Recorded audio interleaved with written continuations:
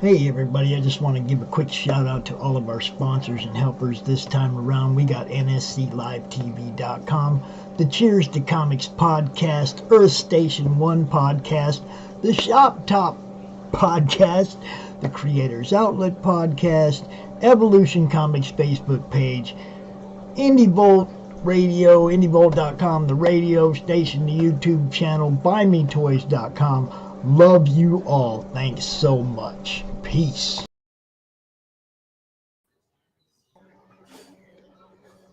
Welcome everybody to CRoM Con 10, Day 2, Part 1. I'm here right now with B-Man, powered by NSCLiveTV.com and Inked Marketing, Mr. Kevin Guilotte. How you doing, sir? Good morning, everybody, on Day 2 of CRoM Con 10.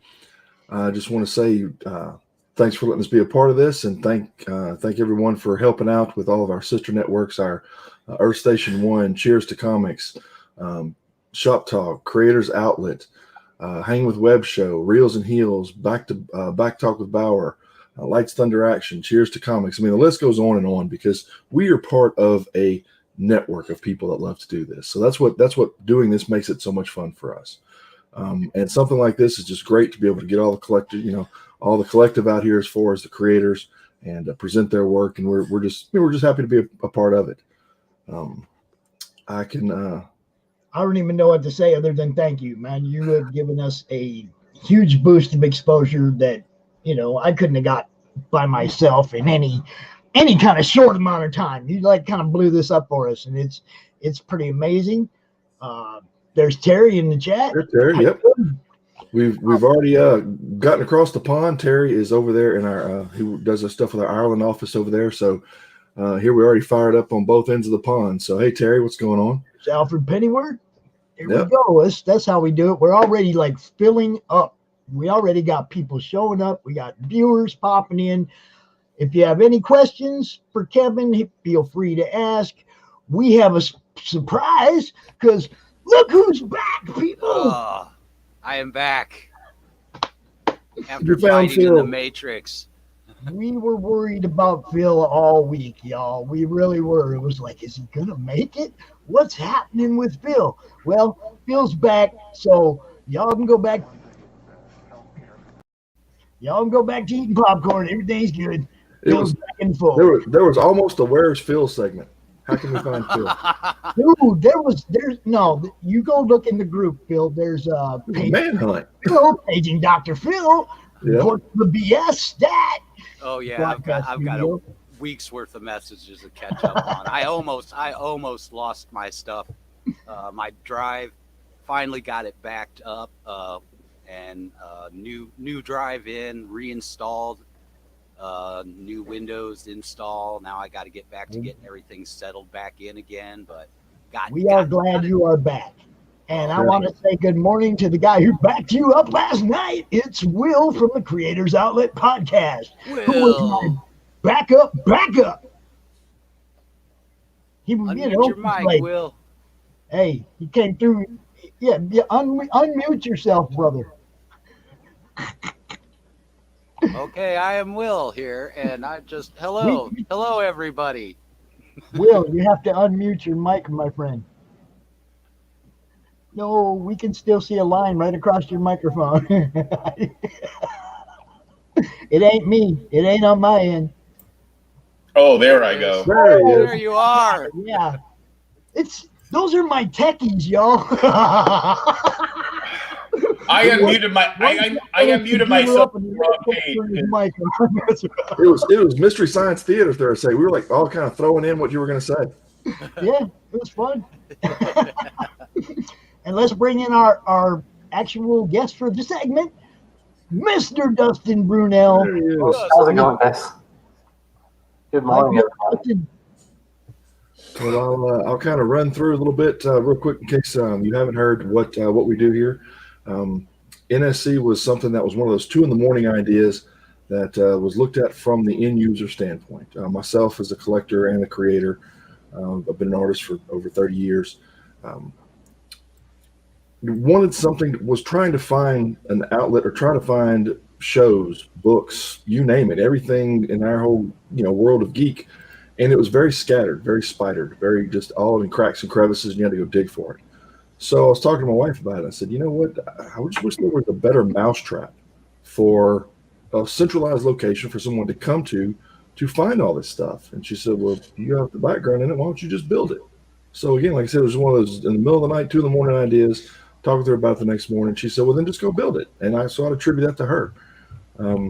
So I went out 3 years ago, or just about 3 years ago now, start off with 5 channels. Now we're over 150. We're flipping some switches now and doing some programming in the background that we'll be easing into over 1,000. And it's just been a wild ride to watch this thing grow. And it's all based in an outlet for people to find good books, and for people with good books to have a bigger audience. And therein kind of lies the second part of what we do. Born out of this was inked marketing. And ink marketing fulfilled a need that people started coming to me for, hey, can you help us with a Kickstarter? Hey, can you help us with this? Or, whatever you needed as far as a creator for a marketing side. So the agency side of it was born, Inked Marketing. And with Inked, we started building and doing Kickstarters, which is I am happy to say has taken on like wildfire. And we've been able to do some good work for some good people. That's my simple philosophy. That's the way we want to do business. And we were able to do several Kickstarters. We have several in process right now.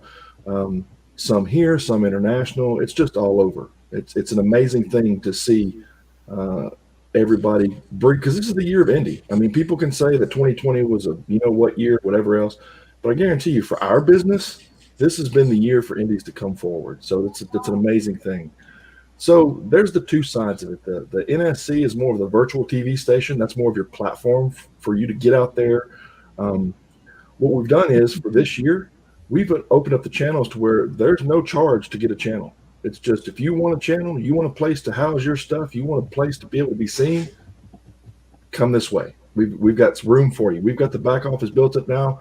We can take on a huge amount of channels. That's something we've been working on for the last 90 days. Happy to say we're there. Brandon, our mad scientist IT guy, is our information architecture, so to speak. We've changed our architecture where we can accept more. So that's all ready to go. So we're set up like a virtual con, right? We have, an artist alley, a writer's row, a creator's corner, all of those things for you to place whatever you need there. We have a Kickstarter section. We've just now gotten into Indiegogo, so we're starting to develop that section out. But it's just really nice to be able to provide this service for people. And I've met so many great people doing this. It's amazing. And then out of that, I'll tell you real quick about what happened in the end of CRoM Con 9. I was on the closing panel, and several great people were there. Phil was there, Dustin was there, Pops was there, and we're just kind of hanging out, just winding the show down. And Ichthus was there, and it was just, Dustin and I started just talking back and forth, just hitting several topics that were near and dear to our hearts and different in the creative world itself. And people kept going in the background, hey, you guys need to do this more often. And I was like, go on, explain. They said, well, you guys need to do a podcast or something. Well, that blossomed into what we've deemed atomic camaraderie. So here shortly, once the studio here gets finished, and let's get some other stuff underway because we're still in the middle of unpacking from our cross-country move. Once the studio gets finished out, Dustin and I have decided to go ahead and fulfill that wish, and we're going to do a show.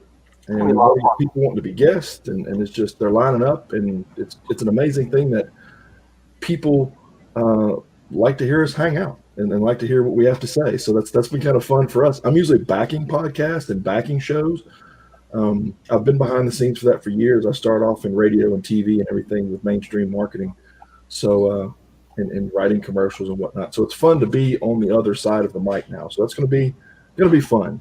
And with that, I want to again introduce Dustin and let him talk to you about the latest project that he's got going. So take it away, man. I appreciate it, Kevin. Yeah, I'm really excited about camaraderie. It's going to be a blast. Really, really hyped about what we've got going on with that. But right now, we've just finished our Kickstarter for our book called The Listener. The Listener is about a Native American war veteran that's dealing with supernatural entities and all kinds of shenanigans involved. Most of the stories are actually based on my Uncle Les and the things he dealt with as a Native American in the Army. He was one of the first Green Berets, and used to tell us all kinds of crazy stories when we were younger, a lot of stuff that scared us. As he got older, he told us even more and more stories that you just don't hear very often, and from a side that you just generally don't hear very often. I took Les's stories and infused them with supernatural horror due to the fact that we're a little bit desensitized nowadays because of TV and movies and radio. The things that we can see and hear are a lot different than they were a long time ago. So I wanted you to feel more than see the horror that people dealt with as you read through my book. Everybody here has read my book. They've all said good things about it. I'm really excited to have more and more people get involved with it, along with NSC Live TV. We have our own channel, and we're going to be doing all kinds of fun stuff there, as well as on Atomic Camaraderie. We're very excited to be on there too, to be able to go back and forth with our stories and with Kevin and with all you guys. So right now we're about to start an Indiegogo. Kevin and I have been working on that. It's really exciting. We're going to be pushing that out in the next day or so, just to get more and more people to see the book. There's a lot of stuff to see. Most people have to read it 2 times. There's so much. There's so much involved. 3 times with Will. There's just we touch on things like PTSD, and if you've never dealt with that, you may have to read it a couple times to get the pull. That pulls you into another memory. If you have something tragic in your life or traumatic, anything can trigger that memory. And it's not even like a memory. It's like you're really there. You're experiencing it all over again. It's a terrifying thing to deal with. Trauma's horrifying. And we use it. We use that mentality that, hey, look, this is scary, and I'm scared of some things, you know what I mean? There's a lot of things that terrify me in this world, and I wanted to make sure that you guys knew what scared me too. So we put a lot of that in there. Along with that, there's the looming, elephant in the room that this is a Native American character. We don't have enough of them in the comic industry, in my opinion. We haven't had many in a long time. Now we're bringing back Danny Moonstar and stuff in Marvel, which is really nice to start seeing some more characters brought in. But I feel like we need to bring in that side of things, And Addie, who's our main character, short for Addison, he actually deals with a lot of things that you and I deal with in a different way, a different type of thing that we deal with. We also introduce Lee. She's introduced in the first book. She will be a main character throughout the series, and a lot of people also don't get to see the side of what happened to the Chinese during World War II. So a lot of her story will be involved as well in what she went through and what she dealt with. Like I said, mixed with the supernatural horror element of it. We're done with book 1. Working on book 2 right now, where I think last I checked, Eric was on page 18 of the interiors for book 2. And you guys are going to get 24 full pages of art. No ads, no thank yous. You guys got my thank yous in book 1. So you guys are going to be getting these crazy 24 pages. For those of you that have read book 1, I'm a fan of splash pages. I'm a huge fan of splash pages. Because sometimes I feel like even though it's my book and I've written this amazing story, you can do so much with imagery. You can literally put down an entire story just with images. And Eric and I, we spend time together on every single panel. I lay out every panel. So it's a very intimate thing with us and the readers. We want you to get everything that we have to give. The reviews have been incredible, absolutely stunning. And, I'm so thankful. Talking about book 2 again, though, we will be going to print in January, February, March. We'll be printing in March. We're starting a new Kickstarter campaign at the beginning to middle of February. And then we're going to run an Indiegogo at the same time, because I know people have their preferences of how they're going to do that. They did the Indie or they like the Kickstarter. So we'll be running the Kickstarter and the Indiegogo at the same time. Is that to me, Terry? I'm more than happy to talk about that if that one's to me. I just want to make sure. Well, I don't write comic books. I'm the only writer that I know. I can't on anybody though. You know what I mean? So, if that's to me, so when the listener came about, it was the death of my uncle sparked the listener. I wanted people to hear his stories. I wanted people to hear about the terrifying things that we don't get with certain religions. You know, I'm 26 scripts in right now. I mean, I've literally written almost 2 years worth of comic books for this particular story. And I've written so far as to, we'll drop a little bit because Kevin likes to tell me I'm not supposed to give away the cow. I'm just supposed to give away the milk. So we'll give you guys a little bit. Gotta give it a little bit. Right. We'll give you a little bit. I'm currently writing a secondary series as well. And that's a really big deal to me because the listener popped off so well. And like I said, we're so thankful that I wanted to create not just a series, but a world, because we live in this massive world with all these religions, faiths, you know, ideals, what have you. And there's so many stories that aren't told. You know, there's so many tales that you don't get to hear just because of where you live, what you believe in, who your friends are, you know, how you were raised. There are all kinds of amazing stories that we don't get just because of those few things. And if I can bring to light some of the stuff that is truly, truly terrifying out there, I'm going to bring it to you. You know what I mean? It's amazing with the book because I'm fortunate. I get to see all the behind the scenes, and I get to see the a couple things moving forward in time, and also get to see all what the people are saying about it. You know, other than us in the room, which, you know, you're going to start to see that some of those things come up here shortly. We're going to talk about more and show more visually out there in the world what people are saying about it. That's all coming, but it's an amazing book. I'm glad you enjoyed it. I'm glad that people have come out and have supported it. You know, Will himself, we'll bring Will in there. Will was like, when's the movie? And I was like, dude, I will do a movie with a quickness, you know, as soon as someone brings it up, I will put it together. It's amazing how that works, because one of the guys that approached us, because people have been just left and right asking about, you know, can we take care of fulfillment now? That's another thing we're looking at to be more of a full service house. So I've had literally 8 people in the last 2 weeks ask me if I could take care of fulfillment. So that's one of the things we're looking into to see if we can offer a solution for that. For sure. I mean, the other thing was super cool with helping me as well. It would be a great thing for people. We're gonna look at it because we don't want to do anything that we're not going to be good at. So we want to make sure that the customer is taken care of first. So I want to make sure all the bells and whistles and ducks and all that stuff, I's are dotted, T's are crossed before we would do that. So I'm doing a lot of thorough investigation. And then the other thing is, I had someone approach me about helping them raise the funds to be able to do a movie. So right off the bat, there may be some other opportunities, you know, that we could talk about maybe putting you 2 guys together. That's what it's all about. Different projects popping up, and the commingling of projects and furthering each other's projects. Absolutely. Well, that's how we met. You know what I mean? People introducing you to other people, and that's the biggest thing about my book is, you know, and Kevin knows, I own my own brick and mortar, so all of my sales are in person. That's how I do business. So I'm learning all about the online stuff. And, you know, with Inked Marketing, they've come in and they've been like, hey, look, we want to teach you to do this. We're going to do this. We're going to set this up. And it's just such an amazing realm of camaraderie. You know what I mean? Everybody is so good to one another that it's fantastic to actually be able to go, hey, man, I have a concern.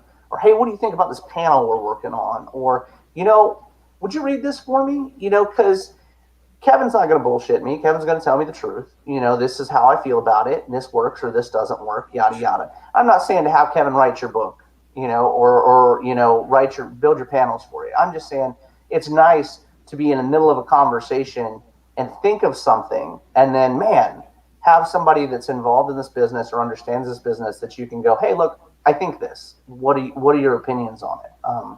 There's a point in time, like right now, in my book, where every moment is an oh shit moment to me. Like every moment is literally grab me by the seat of my pants and go, that's good. You know what I mean? And you really, it's interesting because, you know, when you see an artist that's either painting or they're drawing, and they're like, you're like looking at it and it's live and you're like, that is so cool. You know, I wish I could do that. Well, as a writer, you get these moments as well, but it's not as easy to show these moments to people. So me, if you go to our Facebook page, you know, the Listener Comic series on Facebook, we literally will post up stuff like ideas or thoughts that one of us or another team member has had. You know what I mean? I mean, because our team members are wonderful people. I mean, we've had a couple of them on here. Adam Fields, you know, Gabriela Ramos has been on here. You know, a lot of really, really nice folks that we work with, and it's become a family to us. They were all friends of mine before, with the exception of Adam. I had met, you know, on here. Well, not on here, but, you know, through here. And we've all gelled real well together. So the covers that you guys get, the pages you guys get, the posters that you guys will be getting with book 2, these are all like done from the heart, the very deep, you know, those deep recesses where, you know, need creates ingenuity.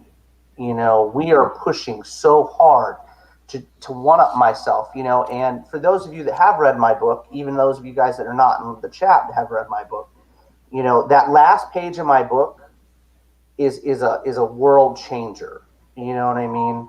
So when you get to the second book, I try to one up myself in every project that we do right now. Everything involving the listener has to be better than what I did the first time.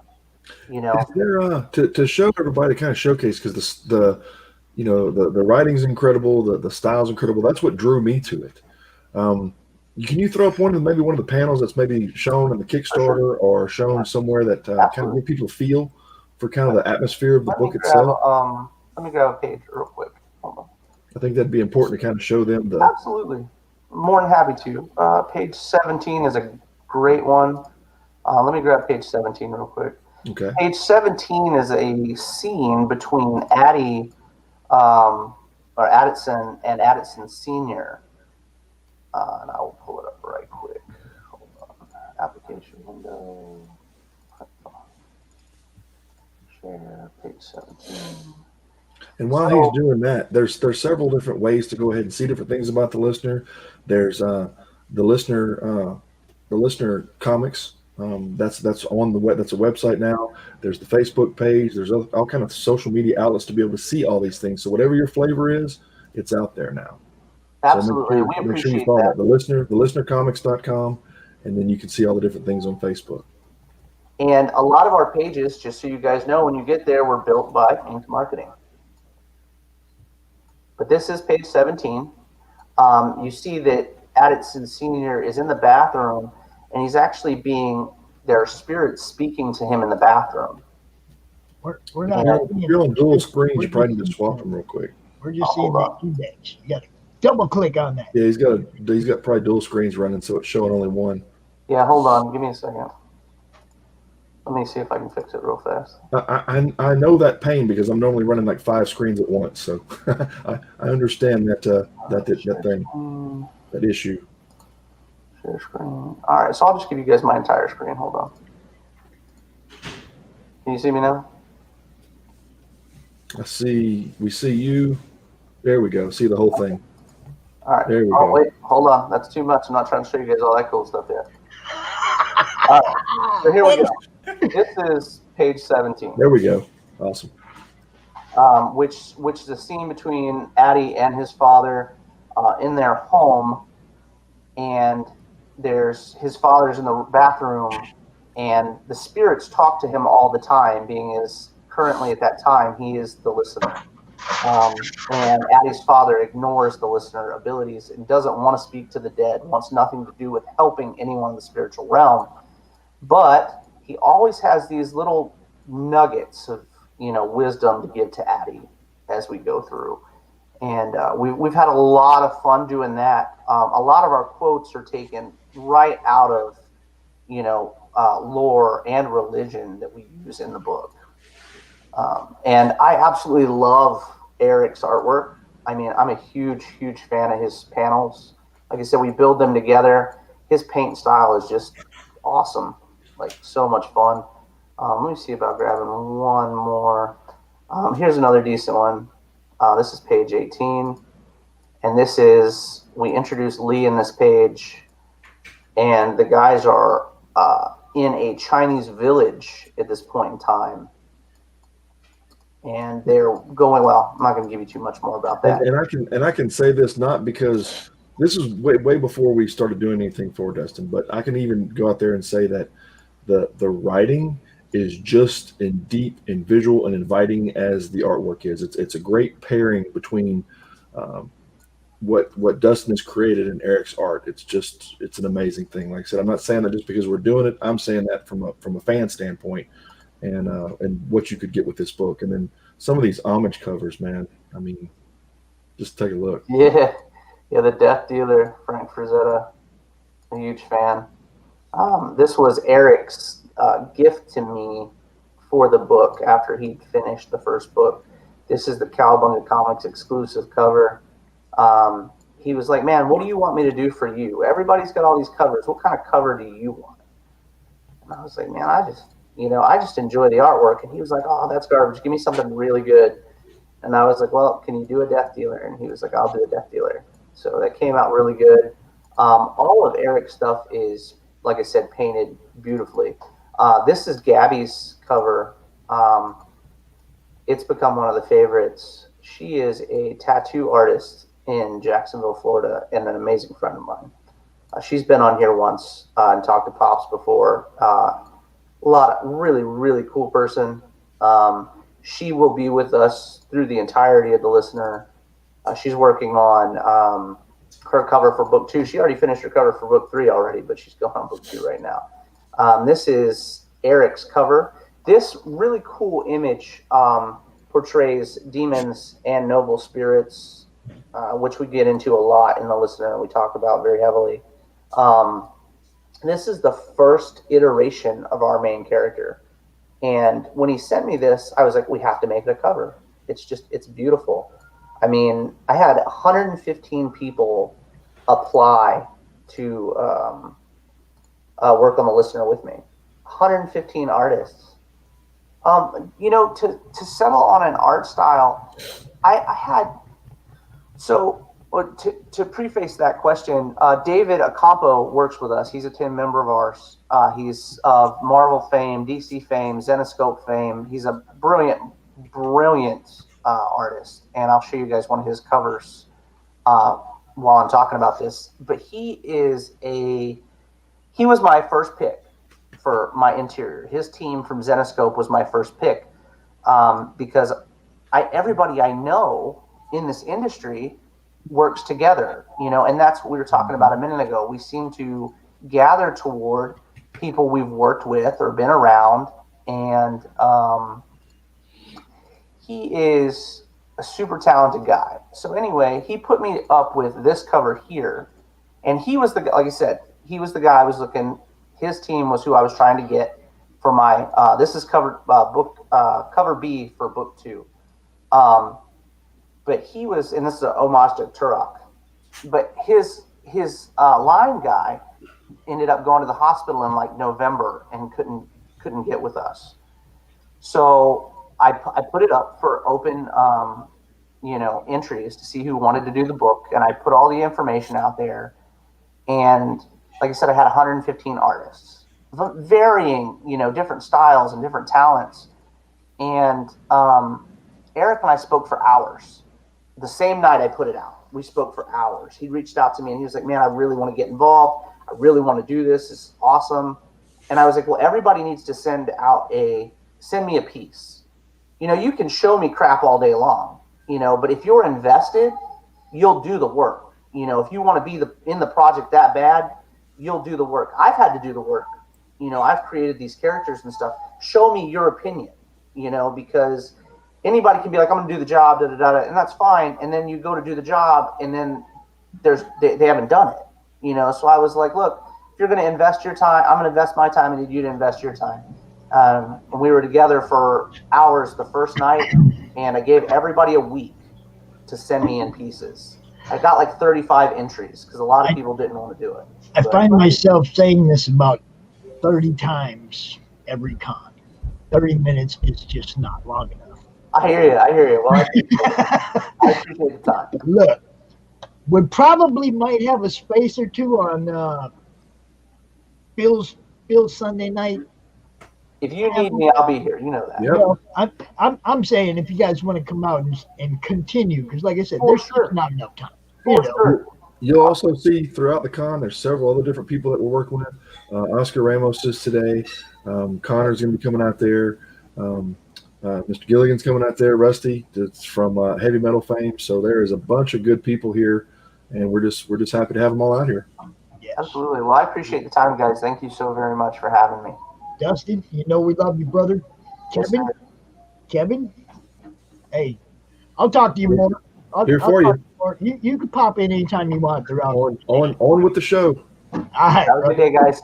y'all have a good day. Take care. And Mr. Will, I got to bring out Mr. Xing Xin.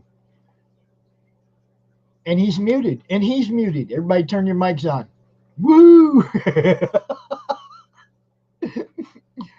Where are our people?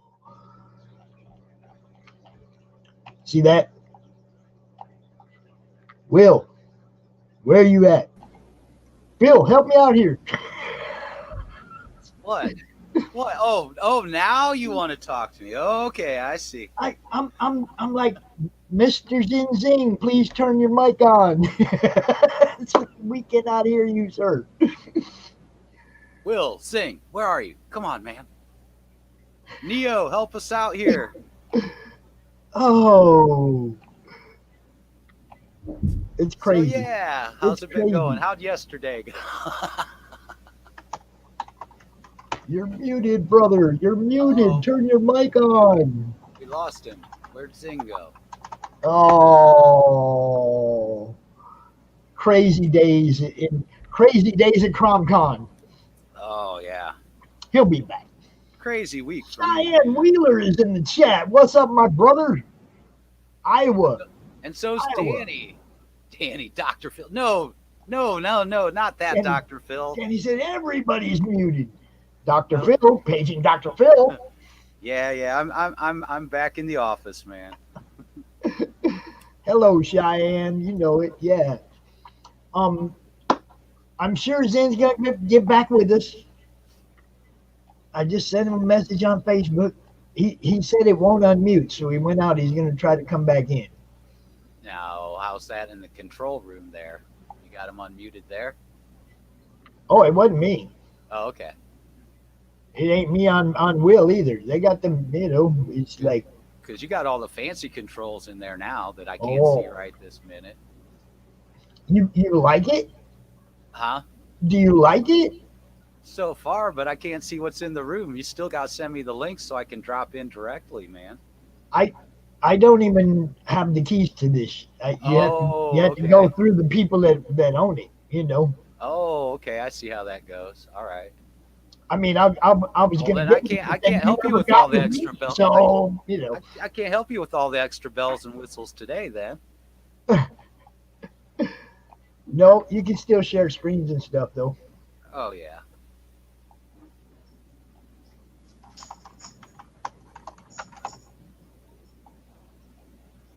So we have some. Here we go. He's back. Hey. All right. Sorry about that. Oh, that's all right. Did we get Will back?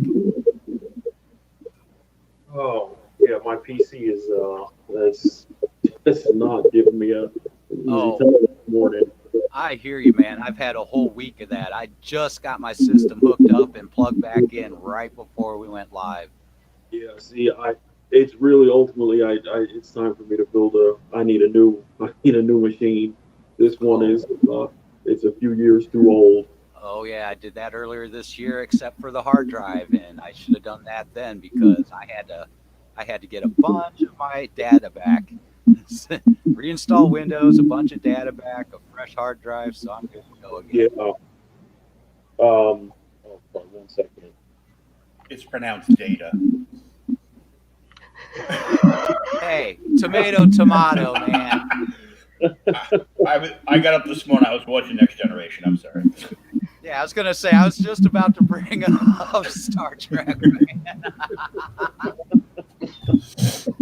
So, Mr. Xing Xin, let me get your pants up here, brother. I don't know, I'm slacking. These guys get me all discombobulated. How about this? I got all my ones and zeros back in place, man. The binars. Yeah. Right. We are back. I do not know who's got a screen in the green room that says Susanna. Oh, yeah, that's my friend. I think she's wanting to watch. Oh, okay. That's cool. She can watch from there. She can watch on Comment Talk with Pops Fans and on Twitter, or in the Madness. But she can watch right there. That's cool. I'm good with that. Hi, Susanna. We could always do that. We can bring people in to ask questions too, if you guys. Well, yeah. I mean, that's something I've always wanted to do. But I've been told that sometimes you'll get random people that'll come in and do really weird things if you just like throw it open like that. So you kind of got to vet the people that you let come in. Oh yeah. But as usual, if anybody has any questions, this man's project is amazing. Okay, I'm not even going to try to candy coat that. What this guy's doing is beyond. Phil, can you do a share screen on that? I can't do nothing right at this moment, man. Okay.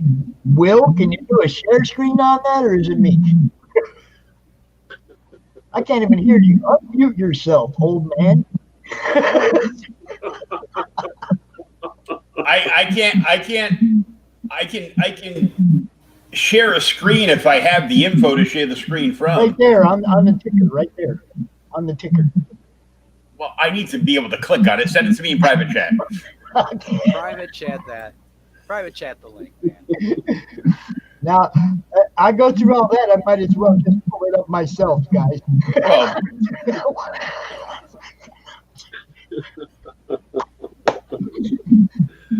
I love CRoM Con. We are the most organized and professional operation out there, buddy. Look, hi, Marv. There's some echo on me. That's you, man. And we're all operating on Windows I had to 98. turn my volume up so I could hear Phil and never turned it back down. That's why. Okay.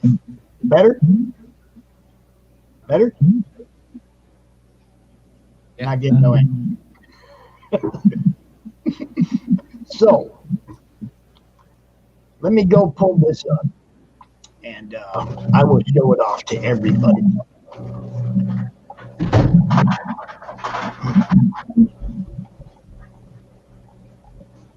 Oh, where is it? There it is. Okay. See, sometimes I get spoiled by having tech, and then I don't have tech.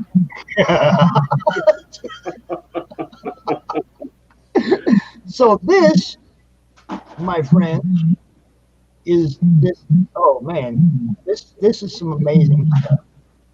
Oh, the little blog. I want to get the actual page. Where's the actual page? That one. That's the one I'm looking for. All right. It comes up. I'll try this one more time with that page. There you go. I knew I'd get there eventually, guys. Bill, check your messages. I'm already looking. I'm reading. I'm behind the curtain here doing. Oh, things sure. and You'll stuff. listen to everybody else. Mr. Zing, go ahead. Tell us about your stuff, man. I got you up here now. Let's do it. You want me to play the video first? Sure. That's actually the preview trailer to the television show. So yeah, if you could play it, that's no problem. All right, we're going to start with this. Check this out, everybody. This guy is way beyond the book he's done. It's music. It's way beyond. Check this out.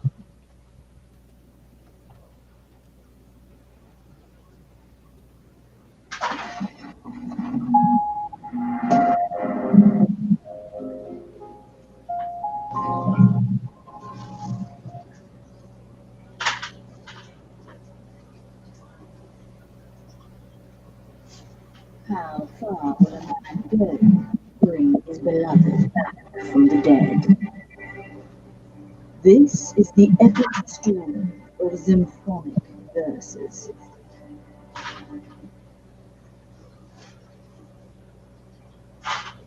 Symphonic verses. I'm telling you, this Cheyenne. I got Cheyenne in the chat. Cheyenne, are you anxiously looking forward to this? Yes, you cannot wait. Yeah. For real. Books are coming. I'm just waiting for them to get here from the printer, and then I can start sending them out. It has sold out of its volume 1, sold out of its 6th print run. Volume 2 came out about 4 or 5 months ago, and that's sold out of its 2nd printing.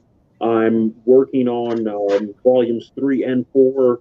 The volume 3 prelude will actually come out like early next year, and it will just be 32 pages, but it just kind of gives it just picks up several weeks after where volume 2 ended, and Symphonic Verses really is it's a series that's very layered in its approach to things.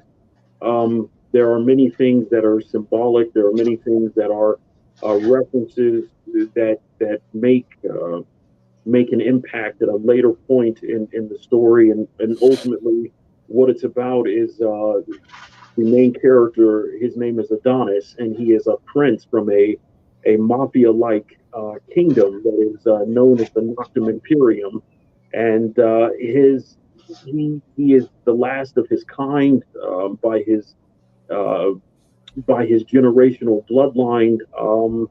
He has not claimed his father's throne, and there's reasons for that, and not really the way that it may seem, but really what the series is about is his wife has died, and he's trying to find a way to bring her back from the dead.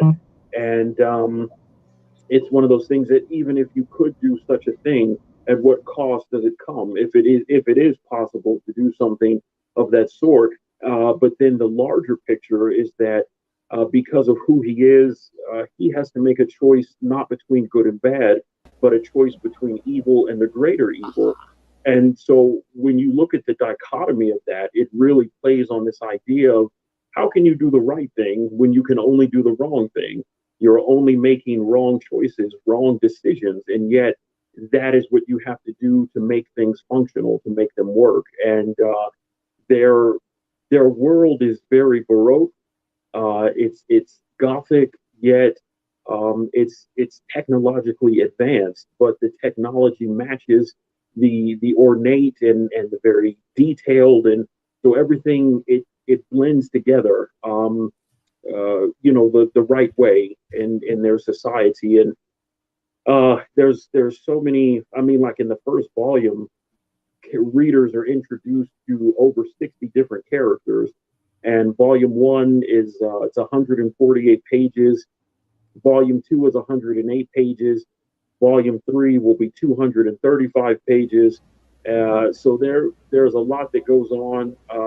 If you appreciate things like Bram Stoker's Dracula and Hamlet and Don Giovanni and these theories and great literary works with this kind of pronounced tragic irony, that's really a lot of the themes that go on in Symphonic Verses. And so much of it is based around musical references and operatic references, and even its name in itself, symphonic, but it's just the Cyrillic spelling of it. And so there's a lot of action. The characters all possess these really amazing powers and abilities, and it just kind of it just goes from one moment to another. But there is so much to explore and to be able to delve into. Now, are you looking further into the future of doing an omnibus of all these books wrapped together?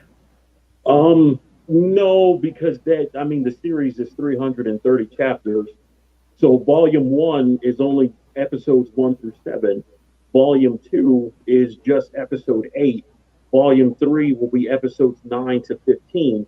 So I mean, there's so much that has to be covered, and because it's a television show, a lot of elements will be covered in the TV series. So I'll be able to tell other perspectives inside the rest of the graphic novels and inside the spin-off series that involve Lady Sapphirose, because she has her own series, which is called Harpstrings of Fate, and that's an integral part of something that goes on in the story. But it's a lot of there's a lot of neat things I can't wait to share.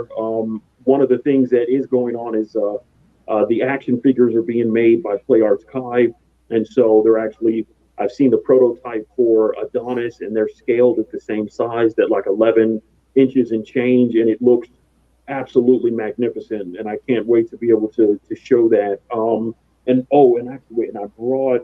So I made a special edition cover for volume 1 that's called The Quintessence of Dust.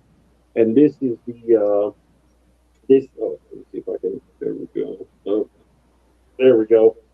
This is actually the cover, and it's all sold out, but it comes with a certificate of authenticity. Now, each one of the books, they're all magazine size, so they're 8 by 11, but really printed on very high quality. So the way everything looks in the art you see online, that's how the entire book is drawn, page by page, panel by panel. And so that's that cover.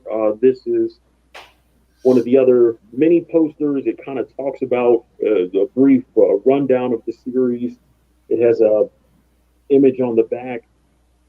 Then we have this one, which has my printing label is called Quantum Entanglement Comics, and so that's there right there. Here's another ad that advertises volumes 1 and 2, and so whenever people who have ordered the book, they come with posters, and you get the soundtrack, and you're able to have access to all of these things, and I'm always available to answer questions that people might have.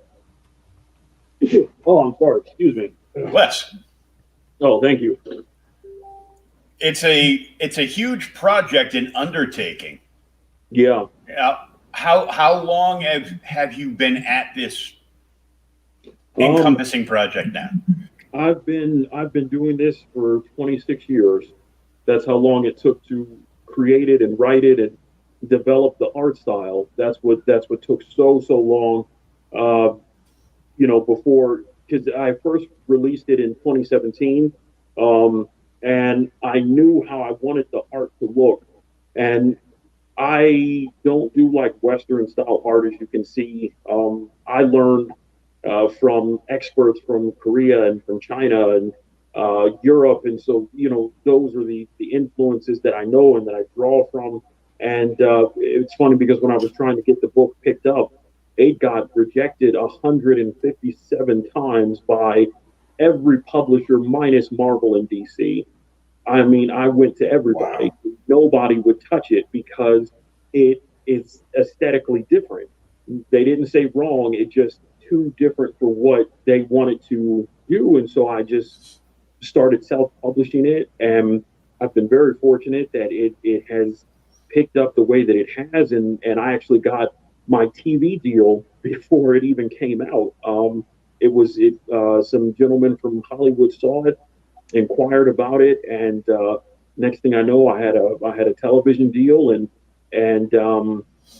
now it's funny because Blizzard Entertainment, Santa Monica Studios, Square Enix, Sony, Mercury Steam, some of these Konami, largest video game developers and publishers in the world, have seen my work and given it very, very high praise and thumbs up. And some of the very people from some of these very large publishers who have rejected it have had very kind things to say about it. So, things they have an odd way of working themselves out sometimes, but you just have to keep at it, and you just have to keep going. And and everything. And eventually, it fits where it's supposed to. Well, all the hard work is paid off, obviously, because you've got these beautiful books. You sold out a 6th print run of Volume 1. You've got a TV deal. I'm sitting here like everybody who said no to this man.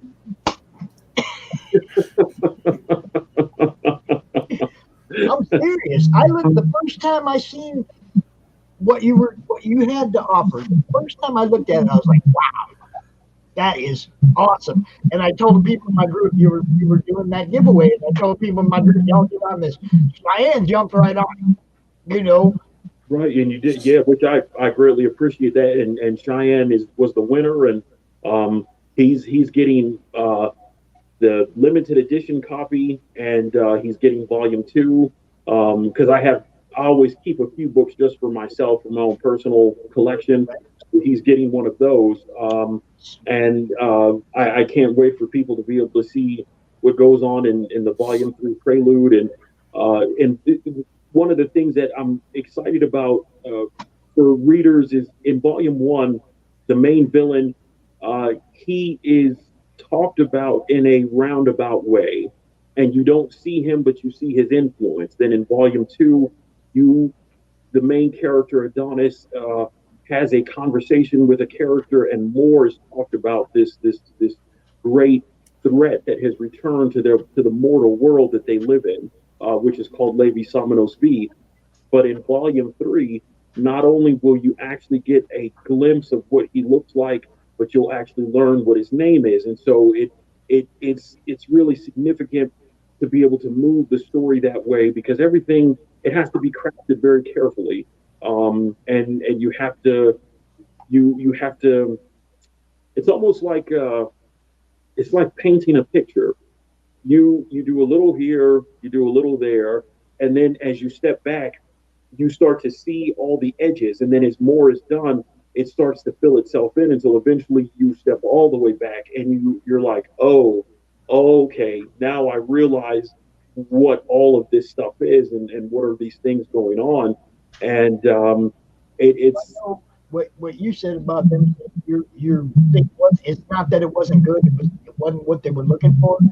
I looked at your stuff and I saw something I hadn't seen before. And why wouldn't you put that out front? I don't know. You see what I'm saying? It's like, this is fresh. This is new.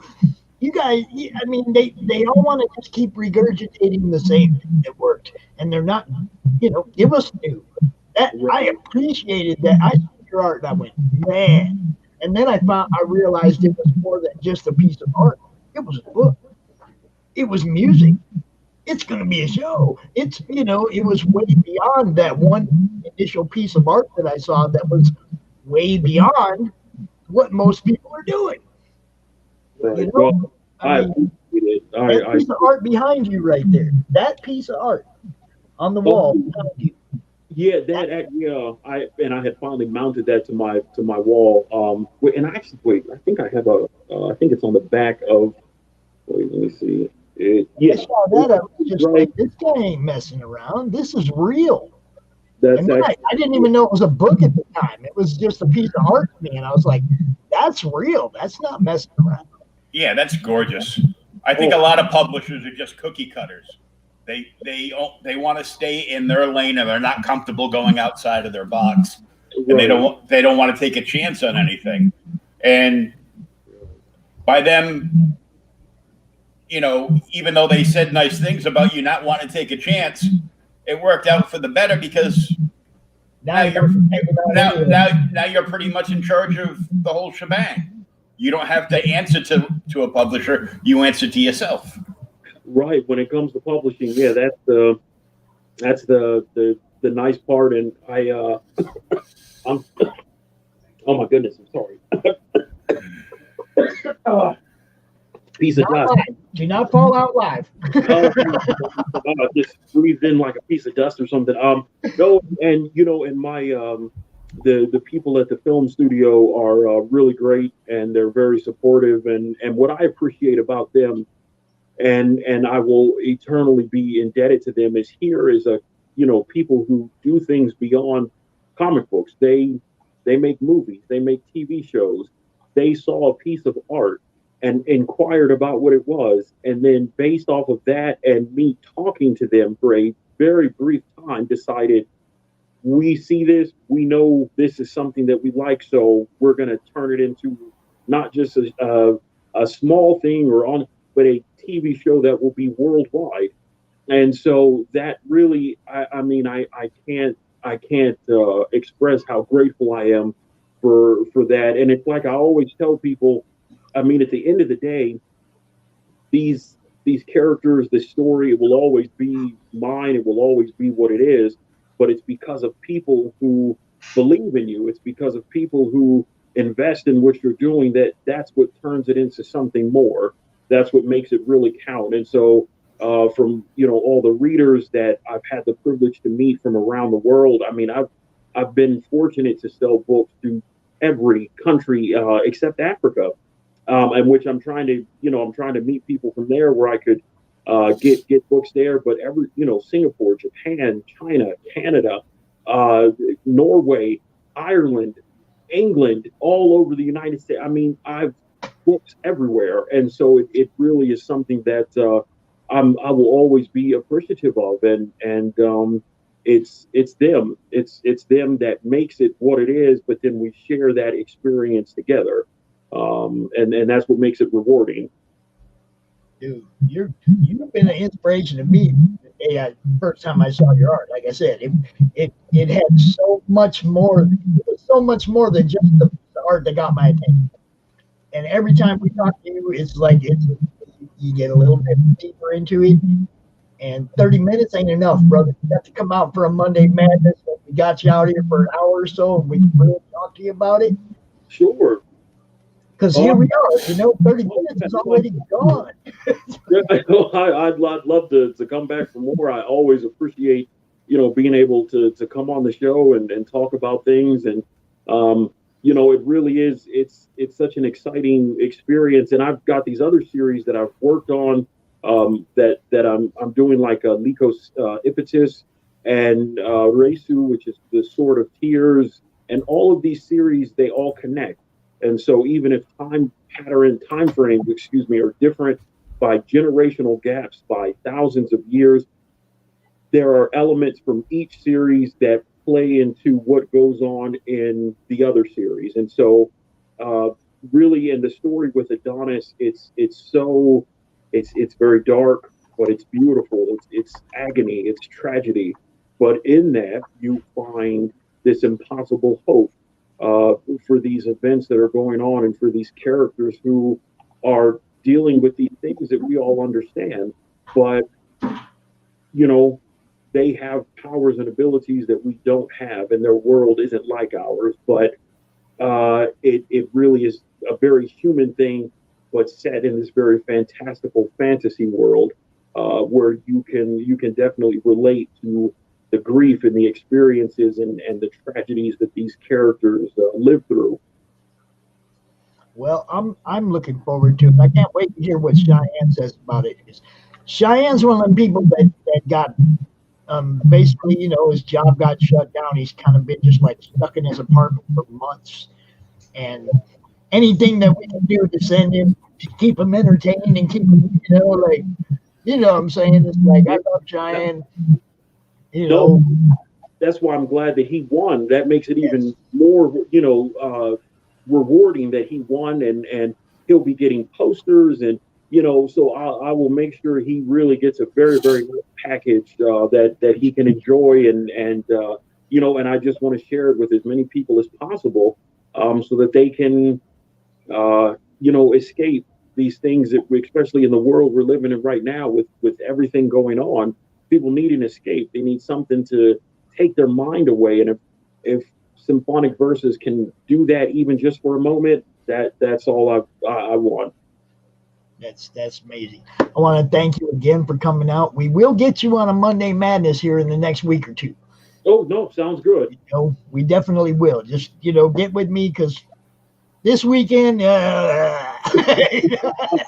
That's all right, Bob. You're good. You're good, brother. All right. You have a good day, man. Hey, you too, guys. Thanks a lot. Thanks. Pleasure to meet you. See you, man. Yeah. Oh wait, do you want to meet Marv real quick? Oh, do you want to meet Marv real quick? Sure. Marv, say hi to Xin. There's Marv. Hello. Marv is in Portugal, so he's got a little Hi, bit of a everybody. delay. Hey, how's it going? Hey, great to meet you all. Oh, nice to meet you too. It's This is always como vai. We will definitely hook up with you guys. We definitely get with you again, Zing, for sure. Okay. All right. Take care. All right, you have a nice day. Take it easy, man. bye-bye. Take care. Now we have a bit of a delay because Marv is in Portugal, so everybody bear with the little delay. You know, we ask him a question, whatever, give him a minute to answer, because you know, technology and stuff. How you doing, Marv? Yeah, I'm doing great. Thanks so much for having me once again. And yeah, it's been a blast lately. So I'm working on my comic like crazy. I wish I didn't have a day job, but somebody that put food on the table, right? So yeah, but it's been a blast. This 2020 has been fantastic for me. So can't wait to see what is happening in this new year. So let's hope I can publish the Sim Killer as soon as possible. Hey, now Marv last week, some of you might have seen this, some of you might not have, but the people that he works with there got together, did a crowdfunding project to get Marv an iPad so that he could draw. And they didn't tell him. And we went live with them when they gave it to him. And it was amazing. It was so much fun. And those people over there, they all had masks on. You know, it's like he had his buddy there that was dressed up like the character in his book. You know, it was amazing. It was so much fun to do. And Marv was caught. He didn't know about it. Yeah. He was surprised. He said more curse words in that 20 minutes than I've heard Marv say in all the time I've known him. Yeah, that so was much fun. amazing. Yeah, Meredith Lockering from Geek Insider, she was out there with us. It was amazing, you know. But your people that you work with, Marv, they love you, dude. Yeah, You know, I don't know what to say. That was. I tried to be nice to everybody. I tried to be the best coworker you can have by your side. I didn't know what was going to happen because I had a drawing and it was going to donate that drawing that I did, but they tricked me and put me in front of the camera, and then you and Meredith showed up, and that was insane. And I've been drawing like crazy lately, so. So why don't you go ahead and tell everybody a little bit about the Sim Killer? Well, the Sim Killer, his name is John Paris. He's an orphan. He was raised by a priest.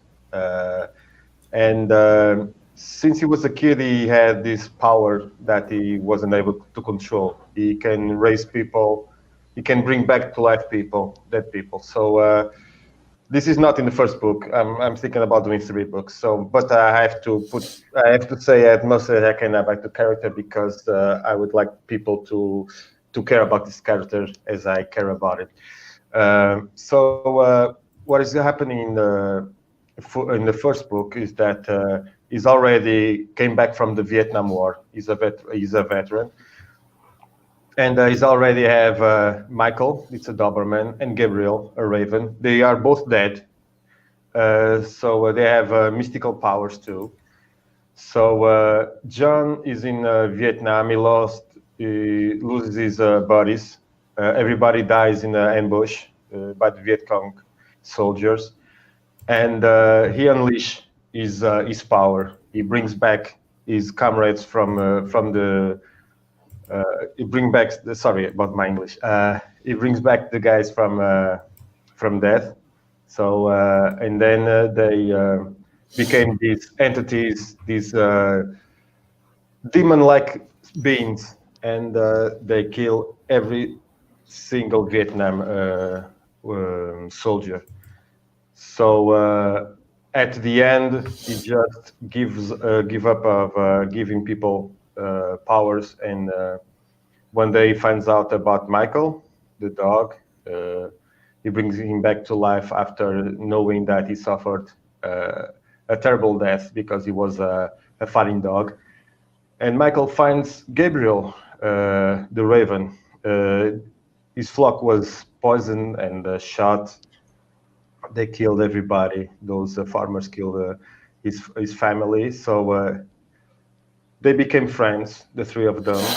John, his job is to talk to the dead and finds out if they deserve vengeance, because a lot of people die and they justice just is unable to catch the bad guys all the time. So sometimes there's some guy that is able to what you got going on there, Marv? Sorry? What you got going on there? What you? I didn't know you was. Yeah, I've been an holding illustrator. out on me, dude. I've been an illustrator, traditional illustrator, for 10 years. So that's one of my pieces. This is, as you know, Axl Rose from Guns N' Roses back in the day, and yeah, it's on pastel. Well, we know it was from back in the day because now Axl sadly looks like me. Yeah. You're holding out on me though. I didn't know you had stuff like that hidden back in here. Yeah, I was. I've been doing realism for 10 years, and this is my first comic book. So that ink wash that you see is from the Sin Killer, and so everybody dies. He comes back without faith in God and whatever. So he becomes a grave digger, and he goes to the funeral of people, and he just finds out if someone died, if the people that killed that person is in jail or not, if justice was made. If not, Michael and Gabriel brings back the bad guys, and then John Paris buries them alive, and then waits for them to come out, and then Michael and Gabriel will have some fun torturing the guy in several ways. So at the end, they are punished. They are turned into statues, and then Billy Idol flips him off. Yeah. That's if that's what you want, we'll give it to you. Yeah. It's a nice day for Yep. Dude, that's amazing. I didn't know you had all that stuff hidden on that page. Now I'm gonna have to spend Monday looking around. See, you was holding out on me. You got some rock and roll on there. I hope you like it, dude. I love rock from the 70s till 80s. The 90s and these last 20 years, I'm not a big fan. Sometimes there are some bands that give something like a nostalgia kind of vibe, and I like it. Like let's say the last one I loved is Steel Panther. I think those guys are amazing, and they are bringing back the old heavy metal, glam metal back, and that's the 80s hair metal. Yeah. I never got around it. I can't help it. Now look, Quentin White. He is a regular viewer of Christy Shin's show, and he's been calling me the ultimate ruler of the ultimate universe for quite a while now, and that's very humbling because that's definitely not me. But we love you, Quentin. You know it. He wants to say, "What's up, Marv?" Hey, Quentin. Now, look, if anybody has any questions for Marv, I mean, feel free. By all means, hit the comments. Let us know. You know, we're all down for that. We want everybody to interact, you know, and be entertained. So, you know, if you got questions, Will, if you got anything. So, how's the learning curve from going from traditional to the iPad been for you? It's been great. I'm adapting very well. I still do my sketches on traditional. The penciling is traditional. I don't want to leave that. And I feel more free doing the sketches on traditional. But the inking is amazing. The iPad is amazing because I do a lot of mistakes on traditional, and sometimes you can see always those mistakes here and there, but in the traditional it's faster. I don't have to wait to the ink to dry, and it's always clean. It's and it's very, very, very fast. I'm amazed by that. You're having fun, huh? And now I can color it at the end.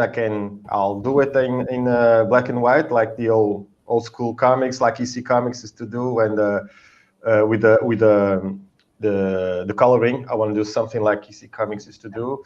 And right now, I'm inspired by the old Savage Sword of Conan. That's my favorite run, Conan, with Jim Colvin and John Buscema and Barry Whistle-Smith, all those guys. That's my influences are all in the Silver Age comics. So it's an addiction. Well, our other co-host, Phil, is a colorist. So just throwing that out there. Huh? You speak up? It's like that guy is a colorist. I'm just throwing that out there. You have invoked his name.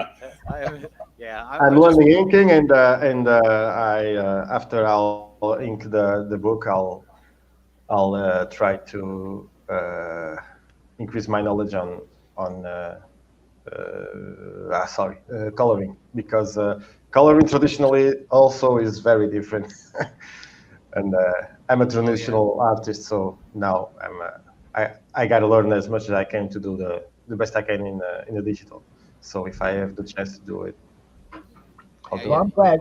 I'm glad they hooked you up with that, man, because you just look like you're just having so much fun right now, and it's like, hey, anybody who's having fun right now, woohoo!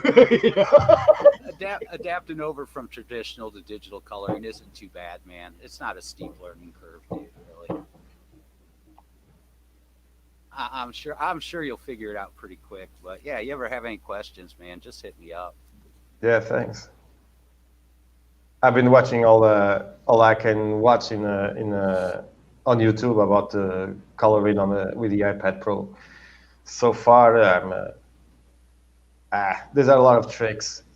So, and I'm almost 50, so my brain doesn't work as I was when I was 20. So I gotta. Welcome to the club. I was gonna say you'll be fine, man. You'll be fine. Baby steps, you, man. What are you doing? What are you working on digitally? What are you using? I'm using the Procreate on the iPad Pro. Okay, cool. Yeah, and I've seen a lot of people doing that, especially Ryan Wynn. I don't know if you know. Everybody, I think, knows Ryan Wynn. He's done Hammerella on Indigo. I think he's still on demand, and he's the creator of Guns and Gears in alternate comics. And I've been watching his videos, and I've learned a lot traditionally and now digitally. He's been doing some tutorials, so I'm learning from his videos and from a couple of them in other channels on YouTube. Awesome. Yeah, Ryan's amazing. And in Procreate, he's a great guy, very humble, great guy. In Procreate, I usually run with Photoshop, but in Procreate, the only thing I would say to remember is, depending on where you're going to print at and what kind of format they want, just make sure you have your color profile set to CMYK or RGB, depending on what the printers want. That'd be the only thing I'd say to look out for on Procreate as far as colors go. Yeah, thank you. And I hope to be able to print it on newsprint. That's my goal, is to print on newsprint too. Oh yeah, so, cool. Yeah, but here it's very, very expensive here in Portugal. Each book is around In black and white is around $1.50 to $2.95, something around that each book. If I want to make a 500 print run, but I'm trying to see if I can print it elsewhere. Don't know yet. So first the comic, then the printing. Right. Yeah, one step at a time, man. Yeah. Sounds like you're getting it figured out pretty well, though, man. That's pretty cool stuff, dude. Yeah, thanks. I have to read this. I told Marv I would, so I have to read this. You ready? The priest, John Paris, returns from Vietnam after seeing his friends die in the war. Without faith, he brings back to life a raven, a dog, and becomes the sin killer to bring justice to those who are buried on his graveyard. There you go, Marv. Yeah, thanks. Thanks, Bob. Yeah, I can wait to finish it. I love doing those kind of things. I especially love the ones where I get to be loud. Sunday, Sunday, Sunday. You know, that was one of my favorite things to do back when I hung out with Rob Flanick at Z-Rock in radio. It was so much fun to help him with the promotional spots and just get loud and crazy. I loved it. And now I kind of get to start doing that again. It's fun. Except it's Saturday. What? It's Saturday, not Sunday. Yeah, but tomorrow is Sunday. See? We'll be there. We'll be there before we know it. Well, it depends on what dimension you're in, man. True, and time zone. Okay, because I know it's probably going to be Sunday somewhere here real soon, or is Sunday somewhere here real soon. Yeah, here's Kevin saying hi to everybody out there, because Kevin knows everybody out there. Caldwell Images, Jeremy Caldwell. He likes what you're doing there, Marv. He likes it. Thank you. We all like it. Your artwork is amazing, man. So tell everybody real quick about Father Orange. Well, I was at the beginning of the story. I wanted to. Well, I'm a little bit tired of the superhero genre, so I wanted to do a regular guy. I know people who work out and people who have built and beautiful bodies and whatever, but I didn't want to have that in my comics, so I wanted to do someone that is a normal guy. So Rui, his name is Rui Silva, is a buddy from work. He's a painter there. While I was thinking about someone to be a reference for my comic, when I met him, I saw that he was very natural with his expressions and with his poses when he's working and stuff like that. And I've been watching him for a couple of weeks. I've been studying for a couple of weeks, not in a weird way, but in a good way. I was watching him work, and I said, "Man, this is the guy I want for my comics." So yeah, I talked to him. He said, "Yeah, of course." I took some pictures from him, and I'm using him as reference. And in this part of the comic, the character is old.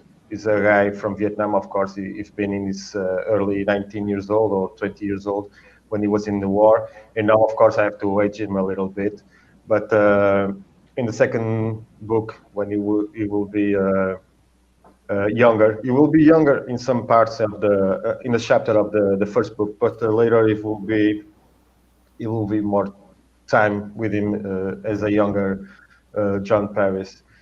Well, And I wanted to tell everybody the other day when they gave you the iPad, okay, your buddy was there, dressed up like a priest. Yeah, because there was some coworkers that have been married a couple of days before, so he made a joke. He married them again there, Okay. But I thought that he was he was doing something. I didn't know what.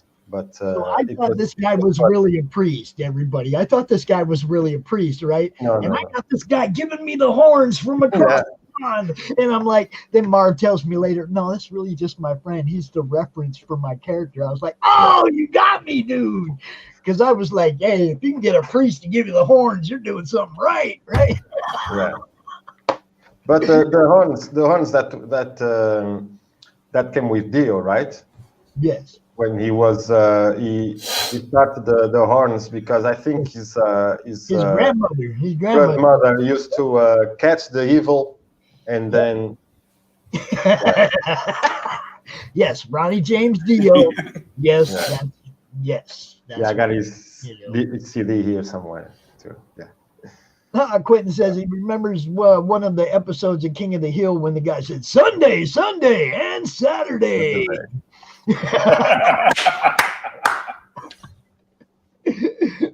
I love it. That's why we're here. Have fun, make people laugh, make people smile, show off everybody's stuff. Y'all don't know. We need way more of that. We didn't have near enough of it in the last year. Way too much doom and gloom. We need good times, man, for sure. So anybody has any questions for Marv? We still got a few minutes. Bill, I know you're in the background if you got any questions. And we also have Mr. Lucifer Storm waiting in the background. Yeah. Because he's up next. But him and Marv, they're gonna bounce off each other one of these times. You watch. Yeah, we've in the same killer already. Yeah.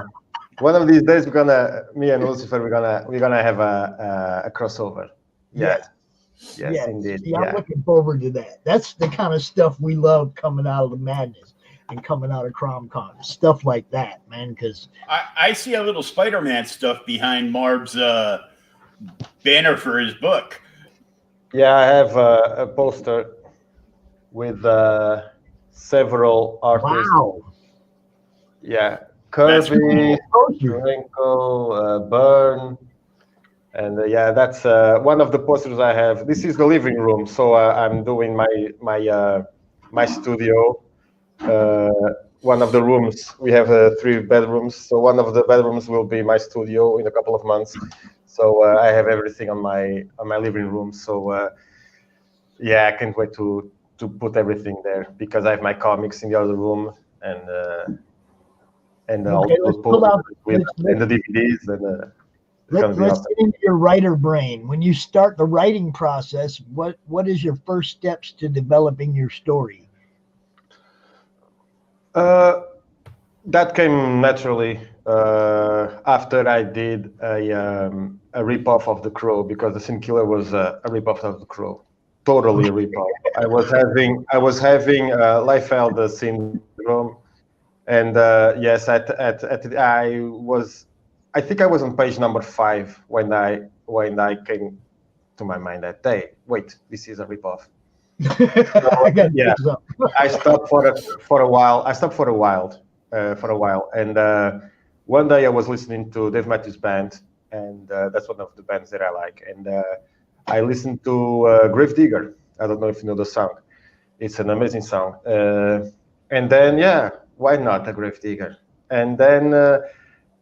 Pantera with Cemetery Gates. Yeah, why not? He lives in a cemetery. Why not? And then a priest. And then, I love the Crow, so a Crow, a Raven, has to be there. And then with some heavy metal music and some easy stuff that I love, and everything come like this. And the writing process then I completed with Lucifer Storm. Because not with him, but he influenced me a lot because he's got videos on his channel about how to write comics and graphic novels. So I start to watch all the as much videos as I could, and I was able to do the right thing and be able to do what I wasn't doing because I wasn't writing. I was just. I was cocky. Yeah, I've been an illustrator for 10 years. I can do comics, so fuck it. Everything, thumbnails, writing, fuck it. I don't need that. But I was too cocky and I was doing bad things. And then, Lucifer opened my eyes and, I start to write and do the thumbnails and everything else. And it's almost done. And let's hope for the best next year. No, this year. Yeah. That's nice. I'm looking forward to it, man. I really am. And you got to give Father Horns my love too, right? You know, the real guy, your buddy Rue, whatever. Is that how you pronounce it, Rue? Rui. Roy? R-U-Y. Rui. Okay. So yeah, you got to give him my love, man, because crossed the pond, baby. Awesome. Love that dude. He was so enthusiastic about getting out into that video and just throwing them horns up. Yeah, he's the greatest guy out there. He's an amazing guy, and I'm very happy and very glad that he's doing this with me. And also, I have a buddy named Ricardo Ferreira. He did those 2 logos here, the Sim Killer for the T-shirt. That will be the. Sorry, Pops. You have to tell Peter also that I said thanks for involving me in that and letting me be part of that, because that was amazing, dude. That was so much fun. Thanks. And I'm going to be in March in the anthology. So a buddy of mine helped me out because I didn't have the tablet, so he's doing the graphics and he's putting some inks there. And after the anthology, that I have to cut the 34-pager to an 8-page story, just a little bit, showing a little bit of his powers and Michael and Gabriel and the environment. After that, I'm going to finish the book and to color it. After I'll do the Ooh. Rocky's here. Here to say hi. You say hi, Trish. Oh, what? I love you too, buddy. Yeah, Flash is around here somewhere too. So sorry. Rocky always makes an appearance, man. He always makes an appearance at the live show. Always. Love that dog. So yes, I'm gonna go ahead and I'm gonna go ahead and bring Lucifer out so you guys can say hi. Good evening. Hey Marv, how's it going, man? Hey buddy, how are you, man? That's great. Yeah, to see you doing good, man, and always good to see you, Pops, and nice to meet you, Will. You as well. Hey. And Phil. Will has what's up, man? How you Will doing, has a man? show for you, Lucifer. Doing good. Will has a show that he does too, Creators Outlet. So exposure is king, baby. You know what I'm talking about. Yes. Phil, I gotta excuse myself for a minute. You guys got this right? Oh, we always got this. We're gonna find out. That's why we're here. Marv, we're gonna look forward to being able to support your project when you've got everything finished and ready to go later on this year too. Yeah, thank you. And it's been a blast this year. This last year has been a blast, and I've met wonderful people like Pops and Lucifer and all the guys from the Vault. And yeah, that's true, man. It's true. Stop. Everybody's been so supportive, and my life as an artist is just it's amazing. Life is amazing when you meet great people. So I have to say thank you to everybody who support me by sharing and give me strength to move on, because it's not been easy the past couple of years. And thank you so much. And Lady Satan, one of the books I want that book. You'll get it. Okay, so time to go. Thank you so much for having me, Lucifer. Great to see you, Keep man. rocking, Marv. Bye-bye. Keep rocking, Will, right? Phil, that's great. Great to meet you. Bye-bye. Take care. I'll see the rest of the show. Thank you so much. Bye-bye. Thank you. Okay, what's up, dude? It's all good, man. It's all good. How the devil art thou, everyone? Oh, doing the. Oh, we've met before, have we? Maybe.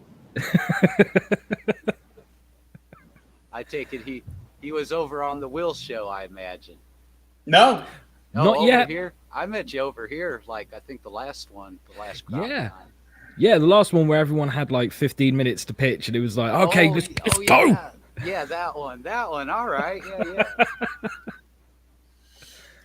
Oh yeah, that's when after my 6-hour shift, Pop said, "Yeah, come back after dinner just in case." And I had dinner. My fat ass fell asleep in the chair, and I woke up the next day. Sorry, dude. He goes, "Don't worry, we had it." I go, "Okay, good. I'll see you tomorrow for coffee." All right. So, Oh man, go ahead. Man. It's good to be here again, man. I really enjoyed the last CRoM Con. So, like, as far as I'm concerned, Pops, like, you just book me for everyone that you've got lined up, okay? There you go, man.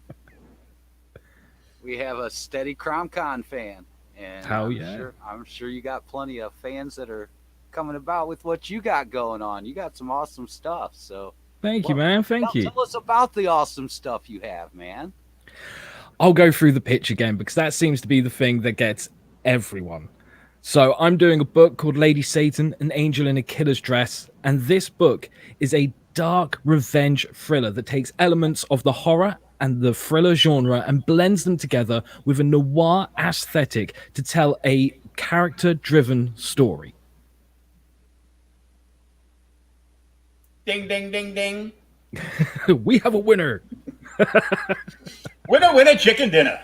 Hell yeah, man. Do you want me to share my screen so I can show you like some stuff from the book? Let's see some stuff. Cool. Right. Things, man. Stuff and things. Always good to share stuff and things. Yes. Mm-hmm. Okay, I'll figure this out eventually.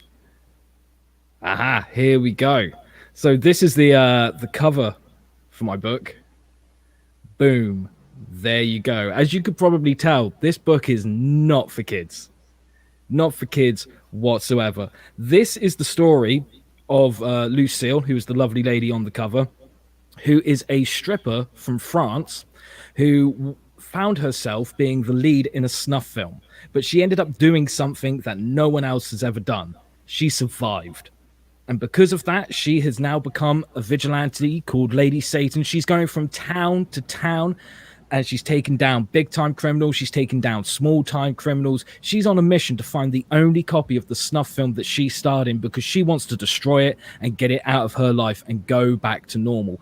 But along her journeys, she has ended up on English soil and has discovered that the man who tortured and abused her in front of the camera is a high-ranking British police officer who is under investigation from the MI5, and she now has one chance and one chance only to exact her revenge upon him. Dun dun dun! I'm already excited. Yes, that's what I like to hear. Now, I might be excited for a different reason than other people were excited, and it's not about the snuff film thing either. It's for the fact that I spent 35 years DJing at strip clubs.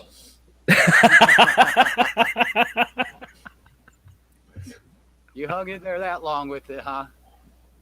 Dude. I had a short stint of that when I was out playing live music. I did a little bit of side DJing at one of the clubs. And this is why, in the future, CRoM Con will have all ages in the morning and adults in the evening. Yes.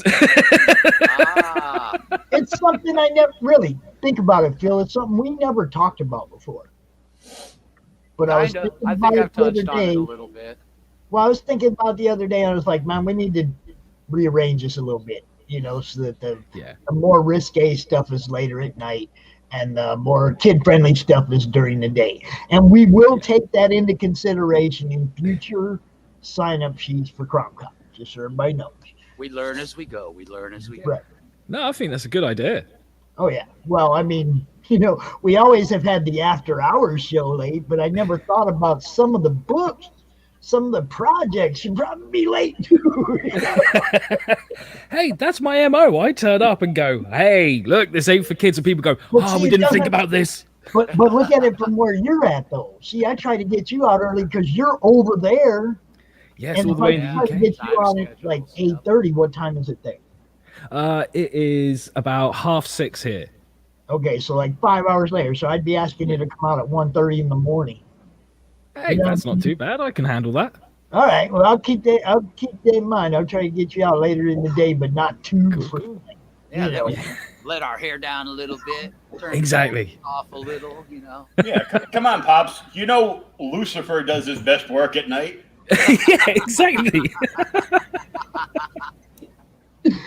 Actually, his work is amazing, and the whole storyline is amazing. And everybody watching, please put the kids in the next room for this next 10, 15 minutes, because you want to see this. The story is great, and it has layers to it. But tell them go to the other room and play PlayStation for a minute. Yeah, you don't want your kids to see it. Put them on, you know, Paw Patrol or. Fabricate some charges and put them to bed. That's one hell of a contrast, going from Paw Patrol to Lady Satan. Well, you know what I'm saying, though. It's like, I never thought about it before. I really didn't. You know, that we should maybe separate them a little bit, but you know, it was always just everybody come in, pick whatever time's good for you, and I never, you know, thought about it. So, and that's exactly what I did. As things grow, and we changed the platform a little bit, and yeah, makes sense, man. But you know, we'll keep trying to make it better and more friendly to all, without excluding anybody at the same time. You know. And in next issue, Lady Death has Paw Patrol arrest a dirty cop. Did you say Lady Death? No, I said Lady Satan. Here's although that would be a logical crossover. I agree. It's another plug for Polito. I don't mind giving Brian a shout out. You know, he was here for the first CRoM Con. What can I say? Good man. And everybody who goes out here is always great people, man. I have so much fun. I've gotten to know so many good people. Lucifer, when I interviewed him last time, it was like, oh, this guy. You ever make it stateside, brother? We're gonna party. Oh, you best believe it. I'm already planning it all up here, Pops. Yeah, we're gonna party, dude. I'm gonna show you some America. Head all the way to the Midwest, huh? Yeah, we'll bring him to something like Grand Rapids Comic Con or something. It's not too huge. Yeah. And I could even probably make it up to that one. That's not too far. That's what I'm saying. See, that's the one where Barry and Indy Volt, all those guys, they go to that one. It's like the best chance I have of meeting most of the people that have been in CRoM Con is probably to set something up there. Yeah. So that's not saying I don't love all you Texas people and Florida people, but I don't live down there. And Boston people. Who? Boston, man. Boston. I don't know nothing about Boston. What do you know about Boston? We threw a bunch of tea in the water. I know something about Boston. A little bit. A little something. So yeah, I have some giveaways this weekend too. Nice. We're closing in on the third giveaway. That 200 subscribers on the YouTube channel. If we get to that before the drawings on Sunday night, we got 3 drawings. And I'm giving stuff away. We got some original art. We got some signed comics. Just like a couple things I'm gonna give away. So it's gonna be fun. Look at Mars. There's a place in France where naked lady dance. There sure as hell is. Thank you, Caldwell. I'm pretty sure there's more than one in France. Trust me. So yeah, go ahead. Get back to the book. I just went off on a little tangent there. That's all right. So yeah, we are currently funding this book on Indiegogo. So far, we have hit 49% of the goal. The goal's only £2,000, which in American money, that's something completely different. I don't know the conversion stuff. Makes no sense to me. But thanks to Pops thanks to Pops. Originally, when I started the Indiegogo for this, there was literally just a soft cover edition and a hardcover edition of the book. But thanks to Pops, I even included a digital edition on there for all of those people who cannot get the physical books, or the physical books are just too much for them, because I get it, times are tough. So that option is there, available for you. The other thing that I've done with the campaign is it doesn't matter which tier that you back from this campaign. If you back the book, you will get credit in the book as a producer, because at the end of the day, I've written this story, I've illustrated it, I'm getting a credit on the front cover, but it's you guys who make it come to life. So you deserve as much credit as I do. Actually, I mean, you can say give me the credit for. I just suggested it because you're over there and we're over here. You know, I mean, shipping is crazy right now, and I've pretty much told everybody, man, if you're gonna do something overseas, whatever, do a PDF right now until these guys get it figured out. Because I'm not counting on FedEx or nobody when they're not in control of it. Okay. Yeah. There are books sitting in storage containers on docks in Australia. Yeah. That aren't getting to people. Yeah. You know? They have no control over it. So overseas shipping is it's iffy for me right now. I'm not a fan of digital, but I would tell everybody that's trying to do most of their marketing across the pond, sell a PDF for right now. It certainly is worth it, not only for that, but also because, you know, there's going to be a lot of people out there who are going to take a look at this book and go, I don't know who this guy is. I don't know what the book is going to be like. So do they really want to spend like $20, $30 on a book when they can spend $8 on the digital edition? They can then read it when it comes out, and if they like it, they can go to the in demand and go, okay, I'll upgrade to the soft cover or the hard cover or the t-shirt or whatever they want. So digital does convert into sales at the end of the day. So check this part out. I just usurped you. That's all right. It's okay though, because it's still you. I just wanted to show the dollar difference we were talking about here. The fixed goal is $2,735. He's at $1,359. We got 35 days left and a very small amount of backers. Now I understand this is a niche genre. Oh yeah. Okay. But we can do better than 24 people. I know there's enough crazies out here in the madness that want to see this book. I know there is, because I created the group. Well, I mean, at the end of the day, you've got books that are also outlaw comics. That's what I call this, an outlaw comic. So you got stuff like The Crow, which is an outlaw comic. You got stuff like Scars, Preacher, Sin City. These are all outlaw comics. If you're into that sort of thing, this book is going to look amazing on the shelf next to those titles. Yes. So you got the digital, you got the soft cover and the hard cover. You got 2-book bundle, you got t-shirts. T-shirts. Yes. All right. So, and you already know, I mean, there's layers to the story. Like I said, it's pretty amazing. Everything I've heard about it, I've heard him in 3 or 4 different interviews. That I always catch a little something extra each time that he might not have shared with me or shared with the guest in a previous show. It's popping out a little something new each time. Keep you on the hook. He's got this marketing thing figured out. Oh yeah.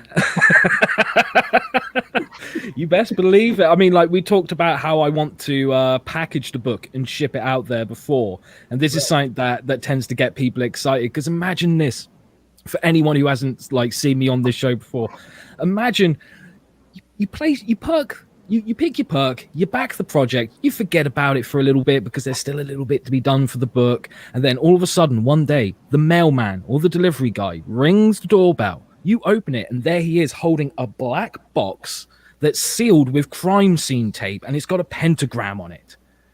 And then you take that box and you're like, oh god, I'm going to be on a register with the FBI, aren't I? I'm scared to open this. And then when you do, there's the book waiting for you. Yes, I love it. As a matter of fact, if I got it like that, I probably wouldn't open it. I'd be over there reading the digital going, yeah, it's a good story, but man, I want to touch it. He You know what I kept mean? the It's side like out a- of the box so he could save the pentagram up on the wall. Well, I mean, how do you open it without ruining it? Like if it's sealed with the crime tape, you're gonna have to cut it somewhere. Yeah, exactly. You know, and who? Oh man, see, I'm one of them packaging guys. Like when I buy, collectible action figures or whatever, they don't come out. Yeah. Yeah. You know, the ones that come out are the ones the kids play with. Well, And after they break them, I you get them take a back anyway. tool, you take a tool, and you cut the side of the box a little slit away from the tape. Why would I cut the box? No, not the part with the artwork on it. And then you shake it like it's a piggy bank until the book falls out. These are heavy books, man. It's gonna dent the inside of that box. Yeah, this is going to be a heavy book. You shake the box, the book falls out, you drop the box, and you quickly grab the book. They're like reflexes. I can't friggin' walk. I can't destroy the box. I can't do it. It would be too cool.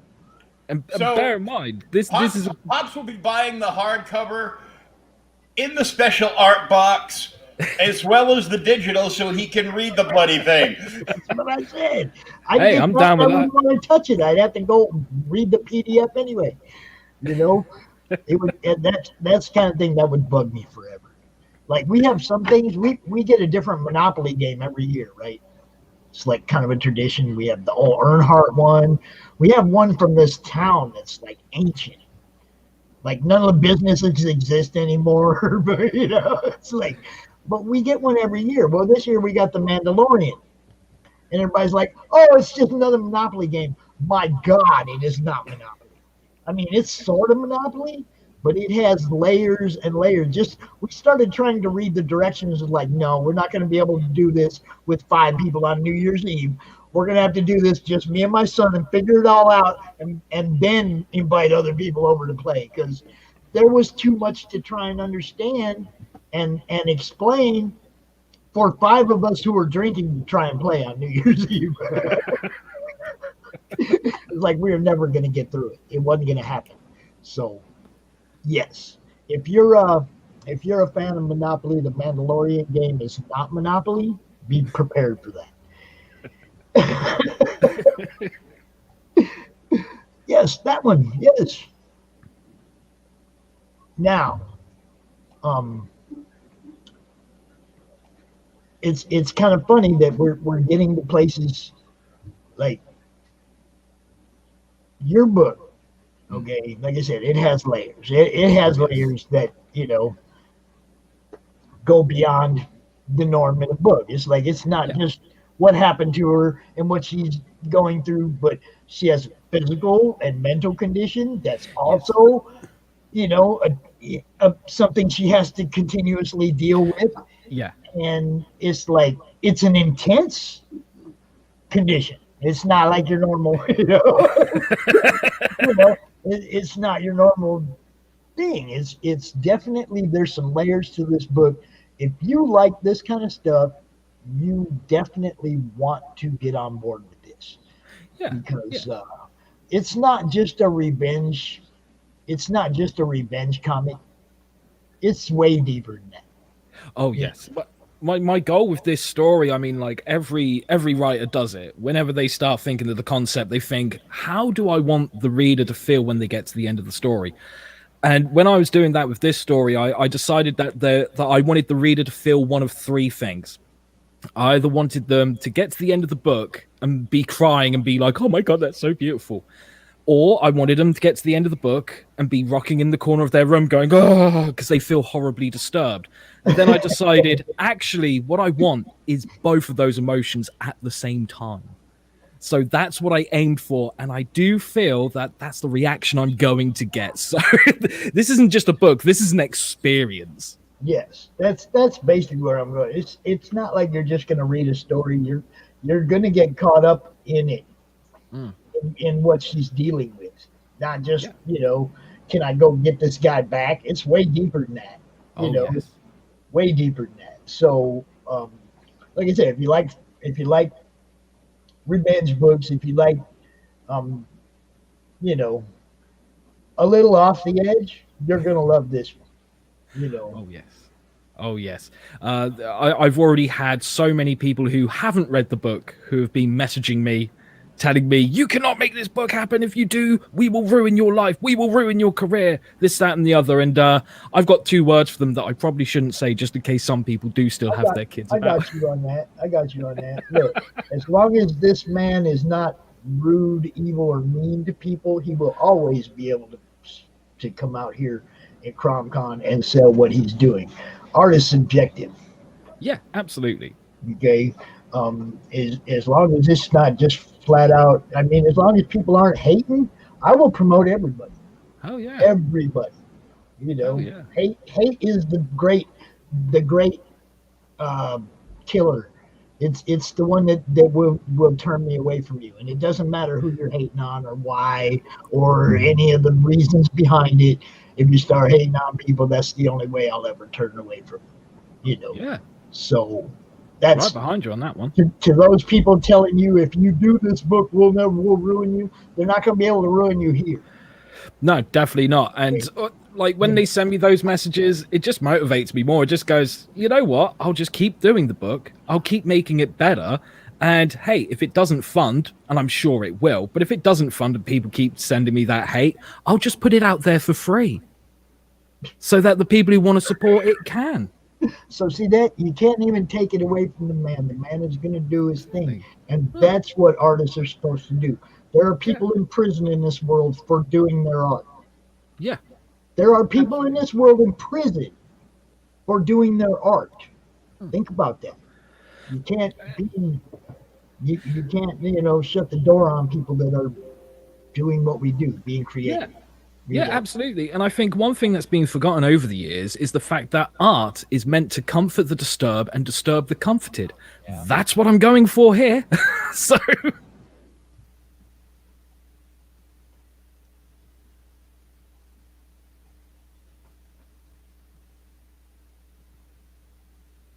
it's just me, isn't it? Oh no, wait. Hello. Hello, I can hear you now. I'm here. I don't know. Will's got his mic muted, and hello. Pops is frozen. Pops is like he's all went max headroom on us. That's how shocking this book is. Oh, don't make me so do that. Shocking that Pops cannot move now, man. He's frozen. He's frozen in terror of Lady Satan. Exactly. And the book hasn't even come out yet. That's how disturbing this book is. That's crazy. And while I was fiddling around over here, well, apparently my mic was muted. I went Googling around, and your book is on the best of Indiegogo projects list. It is? It is. Oh, hell yeah. I'm down with that. Well, hell yeah. The first thing that came back, I don't think it's your book though. Oh, okay. But your book is listed right underneath. Sweet. So it says best of Indiegogo projects, Lady Satan, but it's like old school, like silver or golden age stuff. Right. I think I might know what that is. And then underneath it lists yours, an Ager and a Kill address on Indiegogo, and then it lists the video and more videos and more videos and more video goes. The address right here. Isn't that the address? Indiegogo. Yep, that's the address right there on the screen. Mm-hmm. But I know why you may have seen that like Silver Age kind of one. There is a public domain character called Lady Satan, who a lot of people have tried doing stuff with, and it was part of the inspiration for this book. Whereas what a lot of people tend to do with a Golden Age public domain character like that is they tend to take that character and continue on where their story left off. Whereas what I did is I saw that character and went, okay, what would I do with that character? What kind of character, what experience have they gone through to think, you know what's a really good name for me? Lady Satan. And I ended up kind of doing a bit of a Sandman with it, where I literally just took the name and everything else went out. Except for the fact that in Lucille's backstory, we find out that when she was a child, she used to read those Golden Age comics. So when she became a stripper, she was like, I need a stage name. You know, I want to be dancing to like some Rob Zombie, Nine Inch Nails stuff. I'm going to go back to that comic book. I'm going to honor that character. I'm going to call myself Lady Satan. And then once she survived being in the snuff film, she was like, well, I might as well keep that name because that name is me now. I'm talking to Rob Zombie. Is she ever going to run into Dr. Satan? There's always room for that kind of thing. I mean, like, this is just this is a self-contained story. It's about 130 plus pages so far, and that's probably going to grow, to be honest with you. But if it does well, I do have 4 other books with Lady Satan plotted out that are roughly the same length, each one being a self-contained story. So there is still more to explore with this character. But like I said, it all depends on whether that campaign gets funded. And if it does, fantastic. I think it will get funded. If it doesn't, this book's still going to get made. It's still going to go out there somehow, even if, like I said, you know, I just go, okay, it's going up on the Lady Satan website for free. Enjoy. Awesome. And I like that it's self-contained stories like that. That's a nice, good, meaty length for a book, man. Yes. I dig that. Absolutely. Like, if this was a more plot-driven story, I think it would be closer to sort of like 60, 80 pages. But as Pop said, you know, there is a lot of depth in this story. We're not just seeing her go on her journey. We're seeing about how all this stuff affects her on a psychological level as well. We're getting really deep in her psychology. Plenty of disturbing little flashback stuff that needs to take time. It needs that little bit of a slower pacing.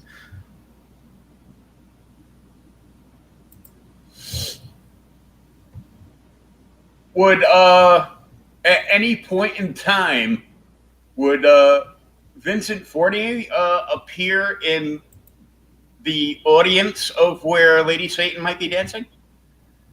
Oh, now that's an idea. I like that idea. That can happen. And hello, Chelsea. How the devil art thou? Hello, Chelsea. Oh, like in this book, you are going to see some deep little Easter eggs in there, especially in, I think it's like the 2nd or 3rd scene. There's loads of like little true crime Easter eggs that are dotted about in the artwork. There's a scene in Act 2 where there's lots of little Easter eggs to other indie comics. Like my main man, Russ Leach, he does a book called Only Death Can Save Us. So there's a little bit of graffiti on the toilet wall that involves Only Death Can Save Us. There's some that involves Mary Boys and stuff like, and even a part that involves the Sin Killer that Marv was promoting just before I came on. Yeah, and Mary Boys was on yesterday. Yes. Yes, it's such a great book by a great creator. In fact, don't back my book. Go back Mary Boys. No, back all the books. You must back all the books. Okay, Phil, I'll just need your credit card. I'm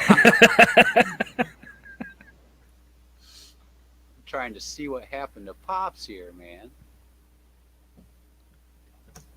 He's probably upstairs yelling at his kid to quit banging. Oh no, he's like, we lost him. Like, he's not even in the backstage area right now. Oh, okay. Well, we got this. Frank is. Hey, Frank. He waves.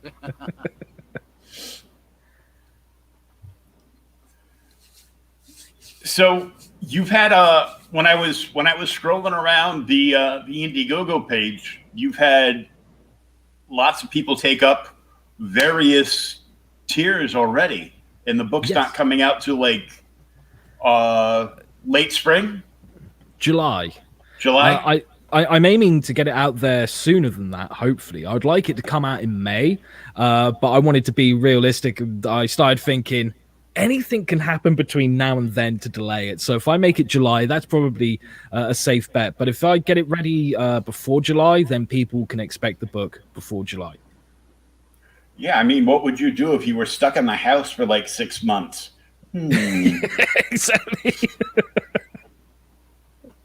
Which at the moment, it certainly looks like there's going to be at least another 4, 5, 6 months being stuck in the house. So I have a feeling this book will get done in time. Well, awesome.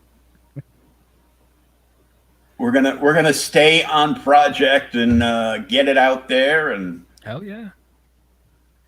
Now, have you come up with a matching soundtrack for the book yet? On the trailer that's on the Indiegogo page, there is a song that I think matches this book really well. It was done by a band called Abuse. The song is called Vulgar, and I happened to be the singer of that band, and it was a track we recorded back in 2005 before I even had this idea. And when I was putting the video together, I was like, you know what? It's almost as if this song was written for this book, so I threw it on there. Another vocalist alumni. Hell yes. And so many people liked the song that I ended up putting it on the Lady Satan website as a free download. Cool. I'll have to check that out. You still play? I wish. I haven't played for a long time. Like at the moment, before COVID hit, I was still going to like open mic nights and stuff and playing some like murder folk stuff, just me and an acoustic guitar. But back in them days, it was a full-on heavy metal band and just going hell for leather. Oh yeah, I hear you, man. I've kind of not been in that game since I'd been doing comics for a while, man. Yeah. Who knows? Who knows how things will go, especially after we get through this year. See how this year gets going, man. Yeah, absolutely. I wouldn't mind going back to it. I wouldn't mind doing it all again. It was fun. It was a lot of fun, and I wouldn't mind doing that before my time comes. So. Yeah. Well, you know what? Should we do the regular Pops thing and bring Frank in now that it's 2:00 and let you meet Frank? Talk. Yeah, that's a good idea. There we go. Frank. Hello, Frank. How the devil art thou, good sir? I'm doing pretty good. Cool, man. That's what I like to hear. Yeah. I think I met you before, either last month or the month before. You were talking about Lady Satan. Yeah, I think it was the month before. Yeah, I'm pretty sure I was hosting with Pops, and we were talking about this. So, and I'm assuming that was probably when you were just getting it started for the Kickstarter, or I mean for the Indiegogo, right? Yeah. At that point, I just had like the pre-launch page up, and I was collecting emails. So it's up now. Yep, the campaign is up. It's a 60-day campaign, and there's 35 days left. So 49% so far. I don't think that's too bad going. I like I said, I have a feeling this campaign is going to fund. Well, I hope. Good luck, man. I really hope it does. Yeah, thanks, man. So it's some good work, man. Some quality stuff there, man. Well, thank you, man. Thank you. That's really good to hear, especially as like I said earlier, you know, I've had like lots of messages of people complaining, going, you can't make this book. And hidden amongst those messages, you get the odd one that goes, you're too professional. You're making the rest of us look bad. You need to stop. Which is such a weird message to get from people. It's like, I feel like you're trying to insult me, but it's not working. It's like going for a job and it's like, no, I can't hire you because you're overqualified. yeah, exactly. Sorry, you're just overqualified. I can't hire you. Oh boy. I love the cover on this too. Oh, thank you, man. So let's see. Got any questions? You got any questions for Lucifer before we let him go there, Frank, man? Not a fan. I mean, you make sure and put your Indiegogo into the group, Comic Related Madness. I like sharing all kinds of Kickstarters when I get a chance. I usually share more stuff on my Twitter than I do on Facebook and Instagram, because Instagram doesn't really give you a link. But I use Twitter. I think it's called TweetDeck or something, and I schedule a lot of tweets throughout the day. You know, I like to mix them up. So I'm usually plugging one or two Kickstarters or Indiegogos every day. Oh, awesome, man. Awesome. I usually pick one here, pick one there. So I'm still fairly new to Twitter, so I need to remember to start scheduling tweets and stuff. If you're linked into your account and you go to TweetDeck, you can actually schedule them throughout. And it doesn't take them more than if you add a picture to it, it might take a little more time, but it depends on what you're tweeting about and what you're talking about. And you can't retweet in the TweetDeck, but of course that's what you do. Well, if you have your phone on, you can just retweet somebody else, add to it. But the more content you put out, the more people are going to like, oh, yeah, that's cool, And some kids might not get liked at all. So you guys do the Instagram stuff too? I'm on Twitter, Instagram, and Facebook. Cool. Yeah, I kind of steer away from Twitter. Maybe I'll make my way back around there, eventually. You want to argue with the blue check marks. I steer away from that site so much, man. Oh, don't blame you. Like, I don't need all that extra drama, man. But I don't get involved in the drama. I'm usually just there for promoting other people and promoting that kind of stuff. Yeah. And if they don't want to follow me because I don't have drama, then it's fine. But whatever. I heard that's the best way to do it. Just post up what you got to post up, and then run. Yeah. Well, that's why I schedule my tweets. So it's like Sunday night, I'm scheduling for like 2 days in a row, like every other hour or something, and then I can walk away from it because then the posts will just keep coming all day long. Yeah. So. Yeah. I go on and I share the link from my show and tag a few people, so more people get to see it, the better. Blah blah. And I go in. I'm done. I don't even sign out. I just X the tab out so I don't have to see anything. And gotcha. And I'm done. I'm like, if I want drama, I can call up my kid's mother. Speaking of kids, I just recently joined TikTok. Now I'm not doing like the funny, crazy videos that some of the kids do. Dances, aren't you? Come on. No, I'm not doing dances. But of course, I'm probably not going to get a whole lot of people following me. Yeah, but I'm doing things that I really enjoy. Like I did I'm wearing an All Might shirt from My Hero Academia, and my first video was me trying to talk like All Might from My Hero Academia. This is All Might. And it's just a little 1 minute clip, and I think another one I just did recently was like a 1 minute movie review of a Wonder Woman, which I thought was okay, but it wasn't that great as the first one. There's too many plot holes and stuff. And again, I just put it on TikTok and kind of see if it got any traction, which so far it hasn't. I mean, I'm not going to be the crazy guy making all these crazy videos, but I did think of. Okay, if Dan Pulpemeyer, who is the creator of Phineas and Ferb, if he can have like 4 million followers, why can't I have 1 million followers? Just do some of the stuff that he does. So they'll be there. You'll get them soon. Yeah. Well, the one thing I like about TikTok, it's only 1 minute. That's it. I have some videos on YouTube, and I'm like talking for like 4 or 5 minutes, but it's like. The TikTok videos are only 60 seconds. And I was in radio, so every radio commercial had to be 60 seconds. Yeah. So it shouldn't be that hard for me to make a 60-second video. So what's been up with you, Mr. Frank? Nothing much. I am actually getting ready to publish my 4th comic this spring. I'm just tweaking it now. When I say tweaking it, I sent it to my artist to do some corrections here and there.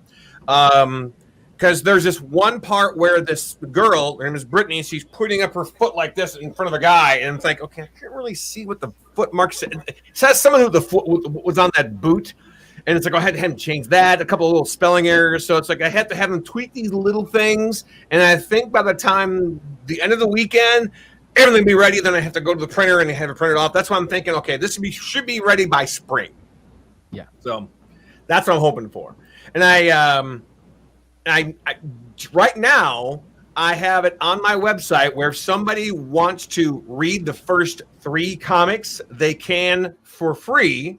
Because what I did was I made it sort of like a web comic, but only during Christmas and I think New Year's Eve. So it ends this Sunday. I'm going to take the links off and everything else. But if one, it brings people to the site. 2, it gives me more readers.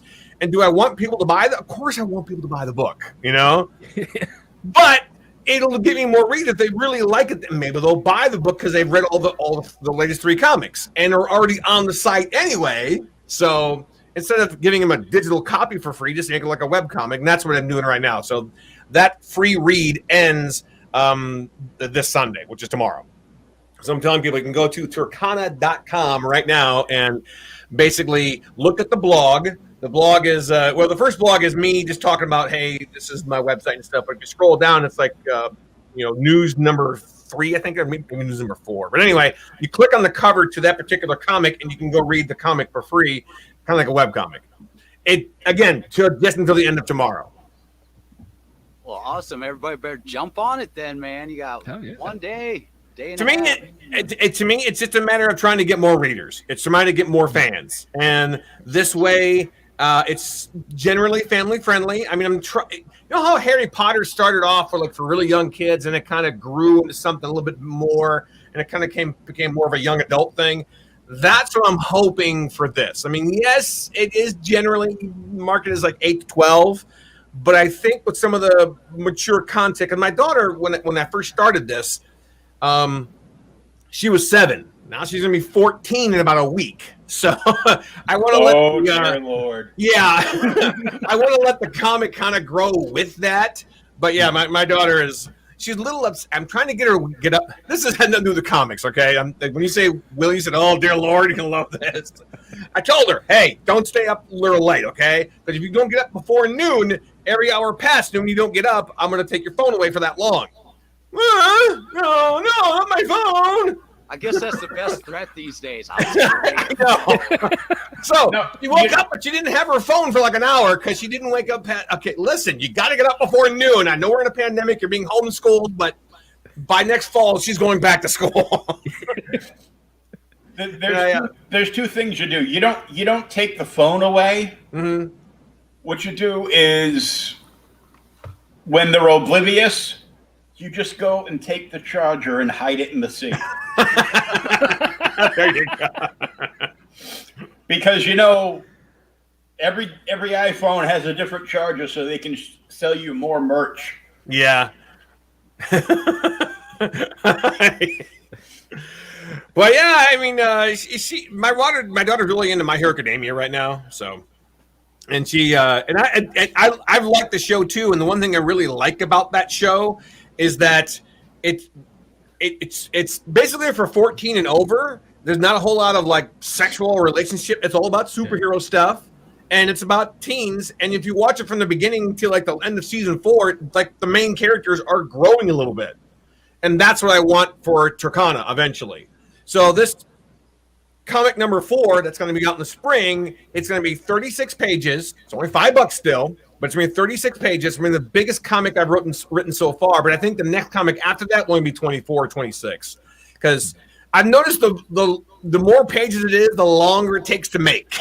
And the longer it takes to make, then, I can't get it out there in time. So I got to lower the pages a little bit. But still, I think for $5 for 36 pages is going to be pretty good, though. Like, have you got much traffic from putting those first 3 books up online for free?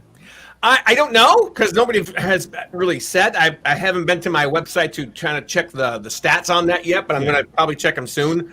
I did notice, though, I have switched servers. I think I was using Webs for a long time, but now I'm using a StreamYard or something. Anyway, I'm using a different. It's the same website, just a different server. Okay. Right. But when I did this before, about 2 years ago, I said, "Hey, you can read the first 3 books for free," because originally it started off as novels, like illustrated novels.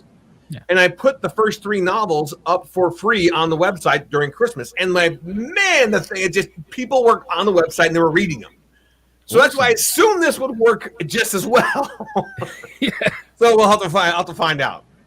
With that, I'm going to check. Now that you mentioned, I'm going to check the traffic to see how well that's working. I've been plugging it like crazy too. Hopefully, people will go there and check it out. Plus, I have a like page on Facebook. I have a group on Facebook called the Turkana Fan Club, and people have been posting their own fan art. There's a kid on there who he likes Turkana a lot, and he actually plays some video game. I forget what his name is. He's a Cameron or something. Anyway, he plays a video game, and he actually created 2 characters in the video game, Brittany and Turkana, and they like fight the villain. Nice. So it's like, I'm really cool if these guys have like made their own characters in a game. I'm thinking, okay, now I'm gonna go to Fortnite so you can get a Turkana skin. I think that would be pretty cool if that ever happened, but I gotta take a breath. As you can see, I'm very energetic usually, especially if I'm talking about Turkana. So can we get the oxygen to Frank now? What's that now? Can we get the oxygen to Frank now? I need my spacesuit. I can't breathe. It's always fun talking to Frank, man. Yeah, I'll never forget. I think it was either last week or the week. No, I'm sorry, last month or the month before. I was talking about Turkana and stuff, and then it was time for me to go. The person after was like, "How am I supposed to follow him?" Yeah. The guy has more. It's like this guy was like talking about this. It's like, I'm supposed to follow him. I need to know. just gets us to step up our game when we do stuff, man. Yeah, we're pulling it back. We went off on a limb with Lucifer, and now we're toning it down a little bit with Frank. Yeah, toning it down just a little bit. Yeah, just a little bit. Yeah, like this. Is that lovely contrast again? Yeah, exactly. And still no word from Pops. Yeah, Pops, I have a feeling, and I'm totally guessing here. Man. I just have a feeling his computer went wacky, or the internet, or something. Maybe he lost power yesterday too. Oh, really? The Cybermen came and got him. Okay. Sorry, I went on a marathon of Doctor Who this last week without a computer, man. I've just been glued to Doctor Who, man. Oh, really? That's not a bad thing. Oh, I got Pluto TV on my Fire Stick, so I watch the classic Doctor Who stuff all the time. Oh yeah. And I actually get to see the old black and white episode where he broke the TARDIS, and that's why it's in the police box for him. So yes. Oh wow! I was. This is awesome. Is that when he was was that the unit years when he was hanging with? No, that was prior to Unit. That was like William Hartnell stuff, if I remember correctly. Yeah, so I think that might have been An Unearthly Child, like the very first serialized story that they did. Yeah, I try and keep up, but mine's mainly like Tom Baker on. Tom Baker was my first introduction. Yeah, me too. Yeah. Right. Yeah. For me, it was Sylvester McCoy. Like when I first, because like I was born like early 80s. So when I first discovered Doctor Who, I was literally walking through a supermarket with my parents. They had TVs on, and I just saw this Dalek floating up the stairs and Sylvester McCoy running away from it. And I was like, I need more of this in my life right now. I used to drive my bandmates. Yeah, but you live with the source material there. Yeah. We had to wait like none of the Tom Baker or years to follow until like it exploded again. Yeah. I had to watch it on PBS out of Boston. Yeah. Yeah, I had to watch on PBS in Cleveland, Ohio, too. Yeah, and I got so pissed. I'm like, yeah, we're not going to show this anymore. I'm like, okay, well, we're not going to support you anymore. It was always, for me, in that time, it was Saturday Night Live and then straight to PBS for Doctor Who, man. Nice. And that's if I didn't get busted for staying up late. Oh, yeah. Out here, Doctor Who came on in the afternoon and went off just in time for me to watch the 67 Spider-Man. Nice. Also, like when you do conventions over here in the UK, it's almost guaranteed one of the classic Doctors is going to be there as a guest along with you. So, Oh, nice, man. Yeah, I used to drive my bandmates nuts when they had me. Oh, you need to start playing some keys and synth. But it's like, man, I just want to do vocals. So, fine. I'd annoy them, and I'd start rolling with the Doctor Who theme song and stuff.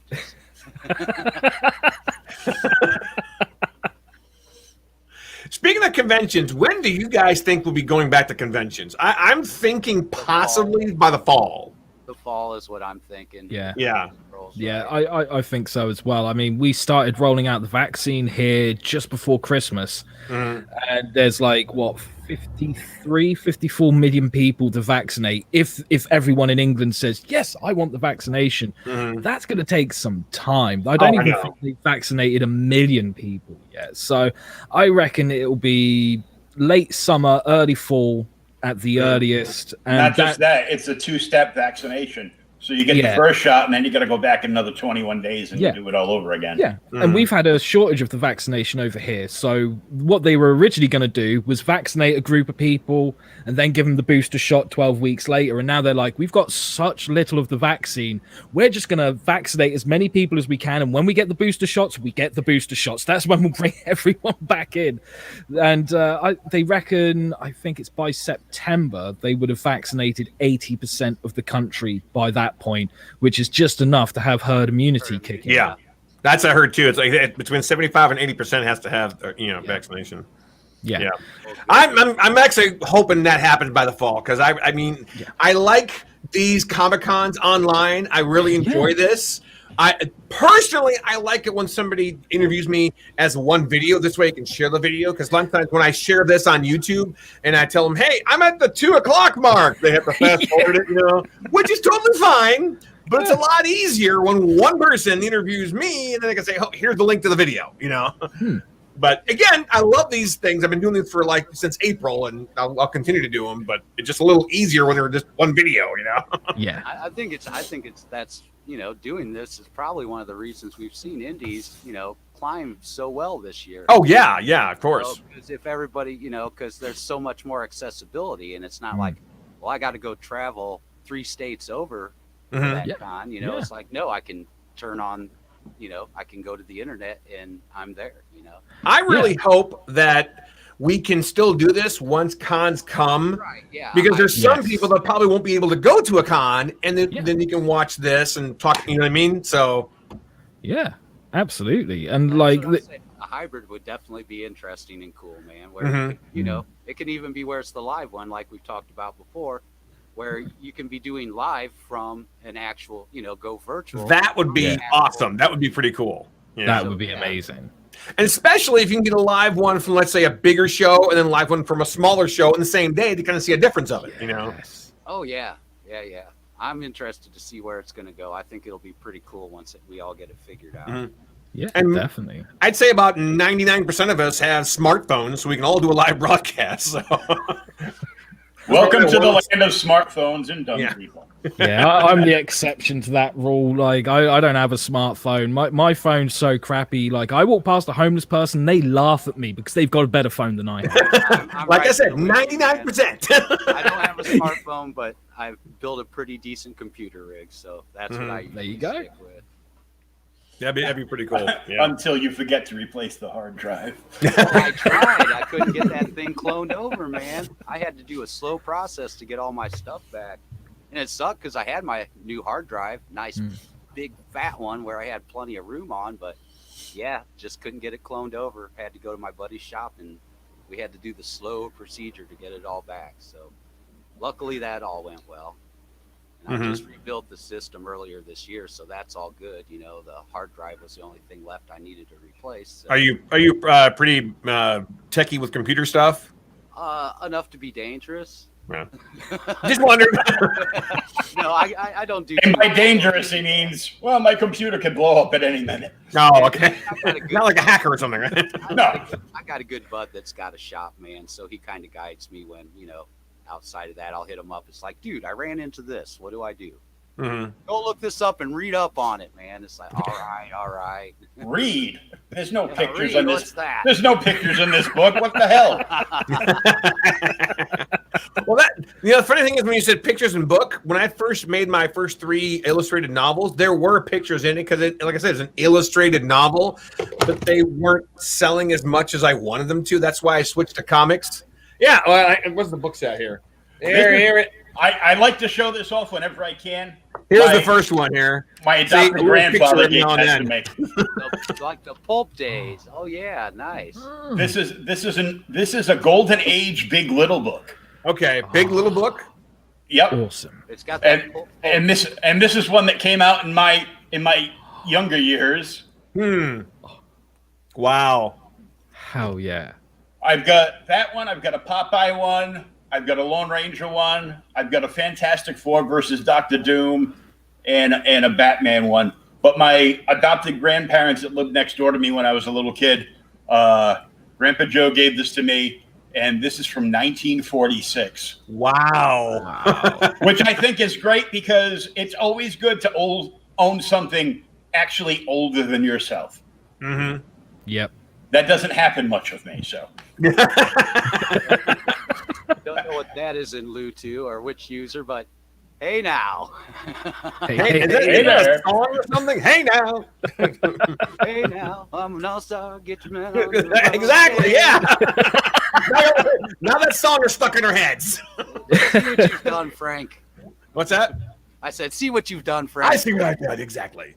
Hey, I want to show you something real quick. I'm going to do a share screen here. And share screen. Let's go over here. Share. This is the cover to comic number 4, which will be out this spring.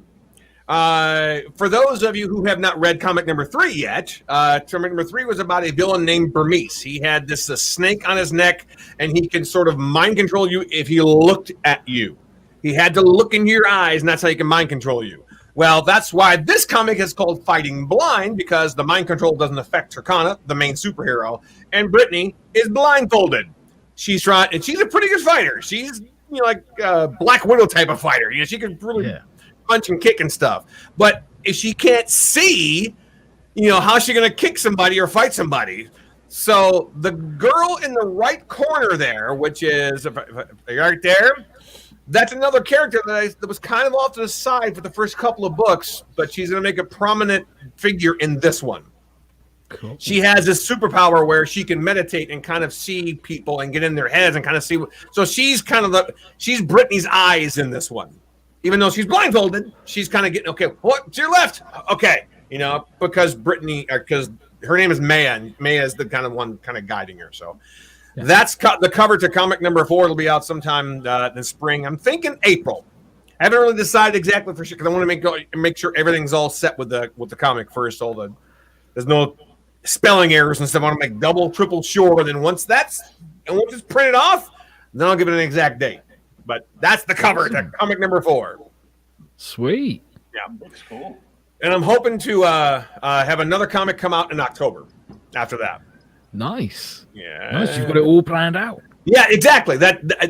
And then, of course, comic number 5 will be out next year. So the one coming up in October, I'm going to put that one kind of aside. It's kind of like a one-off, but it's still going to be with the characters, still going to be, it's kind of like when you're watching a series of anything and there's a lot of serialized storylines. Well, then there's always like 1 or 2 that are kind of, fillers. Well, the next comic after this will kind of be a filler, but it'll be very much a lot of interesting character development with Brittany. So, but that'll be coming out in October. Again, planning this thing ahead. It's generally a serialized storyline. So number 5 will continue the storyline, and that's the whole idea. But if you want to go read the first 3 comics, you can do that right now on Turkana.com. And matter of fact, stop screening there. There you go. We're back. But yeah, Turkana.com, which is www. What's right there behind me? There you go. That's one of the reasons I put that behind me. It's like, see, it's right there. And of course, I have my pops over there. I got a new pop, which is Korra from the Legend of Korra. Right there. We need a new Pops. Where is Pops? I don't know what happened to Pops. That's why I'm still here, isn't it? yeah, that's cool. Right now, I'm trying to track down a Mike Barron for the next segment. I say, is he waiting yet or not? Is he? I don't know. I just hit him up, so we'll see if he. Okay. Meanwhile, I'll keep talking because I think I can talk some more if you want me to. Oh, sure, man. Please do tell us more about the book. This is like at this point, man. The patients have taken over the asylum. Yeah. There you go. Oh, you can see me, can you? Yes, we can see you now. So how many issues are you planning to do in total, or are you just letting it go as long as it needs to? Right now, I'm planning on having about 10 issues with this storyline. But if I remember correctly, I used to collect, and I still have my collection back there in my other room, of like Flash and Superman comics. Like the numbers just kept going higher, but you have like 10 issues that were one particular storyline. Then after number 11 would be the next 10 or 12 issues or another storyline. That's the idea behind this. The only drawback is I'm not a publisher, so I can't come out with like 5 or 6 issues in 1 year. So I'm like coming out with like 2 issues a year. So it's a slow process. Plus, I'm really, really hoping it turns into an animated series someday. And I did talk to somebody, I think it was on a month ago. I put it this way. Here's a metaphor that I'd like to put it. The door of opportunity is cracked open. Because this guy thought, I liked it. He loved it. I have a lot of fans with it. He loved it that the process is, I'm not starting from scratch.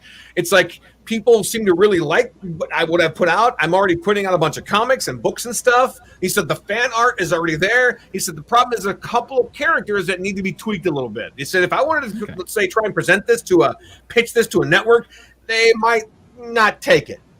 Right. So it has to be, he told me it's like, he does stuff for on Netflix, and he says if he's going to vouch for me, it has to be up here. Right now, it's probably about here. Okay. So it's close. It's not quite. I looked at it like I said. It's like the door of opportunity is cracked open. It's not exactly open, but it's just cracked. Somebody fetch the step stool. There you go. Yeah. That little crack is enough for you to get your foot in the door, man. Yeah, exactly. So I figured I'll do some tweakings for some of the characters, and then maybe present it to him again in about a couple of months and see what he thinks. Yeah. So, and then, hey, he also told me too.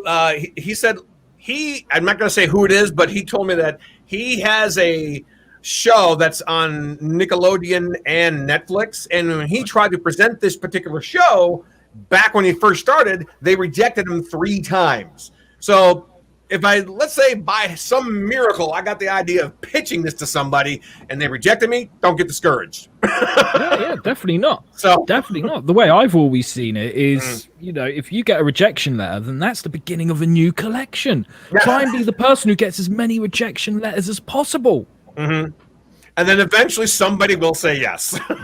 Absolutely. So just remember, people like Jim Lee and Frank Miller and all that, they got tons of rejection letters. Mm-hmm. Jim Lee got rejection letters from DC, then started working at Marvel, and then got picked up by DC after he started working at Marvel and did X-Men. So... Well, that's the same process that, a lot of women won't want you until somebody else marries you, and then they want you. Well, that's true, yeah. He's but people like him now. I'm gonna try and go for him. Well, I didn't think too much of him, but apparently he's working with something. Guess who I tracked down, guys? What's that? I said, guess who I tracked down? He's blind on a rocket cycle like I am. Is Pops there somewhere? No, the magnanimous Mr. Mike Barron. Hello, Okay. Mr. Mike Barron. How the devil art thou? Hi, guys. Hey, how you doing? Hey, Mike. How you That's doing, it. good sir? We're kind of, like I said, flying blind on a rocket cycle. We lost Pops today. We're not sure where Volton went, but you're here. We're glad to see you here, man. Thank you. Will, you want to field this, man? While Sure. I take care of a couple things. Hey, Mike. Nice Hey, to Will. see you again. You too. Good. How is the novels coming along? Which one? Well, pick one and we'll just go with it. I just finished the final edits on the Badger novel. Awesome. Yeah, and it's going to make your heads explode. And it's off being typeset. We're going to take it to the printer. We're going to have an I version, whatever that is. And that's it. And I'm working on the 3rd Florida Man novel now. I'm getting towards the end. And I'm working on a couple projects with guys you may have heard of. Pat Broderick and I are working on a project. Nice. That's awesome, man. I think the Florida Man series should just go on forever because there's never a lack of That's material. true. Yeah, and in fact, I just finished the script for the second one, for the second graphic novel. The second graphic novel. There are 2 novels out now, and I'm working on the 3rd novel, but I'm switching gears and talking about the graphic novel. Awesome, man. Is the first graphic novel still available? I think that the Indiegogo campaign ended today. It might still be on for a couple hours. Oh, I might have to quickly get on that then, because I've heard a lot of good things about Florida Man. I'll put the link in your the Facebook page, Nice one. because that's all I can understand really is. I mean, I can barely operate this computer. It's a miracle. Well, I'll let you guys talk to him, and I'm gonna get going. So I'll talk to you guys again soon. Okay, man? No worries. No worries. Nice seeing you again, Frank. You take Nice care to now. you, Frank. All right. All right. And don't worry, guys. I might actually leave at some point, but for now, you're gonna have to deal with me, I'm afraid. Okay, that's fine. Hey, if everybody's good with it. I'm good with it. You good with it? Everybody good with it? Yeah, we're all good. Where are you, Lucifer? I'm in Bournemouth in the UK. I was trying to think if I could pin down your accent. It's a hard one to pin down. The weird thing that I get a hell of a lot, even from like my dentist who I've been going to for years, they're like, "So what part of Australia are you from?" And I'm like, "Sorry, what?" So what new projects you got going on, Mike, Mr. Mike?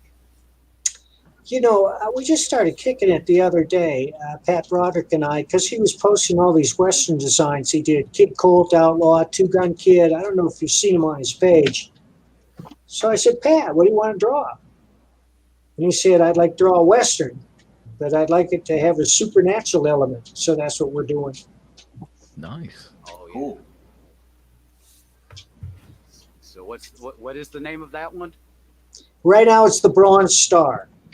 Bronze Star. And the reason it's called the Bronze Star is that the sheriff is a werewolf and he can't wear a silver star.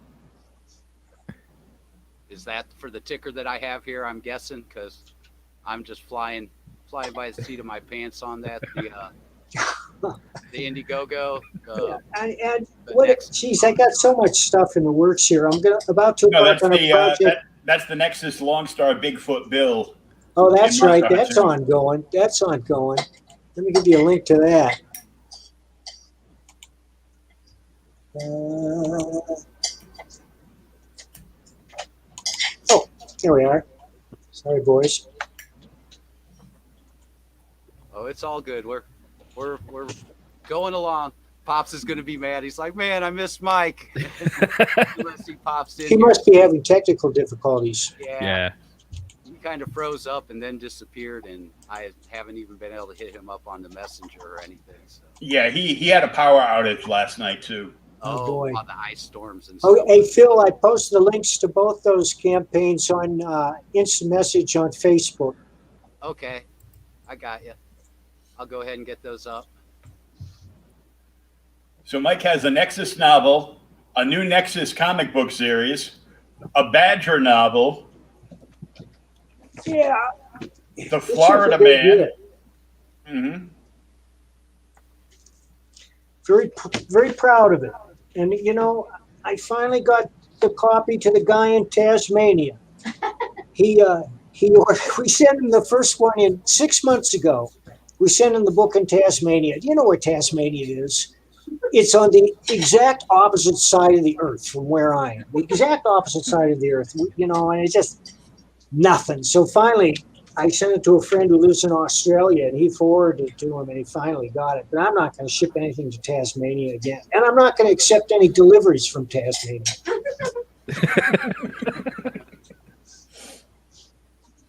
What have they got to export besides devils? The occasional rabbit. Yeah, rabbit. Well, I'm working on a big science fiction novel, too. Cool. And which one is that? Well, it's brand new, and we really don't have a title for it. But right now I'm going to call it the Sapphire, because that's the name of the ship they use. And I'm writing it with a friend of mine who's a veteran who served in Afghanistan in special forces, so that the military aspect is going to be accurate, but it's also going to be wildly entertaining. And how many novels do you have up on Amazon at this point now? Oh, about 15 or 16, but that's nothing. You know, my friend Peter Brandfold has over 300, and Kevin J. Anderson has over 300. Of course, they've been writing a long time, and they write faster than me. If you want to make a business in this living, you have to write 3 to 4 novels a year. Yeah. That's a lot of work. Well, not if you enjoy it. And I love what I do. It's work when you don't know what happens next. Yeah. Yeah. The work part is waiting to see the aftermath. You know, if you enjoy doing what you're doing, like I love doing this, and you know, so it's not work for me. It's just fun, and I'm having a blast doing it. So, and there goes Phil. I'm still here. He's back. Go ahead. Keep rolling, man. I'm back. I'm behind the curtain pulling levers, man. Will, are you in a basement? Me? No, I'm actually in a loft. Oh, that explains it. One end or the other. I see all those pipes in the ceiling. Yeah, I moved into a building that is a refurbished, turn of the century factory. Cool. I also forgot Off-Worlder, which is going to be printed pretty soon. You know, we've been trying to get Off-Worlder off the ground for a couple of years now, and we finally did it. It's a brilliant comic. You're going to love it. Cool. Is that up anywhere in a campaign? No, the campaigns are. Well, no, I'm not sure. It might be up in Kickstarter. Let me see. But the art is just going to kill you. It's this artist, Jordi Armengol, he's Spanish. His art is just, it's like nothing you've ever seen before. It's like the first time you saw Steranko or Jack Kirby, for that matter. Yeah. Come on. Here we go. Thank you for all your support. Wait. Funded! Let's see if we got an Indiegogo going. Between the pipes with Will and the little dude, it's like, I know where Will is. Will's in Mario Land, man.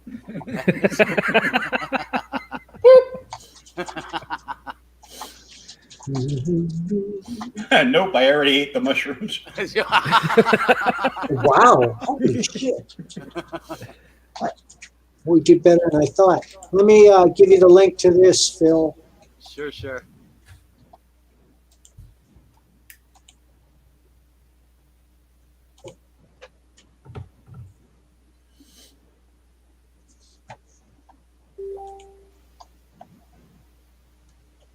Okay, cool. I got it, man.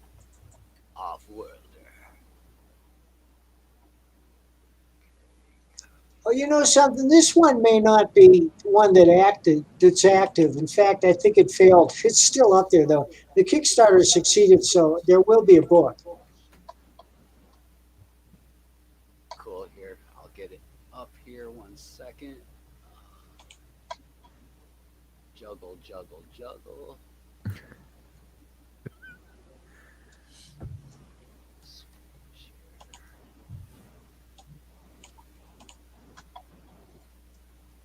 All right, yeah, there we go. Yeah, I can send you some art to Facebook because it looks like they shut off all the art, but I'd like you to see it because it's pretty phenomenal. Ooh, look at that. Yeah, there's a page there, Phil. I don't know if you can show that. Sure, I can. I'll figure it out here. That artwork's looking awesome. It's beyond my meager capabilities. Let's see.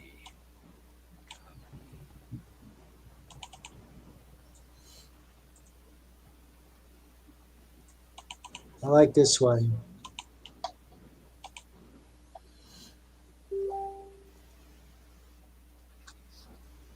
Oh, I know how I can do this.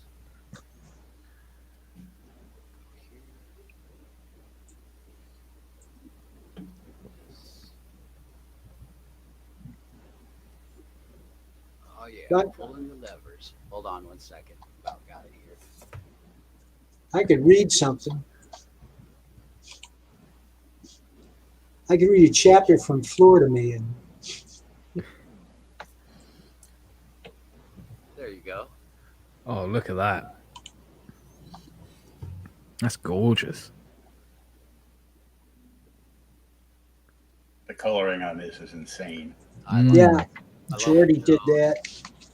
This looks like the sort of thing you'd expect to see in like the pages of 2000 AD. Way back in 2000 AD.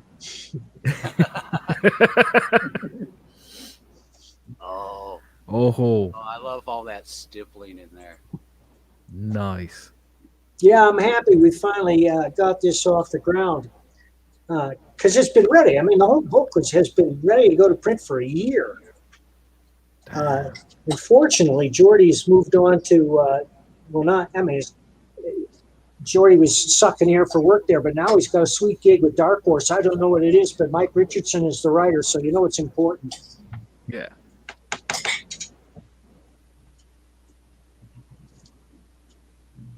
Off-Worlder's about a 6th century Scots warlord who's ripped out of his space and time to help an alien race fight another alien race.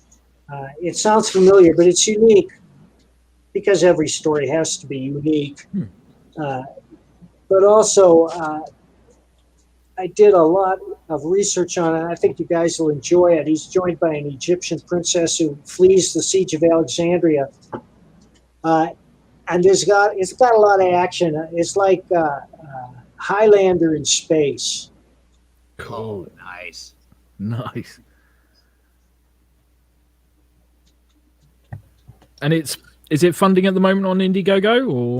I'm not sure if it's still funding or if that's over. I think I was looking at the wrong campaign, but I do know that it's fully funded now, and that nice. And that Larry, the guy in charge, is going to be printing them and fulfilling sometimes this month, I believe. I'm waiting to hear from Larry. When I do, I'll let you guys know. Awesome, man. Awesome. Definitely. Yeah, it's been a long time coming. But worth the wait. I hope so.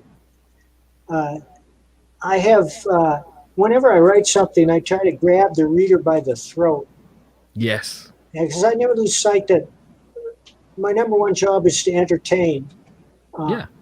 And in order to entertain, every part of the story has to be entertaining. There can't be any flat stretches or boring or confusing parts. Yeah, yeah. Every panel has to advance the story naturally. And when I write it, I think of a movie. How would they do this in a movie? And of course, the first rule is to entertain. The second rule is to show, don't tell. Yeah. And we all know what that means. And I think that a lot of modern comics have lost sight of that. And all I can say is, if you just think of how a movie would do it, how they would fill you in and bring you up to speed without people talking. We've all seen it masterfully. And one of the best examples is Better Call Saul, that show on AMC. Yeah, yeah. Because it frequently begins with a wordless 5-minute segment. At first, you don't know what's going on. You're just following the camera. But by the time the segment is complete, you go, I get it.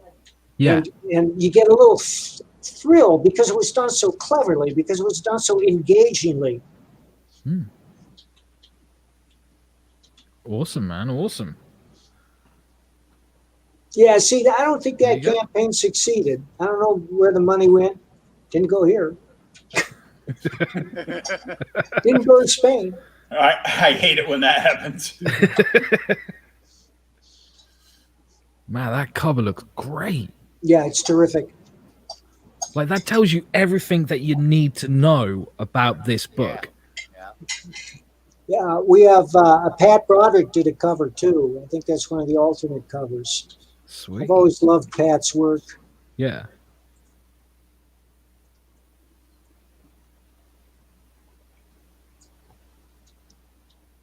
Oh, cool.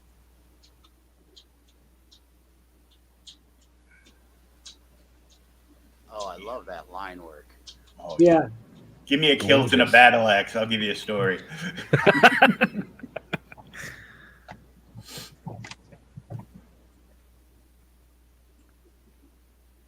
It's amazing. So much detail. Who is Fanatic? I'm not sure.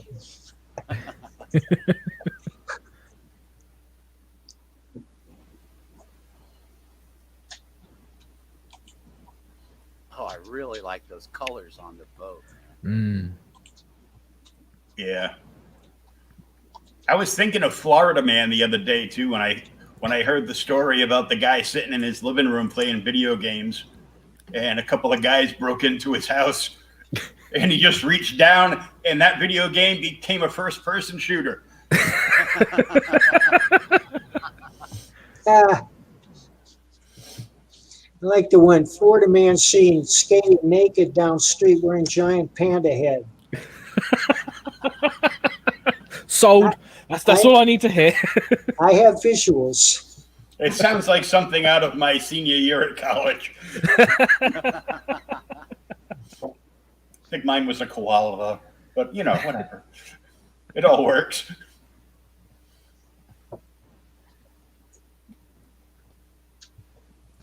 In the drinks they were making and selling, I remember that panel too, Mike.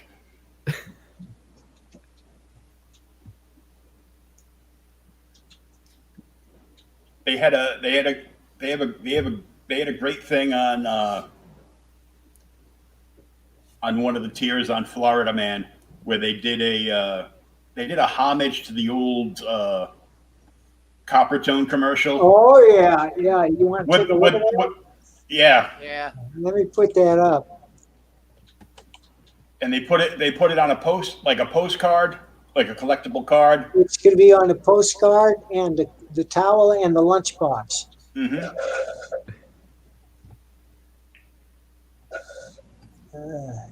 But instead of the dog. All right.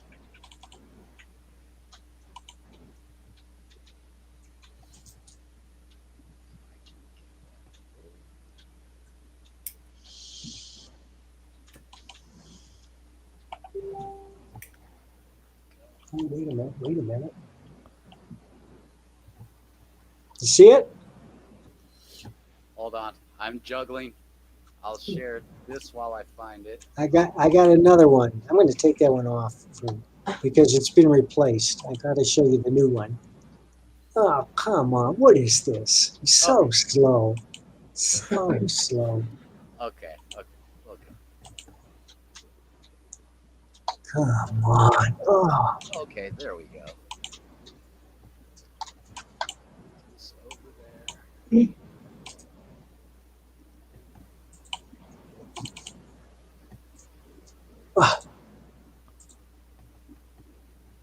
Dang it, Phil. I got to show you the new version.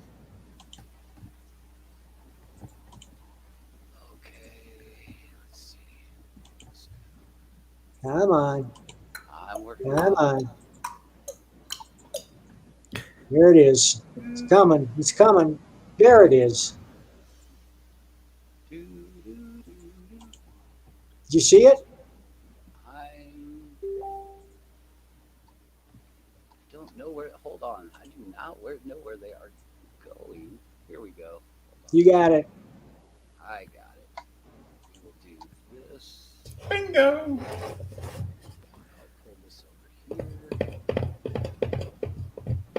I hear horses.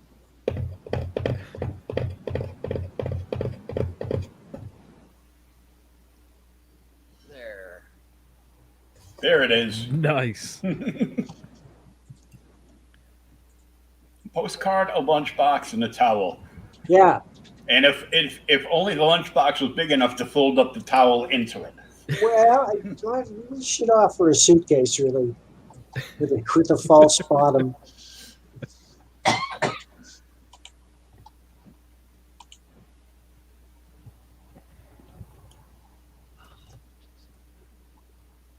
I should show you the Pat Broderick's cover, which we're probably going to use on the second Florida Man. Oh, definitely, yeah.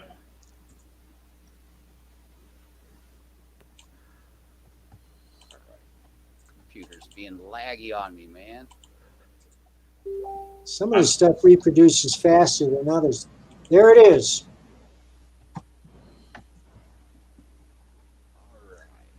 I'm just pretending I'm an alligator. That's okay.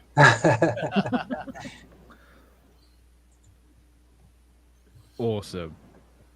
Yeah, it pops a little brighter in real life. You know, it's going to be brighter when we print it. It is a terrific illustration. It's called Hogzilla, and Gary has to battle a 1,000-pound feral hog. That's destroying this upscale housing community. Of trailers? No, this one's really upscale. But you know, in the first issue, he wins the lottery and he buys a mansion. But he's only there for about 6 months because he doesn't pay his bills and he fritters it all away on toys and cocaine, and the police evict him. But in the second issue, Hogzilla starts destroying all the houses in that division where he used to live. He's still back in the trailer. But because of what he accomplishes, and I don't want to give that away, the Homeowners Association comes to him and says, Mr. Duba, we will hire you to get rid of this feral hog that's destroying all our houses. It's So he says, all right, because Gary's always looking for a quick buck. Not that this is a quick buck. In fact, it's a very slow buck. And as we can see right here on the screen, he's getting bucked. Yeah, ride that thing. At rodeos, they do have hog rides sometimes where people try to hang on to a hog. They're domesticated hogs, but that doesn't mean they're very nice, and they're still real big. And it's hard, man. It's harder to hang on to a hog than a horse. Oh, I imagine so. Especially if they grease them up first. Yeah. Grease that pig and shoot it out of a cannon. I wonder if that would just get you like a baked ham on a plate. That might not. It says, well, you be at such and such a place at such and such a time and get a net up and we'll shoot you the ham. You just cover the net with, cloves and pineapple slices and we'll be all set.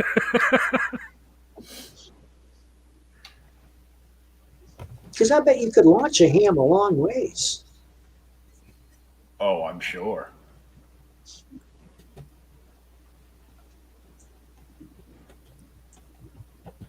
I mean, I've launched oversized snowballs quite a bit with the right apparatus.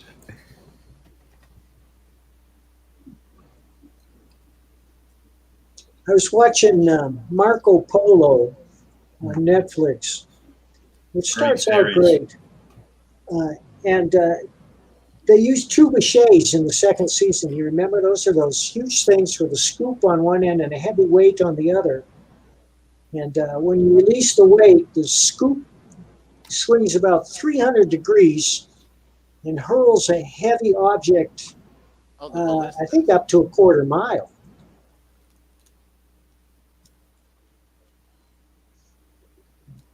It's going to be a hard way to travel, though.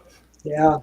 Did you see that? Did you watch Marco Polo? Yeah, I watched it when it first came on, and I really enjoyed the one-shot movie about the blind monk. Oh, geez, I haven't seen that yet. I didn't know there was a Marco Polo movie.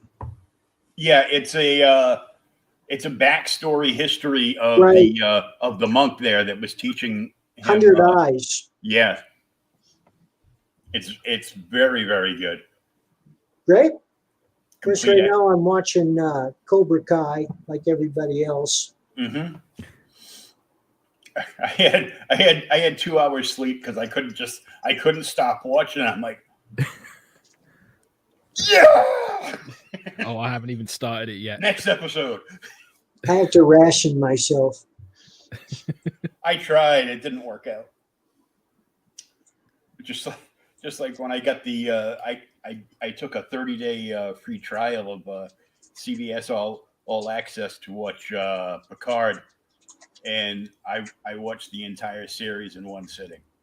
It's easily done nowadays. The whole day got away from me, but I'm like,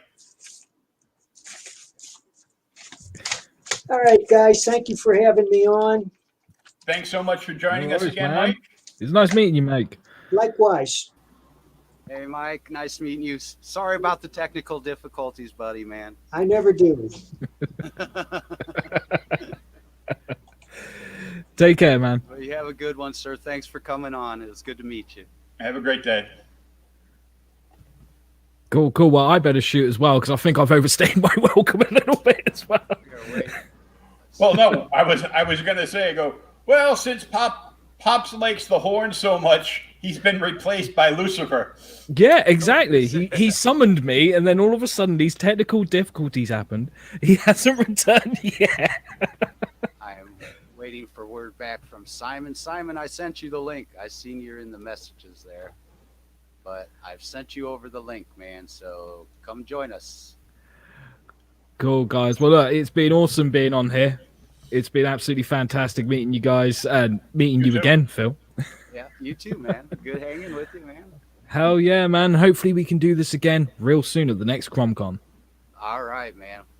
Cool, guys. You take care now. You too, take man. Care. Have a good one. You too. Bye. Bye. All right. Okay. There we have it. Okay. You ready, Will? Because I'm going to take care of a few things. So I'm here. We'll get Mr. Sims up there. Hello. Simon. Hi. Well, I'm not going to be the only one showing my face here. The hell with it. There we go. Why? You can all do the same thing. Yeah. Well, we're not. My head's smoking, and both of you are smoking. I was gonna say we all need a showman, or you know. I did not realize. Now, yes, there is all smoking going on in the screens now. Hey, awesome. Okay. Oh, true. And behind the screens. What? I have no clue what you're talking about. No Me neither. You know, what you talking about, Willis? What you talking about, Willis? I don't hold it. Is there's the universal sound. Yep. Everybody knows what that means. Yep. This is not cigarette lighting. Yeah. Well, hey, man, go ahead and introduce yourself, man, and tell people what you got going on, what you're about, man. So I'll say hi, everyone. You know, if people that don't know me, I'm Sim. Easy to remember, right? If you're asking what it means Simon or Sequential Illustration Master. Take your pick. Oh, nice. Right now, people know me from Blood Hunt. Right now, I got Tales and Adverse going on Indiegogo, and I'm at 100 backers right now. I don't know how much I'm. Hold on. I think I'm like 100 and something %. I don't know. It's not open right now. Sorry. I was going through some images to get things prepared to show you some stuff. And we're looking to be printing at the end of January and fulfilling in February. And it's going to be an 80-page book, and it's reprinting my old stuff from 2012 to 2015, plus 30 pages of new material. So the book is technically half and half, but the old stuff right now, that's one of the things that changed from the last time I was here. When we launched the campaign, it was just a reprint of the old stuff because I lost all the original stuff. So I was taking from an old print file, right? So they were all old colors, old lettering, right? So I took a whole bunch of time to erase all the freaking lettering from it, trying to say, until like 2 weeks ago, I found all the black and whites on an old drive. So the entire book is getting recolored now. So all the old stuff is fully remastered. Nice. So you're getting a full 80-page book of technically new material. And I'm also adding an extra 10 page, so it went from 72 page to 80 page, and you get like 76 page of story in there. Oh, you want to get in on it. It's an anthology series, and it has 5 short stories every time it comes in, introducing different characters. Introducing Nat and friends or foes within the Natverse. It's the anthology is meant to be more of a companion piece to the series that's going to be launched at next year. I'm building up to Nat the Merc. When we create a story, we usually create all the backgrounds, do the research, do the world building, do the background story on different characters, or this. And I'm like, dude, I'm building this world. I'm like, and a long time ago, somebody that was doing like a magazine called Zidara 9 approached me, and it's like a heavy metal type of thing, and he was like, I want you to do like a short story every issue. I'm like, how can I make that interesting? So I'm like, what if everything I would do would at the end you would realize that it's all part of one big universe. So hey, here's one story of Nat. Here's a second story of Nat. Now you're expecting a story of Nat? Yeah, here's Rose. Who the fuck is Rose? Well, you'll find out. Right?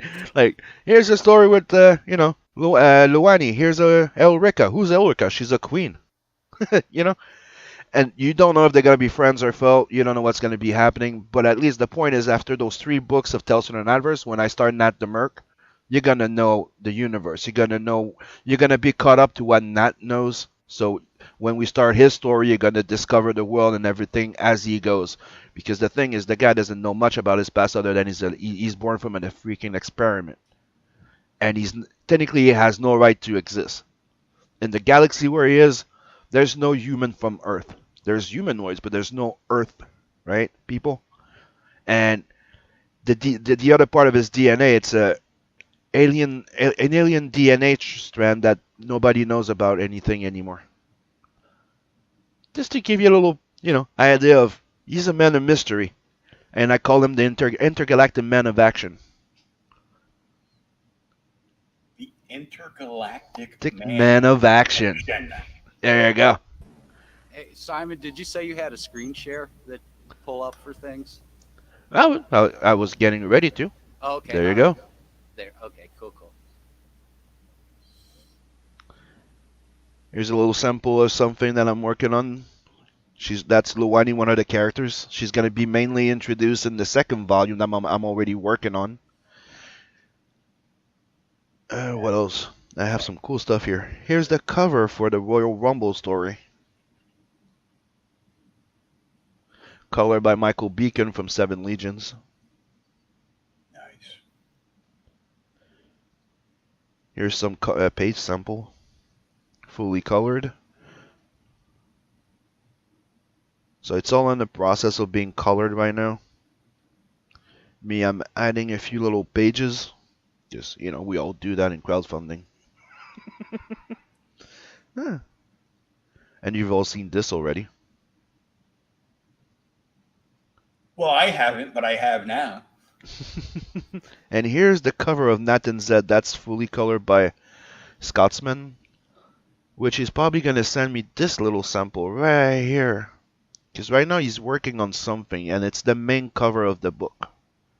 And a lot of people have been waiting to see this. But this is the work in progress right now. This is the main cover of the book. So you get to meet, that's Elrica, the warrior queen. Mm-hmm. This is Bob. And this is Nat's dad. That's the only family that Nat has. It's that guy. He raised him to be a merc. So Nat's technically been a merc since he's been able to hold a gun. That blue arm ain't a cybernetic arm. And don't ask me what it is. You'll find out in the book. It does really cool stuff with it. You have to read the book. Right? Remember those times? You want to know more? Read the book. You have Rose here, the queen, the pirate queen in the Natverse. And this is Zed. This is Nat's best friend. Zed? Zed, yep.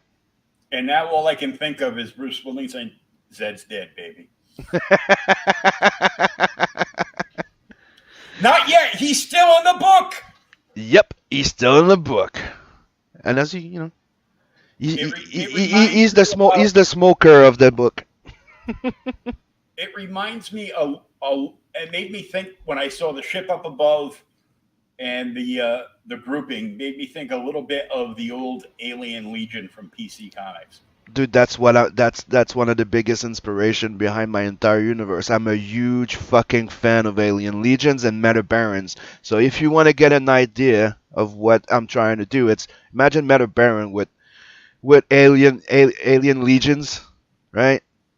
And maybe a bit of Lobo in there, and I'm a big fan of Dread 2000 AD. Dude, I grew up on Heavy Metal magazine. So everything I do, everything I create, it's made to be like in the Heavy Metal magazine. So that's why me and my friends, we started something called Inkslayer. And Inkslayer, it's our group where I pencil, Scotsman inks, and we have Inkspot coloring. So we're creating our own little production studio. Mm-hmm. And we're making one big book that's going to be coming. The first one's going to be next year. And what we're doing is we each have an IP in there. So we'll have like 4 to 5 IPs in that book, 20 page a pop. So that's like 80 pager about, right? Maybe 100. Mm-hmm. And every issue you're gonna have a 20 page of that IP, making one big book at the end. So it's exactly the Heavy Metal model, except in the indie world, but for us. Yeah, I actually had. Frank, who's one of the contributing editors over at Heavy Metal currently, on my podcast about a month or so ago. But he's been so busy with between the magazine and storyboarding for Hollywood that we spent about we spent about 45 minutes on the podcast, and then he's like, call me after the first of the year. I want to set it up, and I just want to look at some of your collection. I'm like, okay. It's all in boxes behind me, but sure. I had to pop in. You're talking about heavy metal and Frank. And here's a sample of one of the new pages that I'm adding to the book. Oh, nice. Like this is my rough layout.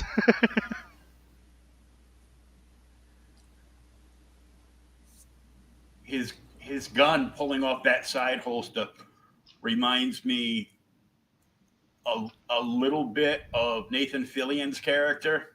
It has some Firefly in there too, dude. Yep. Yeah, and Cowboys in Space, right? The Western. Yep, the West in Space. Yep. It's like, oh, I don't like Westerns.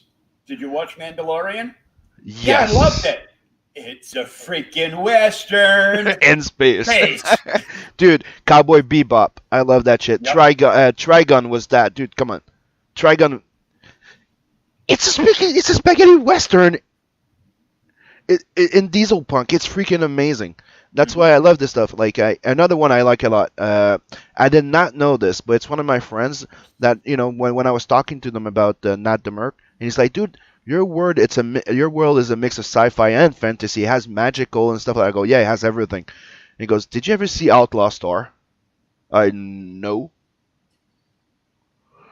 And I watched that series and I loved the hell out of it. If you haven't seen it, like the fact that they put ships with robot arms to fight and hold guns, it's very quirky. But the entire premise that they have like magical people, the tarot, you have this, and you have magical casters and bullets and this, and I'm like, you have a cat person, you have a samurai, like a feudal Japan looking samurai in space with a it's so crazy that it just freaking works. It's just like Space Dandy. It's just so crazy that it works.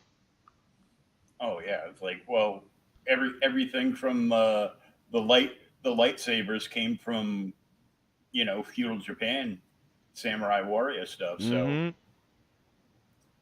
it's like, who was everybody's favorite character on Walking Dead? Michonne. Why? Because her weapon didn't need bullets.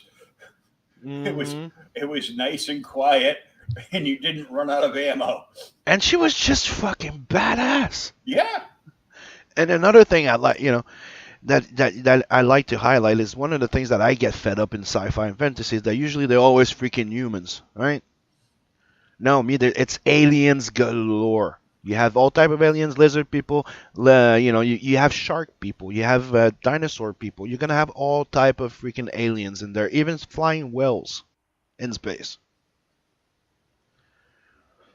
This is what I'm doing with Tales in the Adverse. I don't know if you guys did you ever read Meta Baron? I've read Mike Baron, and I have to say that because he just left the show. I'll expect my dollar. But technically, in the mail. It would be like the European comic books, like heavy metal. That's what it was. So Mobius, Juan Jimenez, and those type of people. Those type of art where you ships would be like in one of my worlds, right? In the Skullbusters that I'm working on. One of the ship it's like the idea is that what happened if you took a space whale, strip it, and made a ship out of it. That's where I'm going with my sci-fi fantasy.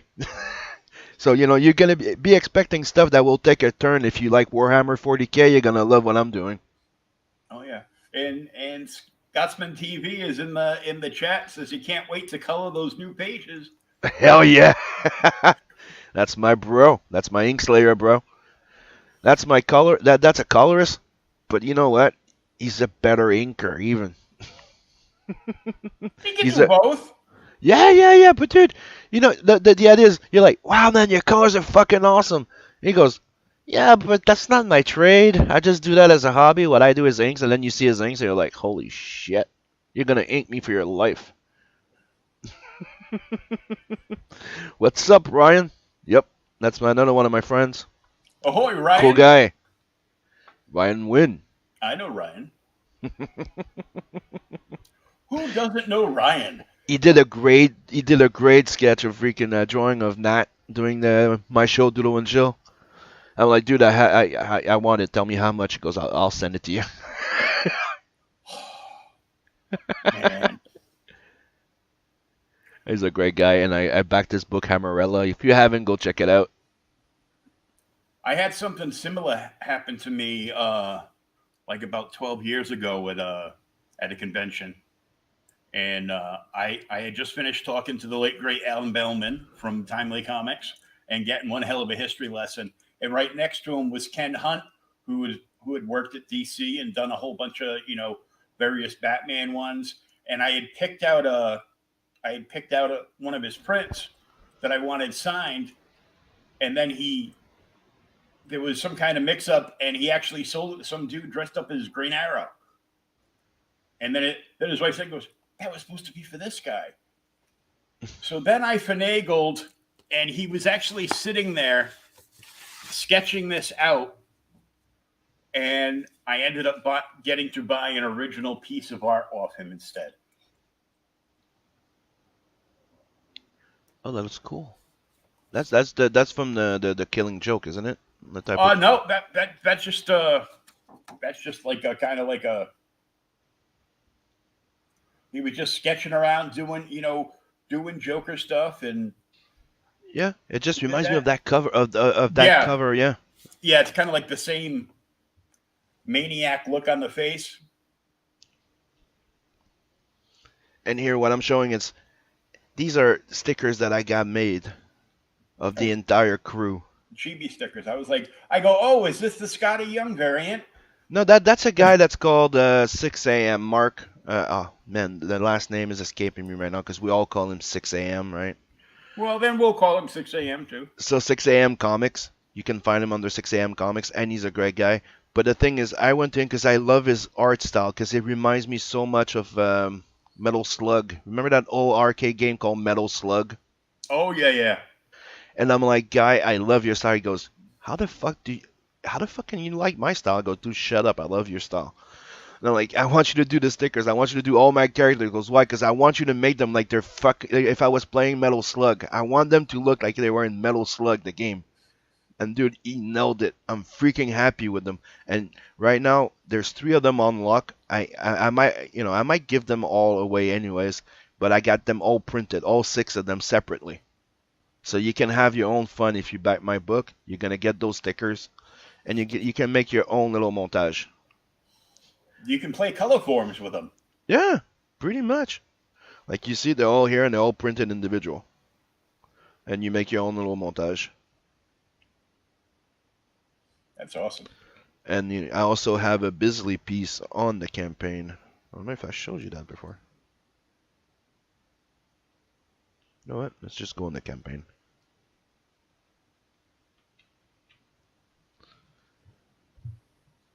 Boom. What? Did I hear you say you had a Bisley piece? Yep. Oh, and no way. Nope, he said he had a Bisley piece. Pay attention. As in Simon? Yes, like this. Oh my god. Oh, dude. 11 by 17 ink wash. Nice. He is one of my favorite heavy metal artists, man. And the thing is, when my goal was when we reached 10K, I was unlocking a print of this on cardstock, like the comic book size cardstock, and it's available for grabs in One and Tiers. Also, right here. Oh, yeah. Don't worry, guys. I'm still paying attention. I'm just like I even tried to call Pops, man. It went straight to his voicemail, so I don't know what the heck happened, man. It must be a power outage or something. Probably. And like I said, 10K unlocks the Simon Bisley. But 15 it was unlocking a swimsuit special. Remember those classic that classic swimsuit special from Marvel and Image, the last ones? Oh yeah. Still got them. Where it was like, hey, we're going to vacation. While Storm and Colossus were having a vacation on the beach, they got attacked by a sandworm or something, right? But that's the thing I wanted to do, and I wanted to get more artists to be guest on it. Like I had Canales, I had Anthony Figaro, a whole bunch of people lined up and just show up and do a piece for it. because I miss it. And I'm like, come on, wouldn't it be fun to be at the end like, hey, here's a 10-page swimsuit special. And come on, the Natverse is perfect for it because you don't have to go, hey, he's going to Acapulco. He's going to no. You can create your own goddamn planet or universe or dimension to put him in just for fun. He's having a picnic in the 25th dimension of hell. Who would have expected that a demon would come and ruin their breakfast? Oh, you've met my ex-wife too? Yeah, I was married too. Oh. Well, I'm one of the lucky guys that walked away with full custody of my kids. I did, but then I ended up in a coma, and then she swooped in like the vulture and took my daughter away. So. Oh. But I still get to see her, so. Sorry to hear that. But it is what it is. Yep. But in the meantime, I have comics. I have just a few comics. Yeah, me, I need to. Me, I'm the type of guy that I stopped buying floppy because I had to give some away at a certain point, right? And you oh, I want to read those, and you have to go. Okay, it's in that box, in that closet. Then I started rebuying everything in big trades, and that gets very fucking addictive pretty goddamn quick. 2, 3, 4 a month. Anything in comics gets pretty friggin' addictive. Like if it wasn't the fact that I'm I haven't been up for too long. I would hook up my camera and show you my collection. But dude, I have like the entire collection of Kirby Omnibus. Everything that I could put my hands on, I have. I have my Frank Miller. I have everything. I only have one thing right now that I'm trying to get. I'm trying to get my friends to get it for me because it's in the States. Mm-hmm. I'm trying to get that a Frank Miller, Walt Simonson collection of RoboCop Terminator. That's the only thing I have missing in my collection. That's the only thing I don't have from them. I have the Thor omnibus from Walt Simonson. I've been unboxing stuff, so I can be a douche nozzle and just show off some stuff. Go ahead. A little Alex Ross. Ooh, that is sweet. This is all his oversized DC books in the hardcover slipcase edition. Woo-hoo. And it's so big and heavy that it is, it's perfect for home defense as well. Trust me, I have a whole bunch of those here. Yeah. I also have Mythology, the Mythology hardcover, because this is the book. I actually have a leather jacket over yonder, and I'm a huge Joker fan. He's my favorite villain, and my buddy who's an airbrush artist who lives out in Arizona now, he airbrushed me this just like killer jacket, and it's all Joker stuff. And what else can I show off? Oh yeah, this is a fantastic book that I would recommend to anybody that likes old comics. Is the Silver Age of comic book art. Yep, it's fantastic. And of course, since you like heavy metal so much, one of my many Royo books. Oh, dude, I fucking love Royo. I have his art books, like the one that he came out in the 80s and 90s. Mm-hmm. This is the best of fantastic art from him. Further down, I have. Did you see that they re-released a new book? I'm tempted on buying it, but they're not cheap. It's not cheap, but of the Frazetta paintings. Oh yeah. I do it. His daughter's I need to make more money. Podcast. I need to make more money to spend more money. Oh yeah, exactly right. I'm selling some of my stuff so I can turn around and spend more money. Yeah, I know. I'm getting there too. You know, I've got Rorio's tarot set. I've got the hardcover book that goes with the tarot set that explains everything he did in the cards and the you know, going from sketch to finishes to full blown painting, and it's fantastic stuff. I still go back and look at the Millennium book and Malefic and Secrets. Like, oh, dude, they're so freaking beautiful. I love it. And his new stuff was awesome. I just got really disappointed when I bought the new Tarna series they did and had the heavy metal. I thought it was disappointing. Very disappointing. Did you read it? I didn't read it. I wanted to get one of the covers really bad. So, one of the guests that's going to be coming on, I think later on today, Rusty Gilligan, who's an inker, an actor, and comic book creator, and everything creator. He actually was the one that drew out and came up with the whole World War II zombie scene for the original heavy metal movie.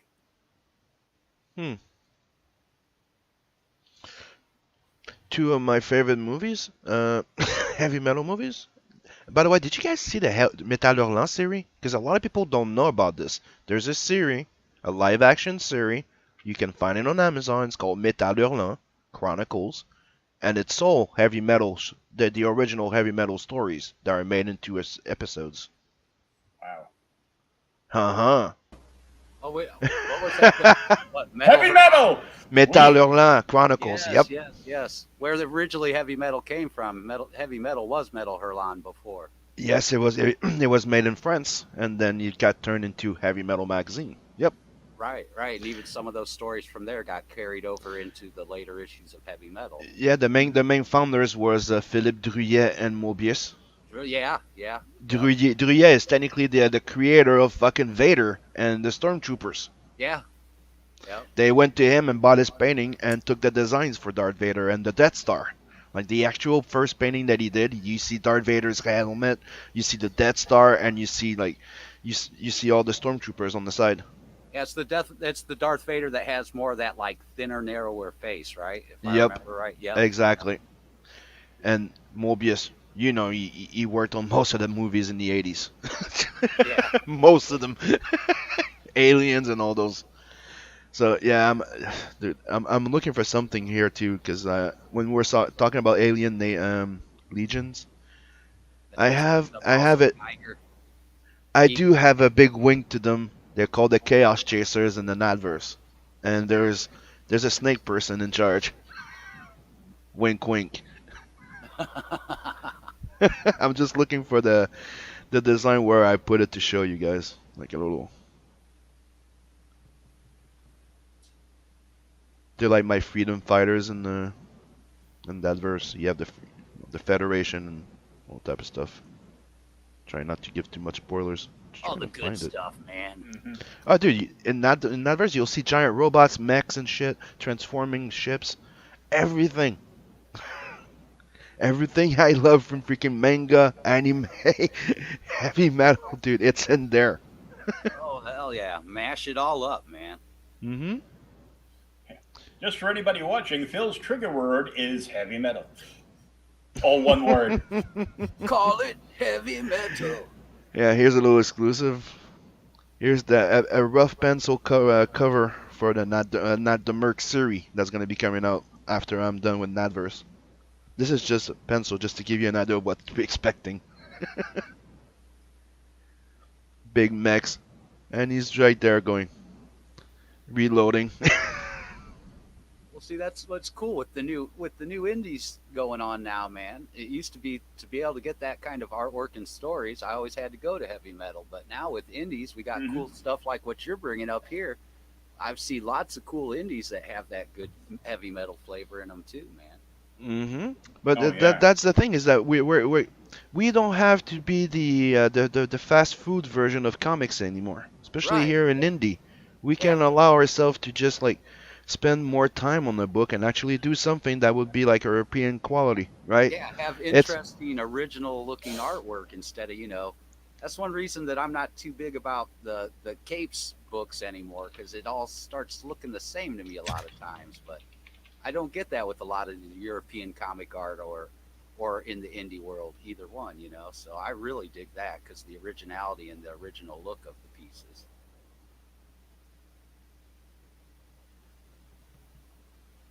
I'm still looking for that file. As we speak, I'm like, well, I want to show him. I'm sure he's gonna freaking like it. Especially if I don't get many people that know what the hell Alien Legion was. Oh yeah. Dude, I tracked down the entire Dark Horse series not too long ago.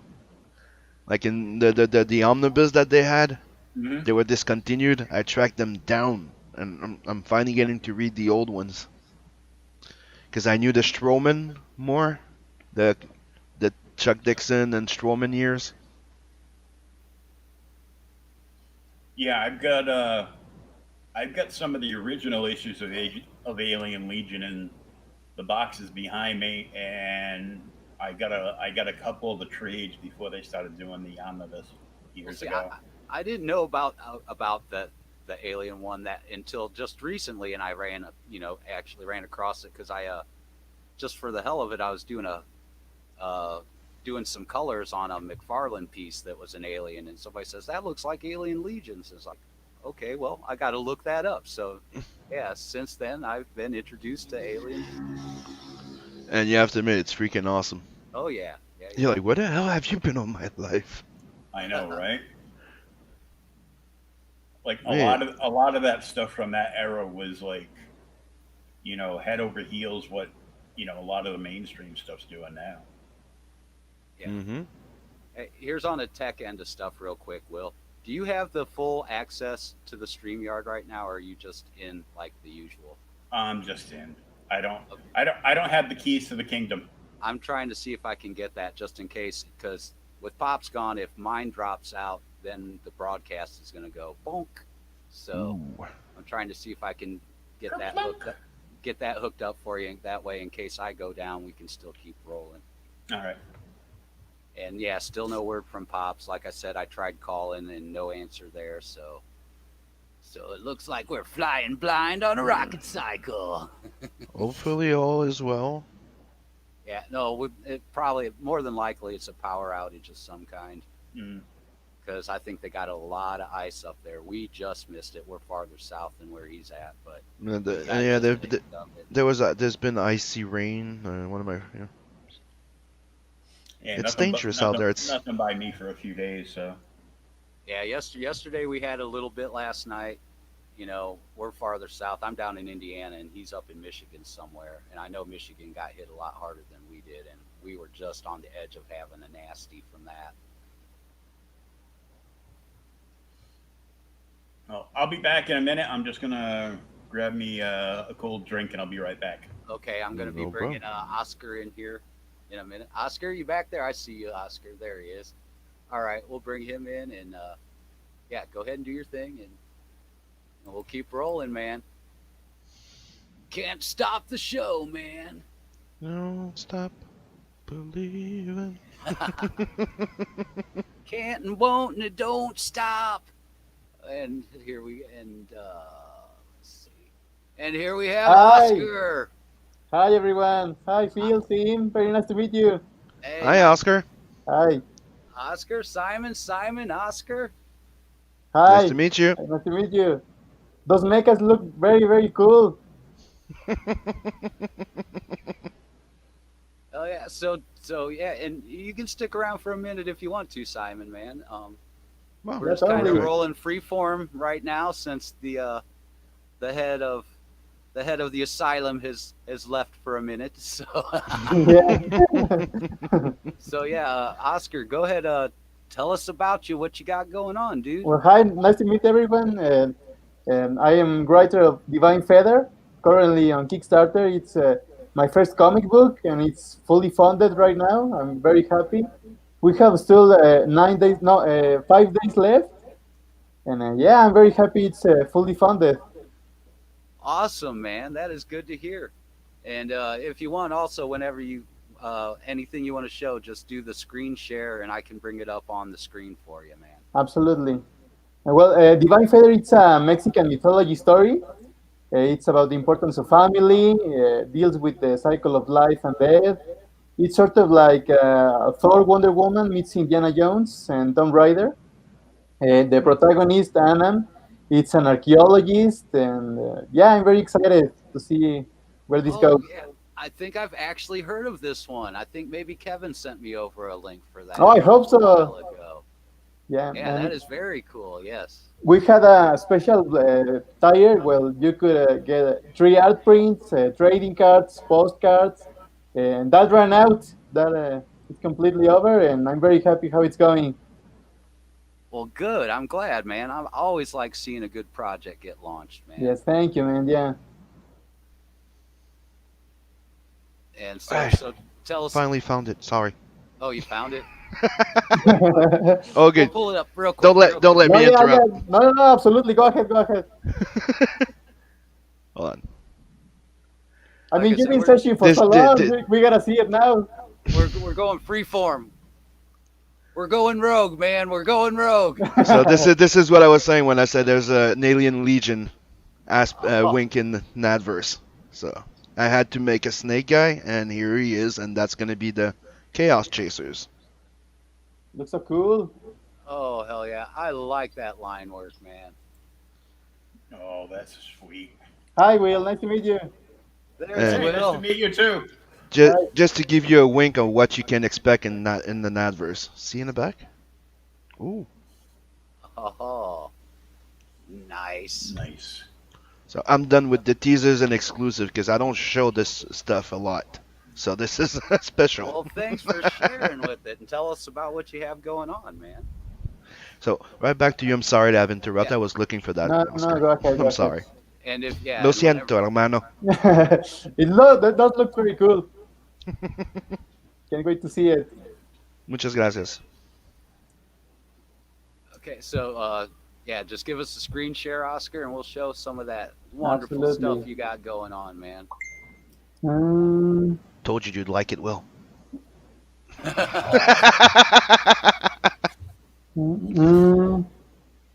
Because if you've read Alien Legion, you like the snake guy. He's awesome, dude. I don't think I can give permission. Yeah, it'll be in the drop down. You just accept it. You just when you do the screen share, it'll ask you to just click on what you want to share and give it permission. It automatically denies it, man. Really? Yeah. Then click up in your browser box. It'll have a little drop down with the icon there with your sharing, and if it's not sharing, you can turn off the not sharing part.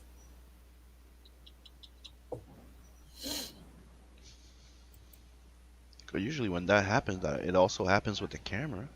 That's weird. Yeah. But StreamYard. Yeah, with mine, well, I think it might depend on the browser too. I use Firefox, and with it, it'll give you it'll give you whether it's for your mic, camera, or the screen share. It'll ask you all individually whether you want to be able to share it or not.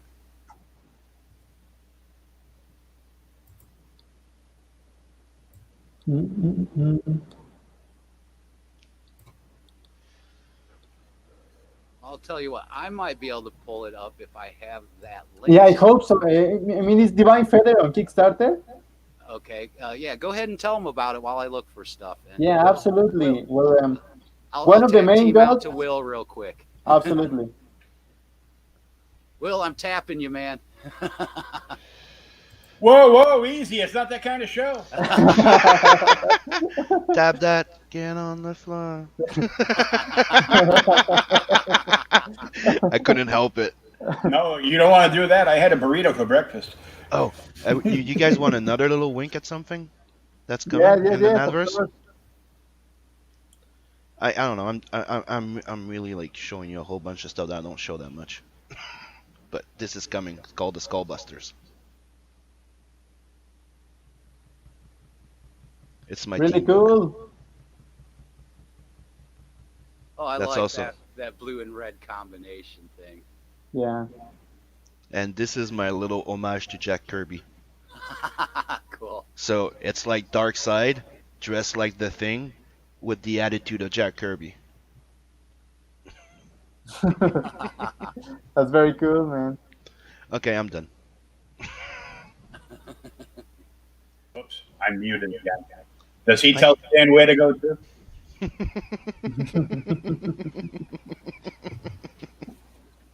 Too late.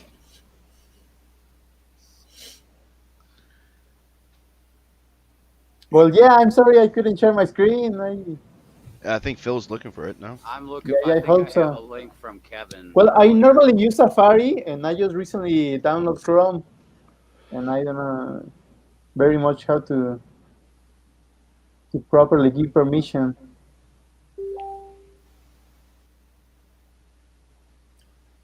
But yeah, it's a Mexican mythology story about the importance of family and cycle of life and death. One of the most important characters that's going to be is the god Quetzalcoatl, god of life. And yeah, I'm very grateful that everything is going very well. And I mean, I'm new. I'm a new writer, new series, new everything, and I'm very happy that we have 106 backers. Yeah, I'm very grateful. People seems to be very interested. It's amazing. Okay. Share my screen. Got you, bruh. Thank you, man. I do. It's not like I do this every day.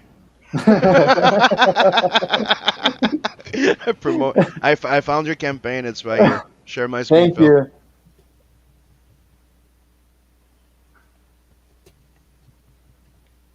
Divine Feather 104. Exactly. That's right. Thank you so much. It's in Canadian money, but I'm sorry. That's totally fine. Yeah. I mean, the pledges look in Mexican pesos, and that raises questions, but no, I mean, the physical comic it's in 300 Mexican pesos, but now it's like 15 US dollars. We got here pledge max 60 or more. Yeah, that's the digital comic. Yep, you have the yeah. MX 299. What the hell? That's yeah, exactly. Okay, that's Mexican pesos, and that totally raises questions. Okay, so it says $20 Canadian, so that's $15 US, people. Exactly. Yeah, someone said 300. What the heck am I buying? But no, like, what's MX? Yeah. MX cash? What's that? Exactly. No, it's not that expensive. He's only accepting American Express. That's what I was gonna say. Like, we went from American Express to American Express. Yeah. And I couldn't change the coin, and yeah. So, I would recommend. I would recommend maybe putting some pictures of the thing, but that's just me. Yes, totally. Thank you, man. Yeah. Yeah, if I see 300, I'm gonna ask how many bottles of tequila I get. Absolutely. And I mean, there are so many talented creators here in CRoM Con, and on Kickstarter, I saw so many cool projects, and I'm very happy that it's going very well. And someone asked me what I thought about the competition, but I mean, I don't see us as rivals or anything like that. If we all succeed, we bring more people to read independent comic books, and that's a win for everyone. Oh yeah, definitely. Yeah, but nobody can do what you do. I mean, it's the same to you. That's no. So I'm saying, like, nobody can do it like it's all different. Yeah.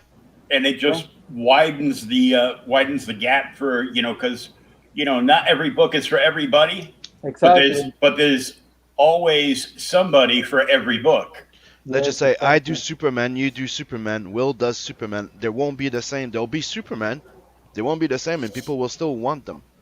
Exactly. There's room for everyone. That's the difference between there's two type of competition, and the when you compete within an industry, that's what we call the healthy competition, which is like, Oh, you motherfucker. That's fucking sweet. You go, Yes. that's sweet. I need to up my game. Exactly. Yes, makes you want to make things better, and hopefully, we'll improve. And So, stop go it, check out Simon. Dark I don't even Brothers. know your mother. Sorry, Phil. I can't help myself. All this water. It's so good. And I mean, during the campaign, and I've been so thankful to meet people from Kevin, from Int Marketing, Earth Station 1, here in CRoM Con. Yeah, it's one of the best things. I've had the pleasure of meeting great people. Are most of your backers right now in your own country, or are they? Are you getting people like all over the world? Yes, exactly. The comic is in English, so there's mostly backers from the U.S. and Canada. Did you think, like, one of the things I've been thinking of doing, and I've been talking to people about it, is starting to offer like a digital translated version of the books as well. Like you you can aim for the book in English and have like, hey, you can grab as an option a French version of a downloadable PDF, or a Spanish one, or maybe even Japanese eventually. I mean, for your comic book, I'd be very happy to translate Spanish. My bro is Mexican, by the way. Oh, that's very cool. See. Yeah, well, my digital comic book, yes, you will receive the English version and the Spanish version. Sweet. Yes. Oh, cool! Because I have an Italian Green Lantern #1 that you need to understand. I read the English version, but I bought it because it had brand new art from Italy. Yes, absolutely. And it was it was like the best Green Lantern cover I've ever seen. I also have the Mexican version of Detective 880, the Jock cover. Oh, that's very cool. And they released it a couple of years ago at San Diego Comic-Con, and it's got kind of like the foil shiny cover, but it's all in Spanish. And I'm like, well, I can't read it, but I got to get it triple signed, so I don't care. Yeah. I got it triple signed and graded, so it's worth it anyway. It's just a piece on the wall, and Yeah, absolutely. And it's shiny. I like shiny things. Yeah, totally. It's great that books are getting translated to various languages. Like a friend of mine up in Canada, his book Mother Trucker is going to be in Italian, French, English, and I think he said 2 other languages. I think it's supposed to be in 5 languages. Wow, yeah. I mean, that's the dream to go globally. That's weird. That's from my neck of the wood, and I haven't heard about that. Yeah, Andy Belanger. That's cool. I have a question for you, Oscar. Yes, go ahead. Are you doing the writing and the art, or you got I'm an just artist the with you? writer. Just the writer. So who's the artist with you? It's in Instagram. You can find her as Monster Draw. She's very, very talented. She's from here. I mean, she's in Mexico too. Cool. Do you have anybody else on your team? Does she do the coloring and everything herself? Yes, she cool. draws and inked. Yeah, it's just the 2 of us. And how much of the book is done? The script is fully finished. And now that we are fully funded, we are moving ahead with the art. And printing will go around early February. And you will be receiving the comic book late February and maybe early March. That's awesome. Yes, thank you. Definitely go check it out, people. Yeah. Thank you. And, if it's not your cup of tea, maybe retweet it. Maybe one of your friends or followers, it's their cup of tea. Absolutely. Yeah. Absolutely. Everybody that comes out should be sharing out their project in the Comic Book Madness. Make a post for your project, and then people will see it and share it. And then, thank you. Frank Bailey will sit around retweeting out all your Kickstarters for the next 2 weeks. Yeah, and a little piece of advice, like, you may not like certain social media, but you have to make your presence everywhere. Like, I'm not a big fan of Facebook, but I'm there, and Pops just keeps giving me shit. Like, you have to come on Facebook a bit more often, Sim. Okay. Yeah, absolutely. Yeah, I mean, I didn't use Reddit, and now I'm using it very oftenly, and it's helping. Yeah. Yeah, me, I'm like mainly on like Twitter, YouTube. Yes. Instagram. Not as much. Even if they can see us now, you gotta share that too as well. Get there. Well, here's the trick. Whenever you want to post something, instead of posting it to Facebook, you post it to Instagram, and then you can hit the slider to simultaneously post it all together, and you can post it to Twitter. You start with Instagram, and through Instagram you can post that same thing to your Twitter and Facebook from one post. Very cool. You see, my problem with Instagram is I don't like myself. I don't like cellular phones, right? I have a cell. I mean, come on, turn on your camera. And I use it like it's a freaking hard drive. Like, I just throw it on the side there, forget it for a while until somebody calls me or I need to leave somewhere. Yes, absolutely. It's like I just leave it like boop. Leave somewhere. We make comics. To each their own. We get to leave. Dude. I haven't, it's like what do you call it, the hermit life? Yeah, I hear you, man. Yeah. It's like I am fused to that chair there. It's becoming part of me. It's an extension of my body. Yeah. I know my Wacom tablet is melded into my one hand, man.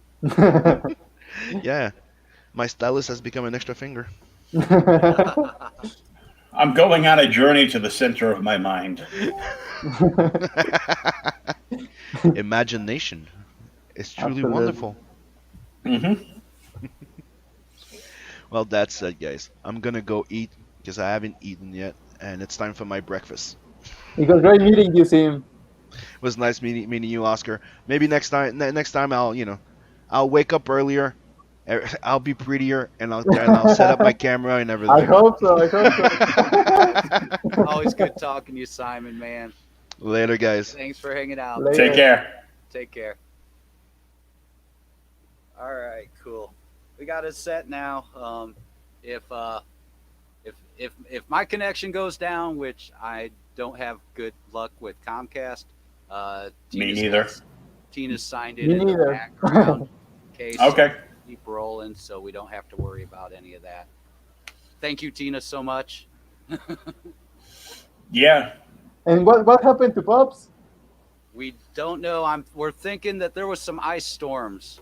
Ooh. And we think maybe his power is probably out, because I even tried to call his phone a little bit earlier. And got totally. I mean, show must go on, right? Yeah, the show must go on, man. Always. And did you watch the new Wonder Woman? Yeah. What do you guys think? I haven't watched it. It wasn't great, but it didn't suck either. I was kind of in the middle with it. It was all right. Okay. I enjoyed it. If you keep setting like these super high standards for everything, yes, exactly. Eventually you're gonna be disappointed. The high expectations. Yeah, kind of like back before COVID, Phil, you'll know this back to your band days. Yeah. You're talking to this woman by the stage. She kind of looks hot, and then the bar lights come on. Yes. I mean, the first one was really, really good. I really liked the first Wonder Woman. I thought it was. I like this for different reasons, and when I'm sorry, go ahead, Phil. I was going to say it seemed a little disjointed in areas, like things didn't flow between certain areas of scene or whatever, from pieces of the story. But overall, I thought it was okay. I mean, like I said, I didn't not like it, but I didn't think it was the bee's knees either. So, it was all right. It was an all right, sit back and watch kind of thing, And definitely stick around for the end credit scene. Oh yeah, that's right. I already spoiled myself and saw it. It's okay. Really, really worth it. That was the best part of the whole movie. That was the best. Well, for me, you know. Yeah, totally. Yeah. And I actually did thought the year things was gonna be a problem eventually. Yeah, but at least we got it, and they already greenlit and fast tracked Wonder Woman 3 to the present, yes. And I'm like, fine, I don't care. It's another movie for me to watch. Yeah. And just in case he's watching, Jeremy Caldwell, if you're watching, I sent you out the link. I know we're not friended, but I sent you the message. So look in your other box, and you'll have the link, so you can come in when you're ready. Come on, Jeremy. We're trying to keep things rolling. So I'm going through the list and seeing who's next, and going from there. Yes, totally. And I actually have a promotion for everyone here watching CRoM Con. The special tire that had all those special extras, those exclusive extras, ended. So if you get the comic book, the physical comic book now, message me and I'll send everything to you. Oh, awesome! Yes, I mean, and something I love about this geeky world, whether you like comic books, TV series, Marvel, DC, Independent, Game of Thrones, Harry Potter, Pokemon, whatever. We all love talking about what we love. And I mean, talking about comics here is it's amazing. So thank you for having me and giving me this platform.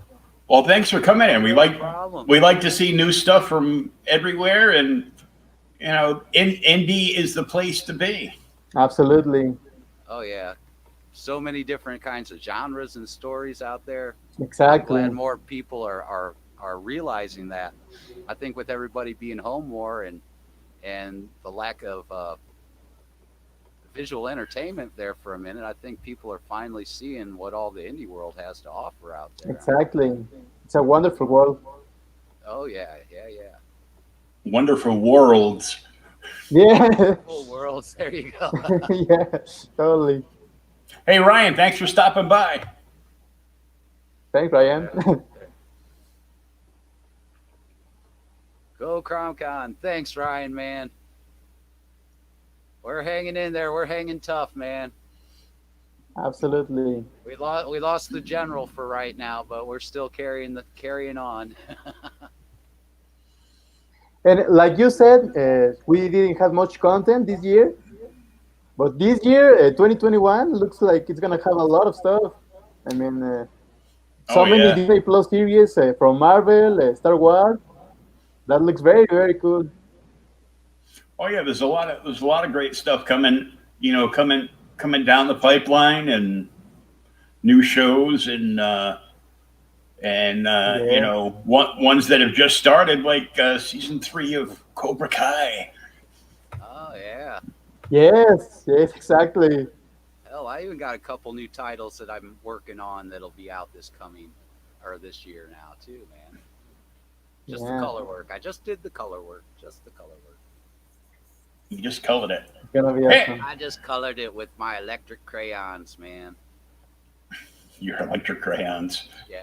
Better than coloring it with your electric sheep. Yeah. Do androids dream? Mm-hmm. Oh. Ask Data. Ask Data? Data. Hey, I was circling around. I was bringing. I know. Bringing it back. Hey, Warren Brown. Hail CRoM. Oh, Warren, what is up, Warren? Yay! That's right. It's the Phil and Will show today. Yeah, we both sound alike. Well, only when you say our names. Only when you say the Will Phil. Don't be so willful. But don't. The Philly Will. The The Chili Willy Phil. Okay. Well, is there anything else you want to talk about with your book real quick before we bring Jeremy into? I mean, that's it. People can find it on Kickstarter. And like I said, Kickstarter has a lot of amazing projects. I hope you can pick up mine, Divine Feather. And if you can, I mean, check everything else. There's a lot of talented creators. Yeah, I'm excited to see it. If you would, man, drop that link into the comments. Since, Absolutely. We're trying to juggle here, so we're trying to make sure everything gets out there for everybody when they're on. So Thank go you. ahead and drop that link in, man, so everybody can see all that comic goodness you got going on, man. Yes, I'm very thankful to everyone who has supported it. And I really hope everyone here can go check out Divine Feather. Awesome. Yes, you must. Thank you for the opportunity and giving me the platform and accepting me here. And thank you. Hey, no problem. Thanks for bringing the book around, man. We appreciate it. It's been a pleasure, man. All right, man. You take it easy, man. Bye. Good luck. All right. Thank you, Oscar. Bye. Jeremy. Hey, guys. How are y'all? Oh, it's going, man. It's going. I see that. You guys having to go on the fly here a little bit. Oh, yeah. We lost the host, man. Like I said, we think we got a power outage going up his way, man. So. Yeah, we had that storm about 2 days ago. It started down here. I'm from Texas, so started from here and kind of worked its way up. So. Oh yeah. We had some bad ice and snow and. Yeah, I saw that. I was so surprised to see that you guys had the snow that you had down there, man. And we shut down if we get 2 inches. I mean, so Texas isn't used to snow or ice. So I mean, so nobody's driving anywhere, right? Well, it melted away now, so everybody's kind of getting out and about now. But I was gonna say you get like half an inch and everybody freaks out, right? Yeah, pretty much. Oh my God, how do I drive on this? But see, we're used to about 115-degree summers too, so I mean, it's kind of. Yeah. Boy, I mean, 90-degree summers really nice. Oh yeah. So I guess just a little bit about me. I'm just an indie artist. Kind of getting back out there. I do a lot of fan art, kind of going into original art. Got a few stories, kind of starting working this way, the script and art, and just kind of getting back out there, kind of getting my feet wet again. Awesome. So what all do you got going on then?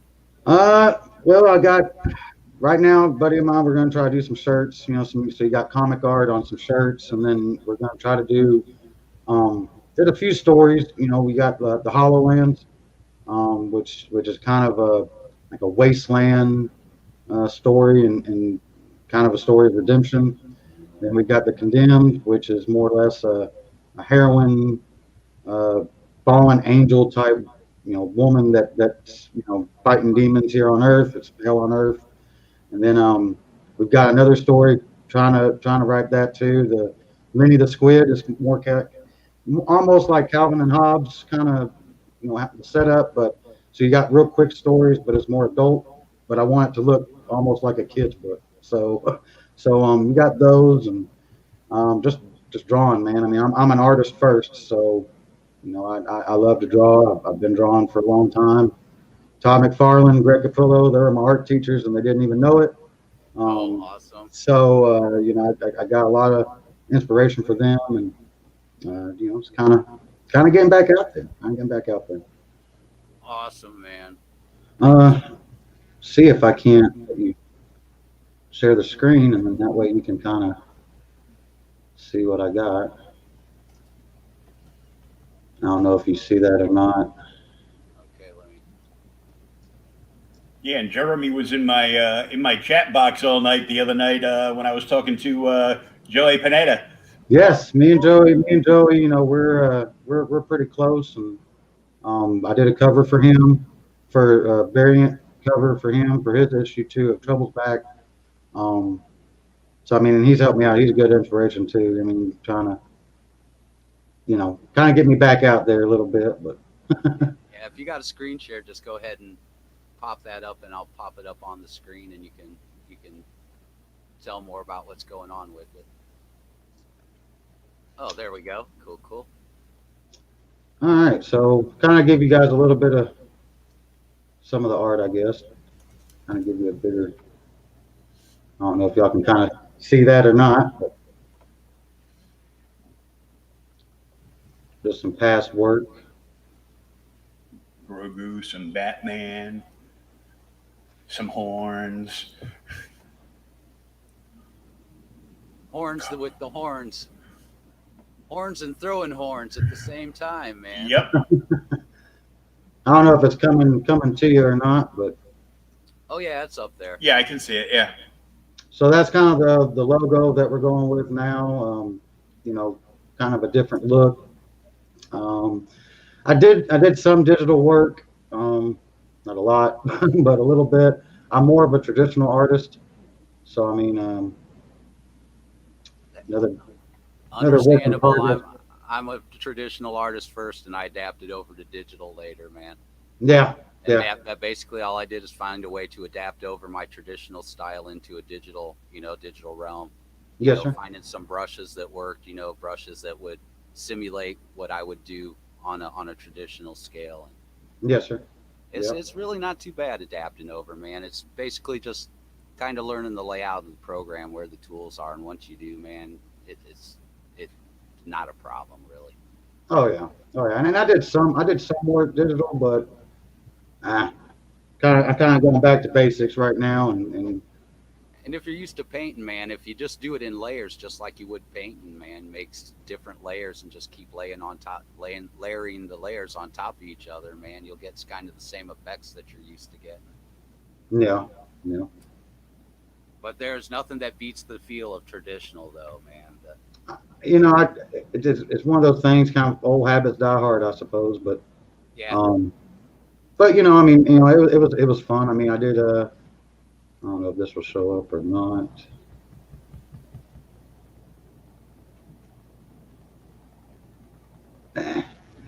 Cannot be.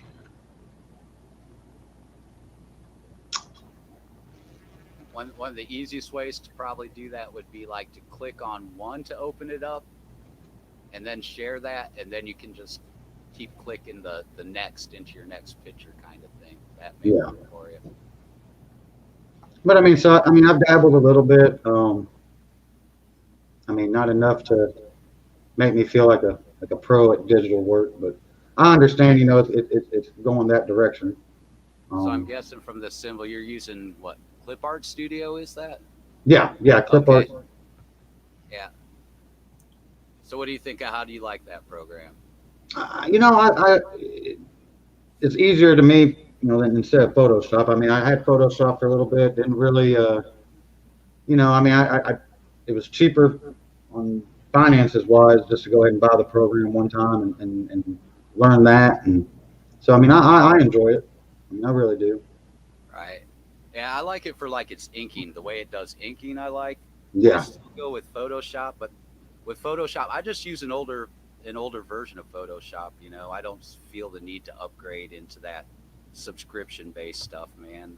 As far as what I do with coloring and any of the basic stuff, the older Photoshop works just fine for me. So. Yes, sir. But of course, Clip Studio is definitely it's a easier price range to get into, man, for sure. Yeah. I mean, it was easy for me to learn. I mean, I don't know about everybody else. I mean, I know everybody's a little different. I mean, for me, it was pretty good to learn. And oh yeah, it has a good layout. It's got a good tool layout and where everything is on it. But that's one of the things I really like about it, is the way that it does the inking and the inking brushes in Clip Studio. Yes, sir. But that's kind of what we're doing. I mean, right now, just kind of get back into it. I got a bunch of sketch covers that, I'm trying to draw on, but other than that, just trying to get back into it. I took a little time off last year, and so and with COVID, I think everybody kind of took a little time off, I guess. But yeah, I mean, we're getting back into it, and then we're excited about the new year, and we're shooting to have something out there by the end of the year. Well, cool. That's good to hear, man. So a little bit of everything. I mean, let's see. kind of show you guys a little bit of everything, I suppose.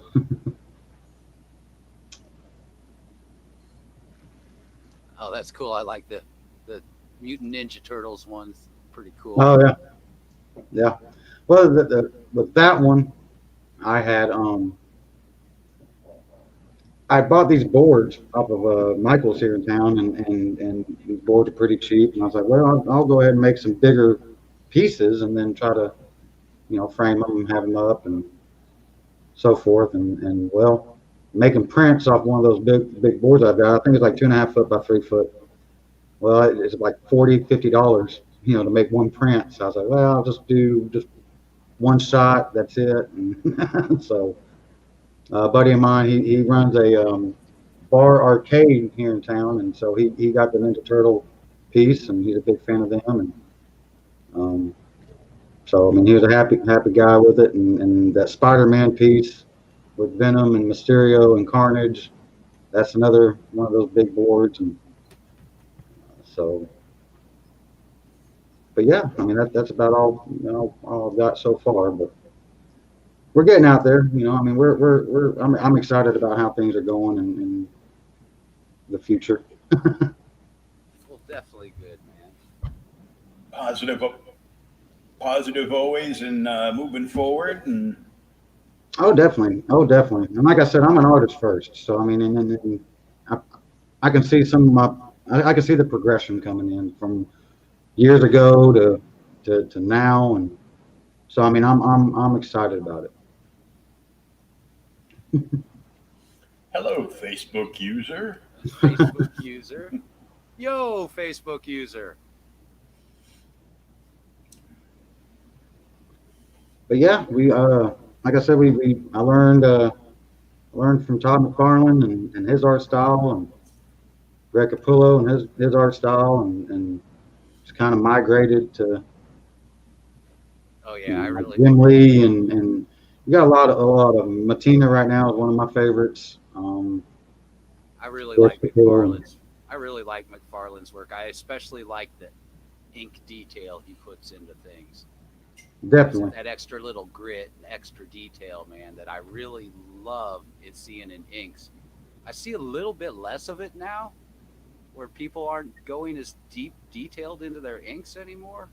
Right. But I'm starting to see a little more resurgence of it. I think he helps bring that on, inspires people to oh yeah, I mean, into their hatching, cross hatching, all the little bits and blurbs of spots here and there. Oh yes, sir. I mean that's kind of my philosophy, is the devil's in the details. So I mean, the more detail that I can add to it, one, I think it looks great. Two, I hide my mistakes. So I hide my mistakes. The more detail I pack in, you might not see as many mistakes as what I make. Well, it gives it more form and gives it more texture. Texture and form is what I love about that style. Oh yeah. I mean, and I know it's like hyper stylized, but it's still kind of, you for me, I feel the realism with it, a little bit. I understand it's hyper stylized type art, but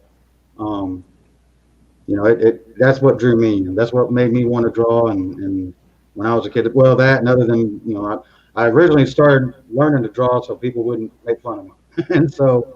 And you had the cool kids with all the comics and back then, and then they started drawing. So then I was like, well, I'll try, and kind of kept it going. I started with Calvin and Hobbes and Garfield and Looney Tunes, and moved my way up to Spawn, Lady Death, Evil Ernie. Yeah, so that's kind of where my transition went. Yeah, I started with some of the similar stuff, like a lot of Mad Magazine, like Don Martin stuff and that. Oh, yeah. Then on to like Iron Man and Spider-Man is, getting into it a little more. But and Will, like I said, Joey, I mean, I whenever he was on your show earlier in the week, or I guess last week, and I told him, I said, I let him know after the interview, I said, man, you got to help me with my book now. So with all the talking that he was doing and all the ideas he had, I said, man, you got to help me. So, I mean, I'm looking forward to it. And You know, there's a lot of stories, and then I even, you know, there's even stories kind of like what Stephen King did with JFK, and he just kind of put a whole new spin on something that's real. You know, I'm a big history buff too, and so you know, I got World War II and the Vietnam War, and you got you know, like JFK assassination.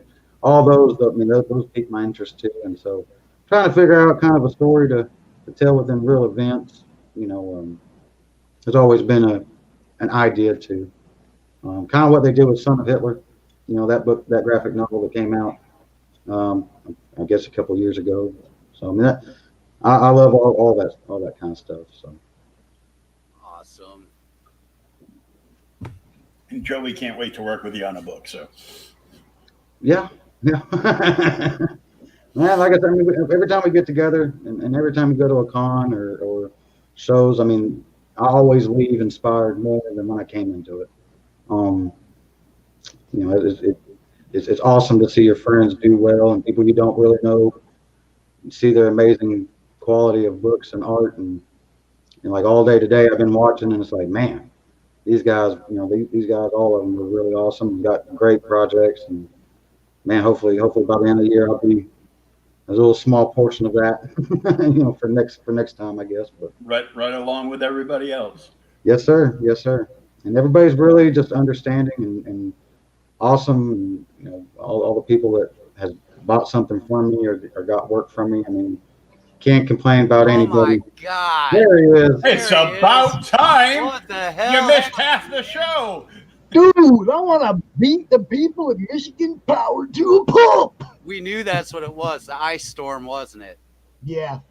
Trees are going down all over the place, man. Like we've been saying earlier, it's like we just got just a hint of that yesterday, and I know up above us where you're at, you got it way worse than we Dude, it's freezing in here right now, man. Oh man, you lost even your heat there for a bit. Oh no, power gone, nothing. We don't got a fireplace. It was like getting kind of chilly. Oh yeah, I guess even with gas heat, you still need something to spark that flame and stuff. That's Well, right. we got electric. Electric heat, yeah. Please come on. God, we wonder what happened. Talk dirty to her for a little while, see if it gets out. I even broke down and it's like, okay, I think he left a number. I'll call him. But see, our phone is on the electric too. You know, it's like everything. I don't know if you got the message, but my son posted in the group. Pop's power's out. Somebody tell Phil, or post it on my page. I mean, because he's not in the group. I couldn't invite him to the group. No, yeah, nobody said anything to me. We just kept rolling. We kept rolling and trying to figure out who was next and if, you know, I just Well, I mean, all the messaged him over. schedule's up. You guys, I'm pretty Right, sure. that's what we've been running with, man. You know. And Because the show must go on. Well, yeah, I know we sent Kevin a message. Kevin didn't let you guys know the power was out. No, we're flying blind on a rocket cycle, like I've been saying, man. Tina helped out. She ended up signing in that way if things went down. You know how my connection goes, man. Well, so I was like, man. So she signed in that way. If my connection went down, then Will could keep going, and that's how we've been rolling so far. You missed Mike. You missed Mike. I miss Mike entirely, huh? Yeah. Mm-hmm. Well, you can watch the rerun. Well, I talk to Mike a lot anyway, so. But I was going to give him a hard time. You know, we're still fumbling around during that. He's like, "Here, share this out." It's like, "Oh my God, hold on. Where's this? I got to find that." He's got so much going on, man. That guy's amazing. He's amazing. So, Jeremy. Yeah, hey, Bob, talk to Jeremy a minute, man. I'm gonna have to take a quick I don't want to break, but keep rolling. Talk about me during your time. Oh, no worries, man. I think everybody was worried about you. Well, I memean, like I said, anybody that can see my Facebook page knows that the power was up. So that was all I could do. I was like, because I went to my son. I was like, hey, help, because I got nothing. I got nothing, and nothing down here was out. Oh, man. That's what I was telling them. We got a little bit of it a couple of days ago, and it kind of migrated up to you guys. So we're just now starting to unthaw. Yeah, so Jeremy sent it up to you from Texas, so. Yeah. And but Texas, Brian like says I said, he's going to rub Pops to make sure he warms up. He said y'all take turns. I said, man, it is chilly right now, though. I ain't gonna lie. Sitting here freezing.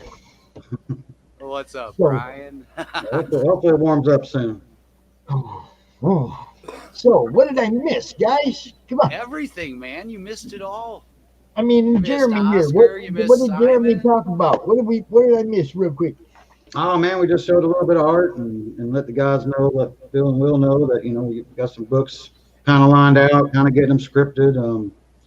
We got on a little side. We're gonna try to make up some T-shirts. Me and a friend of mine, and try to get some T-shirts made of just different things, comic art, original art.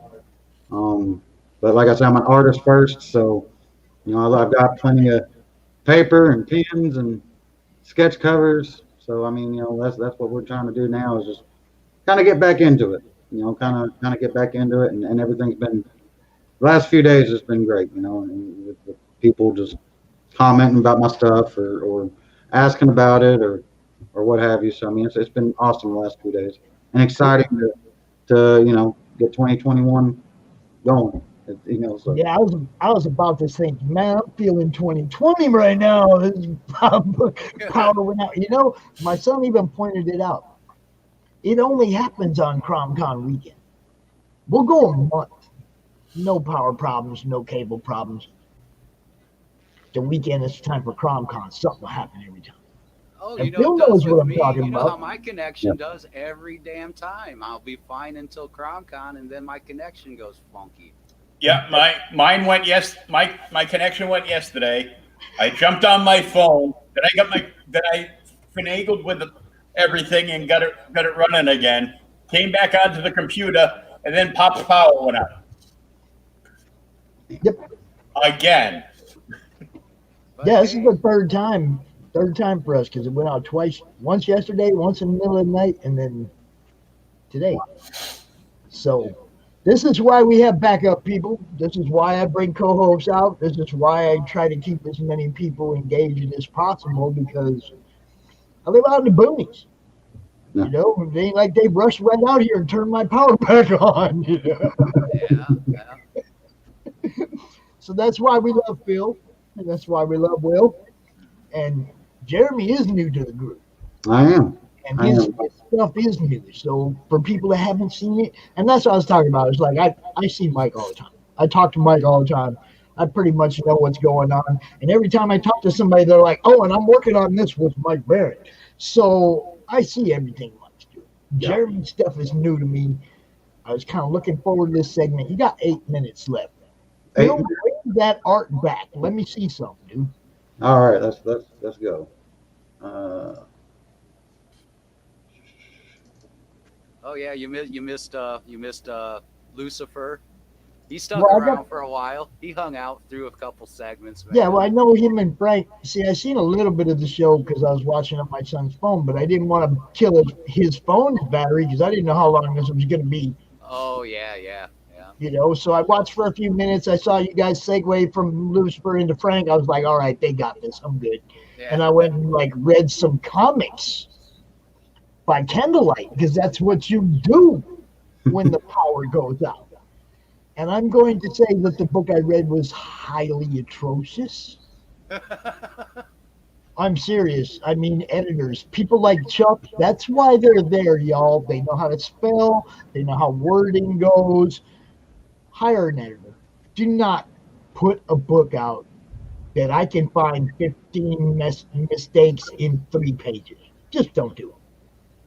Because I'm not impressed now. And I had been sitting on this book for a long time. And it was like, okay, power went on. I'm going to read it. No. Editors are there for a reason, y'all. You put a book out, you have somebody proofread and edit your book. Oh yeah, and they're unsung just like the letterers, man. Believe me, I went through 2 stints as editor, man. Yeah, well, the letterer, I had a problem with him too. Okay, when you put an L and an I next to each other, you can't have them really close if they're capital letters. Oh yeah. Okay, because now it looks like a U. Man, on your fonts. Well, because now it looks like a U, and if the word is flicker. Yeah. Okay. Yeah. Okay. I know where you're going with that. And if you use that word 5 times in the first 2 pages of your book, I'm just saying, it didn't look good. You know, it was atrocious. I'm sorry. Anyway, show me some art. Click on some of that stuff. Enlargement. I like the skull right away. What's up with the skull? Oh, let's see. I don't know if you guys should be seeing it bigger screen, but well, see, that's the skull is more or less like a logo. We were trying to change up the logo a couple years ago, I think, and I was dabbling with the digital art. So came up with a skull. I mean, my version of it, anyways, and so that's kind of our new logo for now. And I want something to where if you go to a con, got a banner, you see that, you know it's me. Here's one way. That way you don't have to look for anything. I mean, you know, you see it, you're like, hey, that's Jeremy. You know, that's Caldwell Images. Here is one way that we could see your images bigger, is if you open up a web browser window and drag and drop your images over into it, you can share that browser window and flip right through, and you'll have bigger images going on. Okay. How you doing, Joey? Thanks for watching, bro. And yeah, we've stumbled across Jeremy last week or maybe 2 weeks ago, and it's like, oh, well, this guy's awesome. What's up here? Yeah. So, I got you know, some of these, you know, we got, you know, everybody kind of at the time was enjoying the comic covers, comic sketch covers, but I got a lot of those. So I mean, you know, I don't know the man's name now, but he ended up giving me a bunch of, you know, ended up getting a bunch of covers. So I mean, I got like the Amazing Spider-Man. This is Spider-Gwen, battling it out with, you know, Mary Jane Venom, you know, her. And so you know, we got a couple of them. Another little was It Chapter 2 was big. So you know, we got Harley Quinn dressed up like Pennywise. You know, and that was another one of those covers that I was able to get. You know, a couple work in progress. I mean, everybody knows this is after Matina, but you know, like I said, right now Matina is one of my favorite artists. I like to draw, you know, fan art of other images. Sometimes you get in a slump. Hey, you know, you gotta keep drawing. You gotta keep trying to work yourself out of it. So that's kind of what I do. I mean, this one, the big Spider-Man, Mysterio, Venom, Carnage, that's 2.5 foot by 3 foot. You know, like I was telling Will and Phil that, you know, I got them on special. You know, get them printed for prints is outrageous. So they're just kind of a one thing, one shot. You know, I mean, there won't be another print that size. There won't be another piece of art that size. And so, you know, I got that one almost finished. That's another work in progress. One of them I did. He actually owns a barcade here in town. Big Ninja Turtle fan, and so we you know, drew him that. That's also a 2.5 foot by 3 foot Ninja Turtle piece. And so I mean, you know, he loved it and put it in a special frame at his house instead of the bar. So. It must be different working on something that big. It is. I mean, your scale is off, and I mean, I know some guys, you know, and I imagine probably better artists than myself use the grid method, and I never really did the grid method, but it is a little bit, you know, compared to, like, for instance, this I think could only be like, I think 8 inches by 11 inches or something. I don't remember I think maybe a 10 by 10 or something. But, you know, you go by 10 by 10 on this, and then you go to like 2.5 foot by 3 foot. It kind of, you really have to pay attention to kind of how you sketch it out.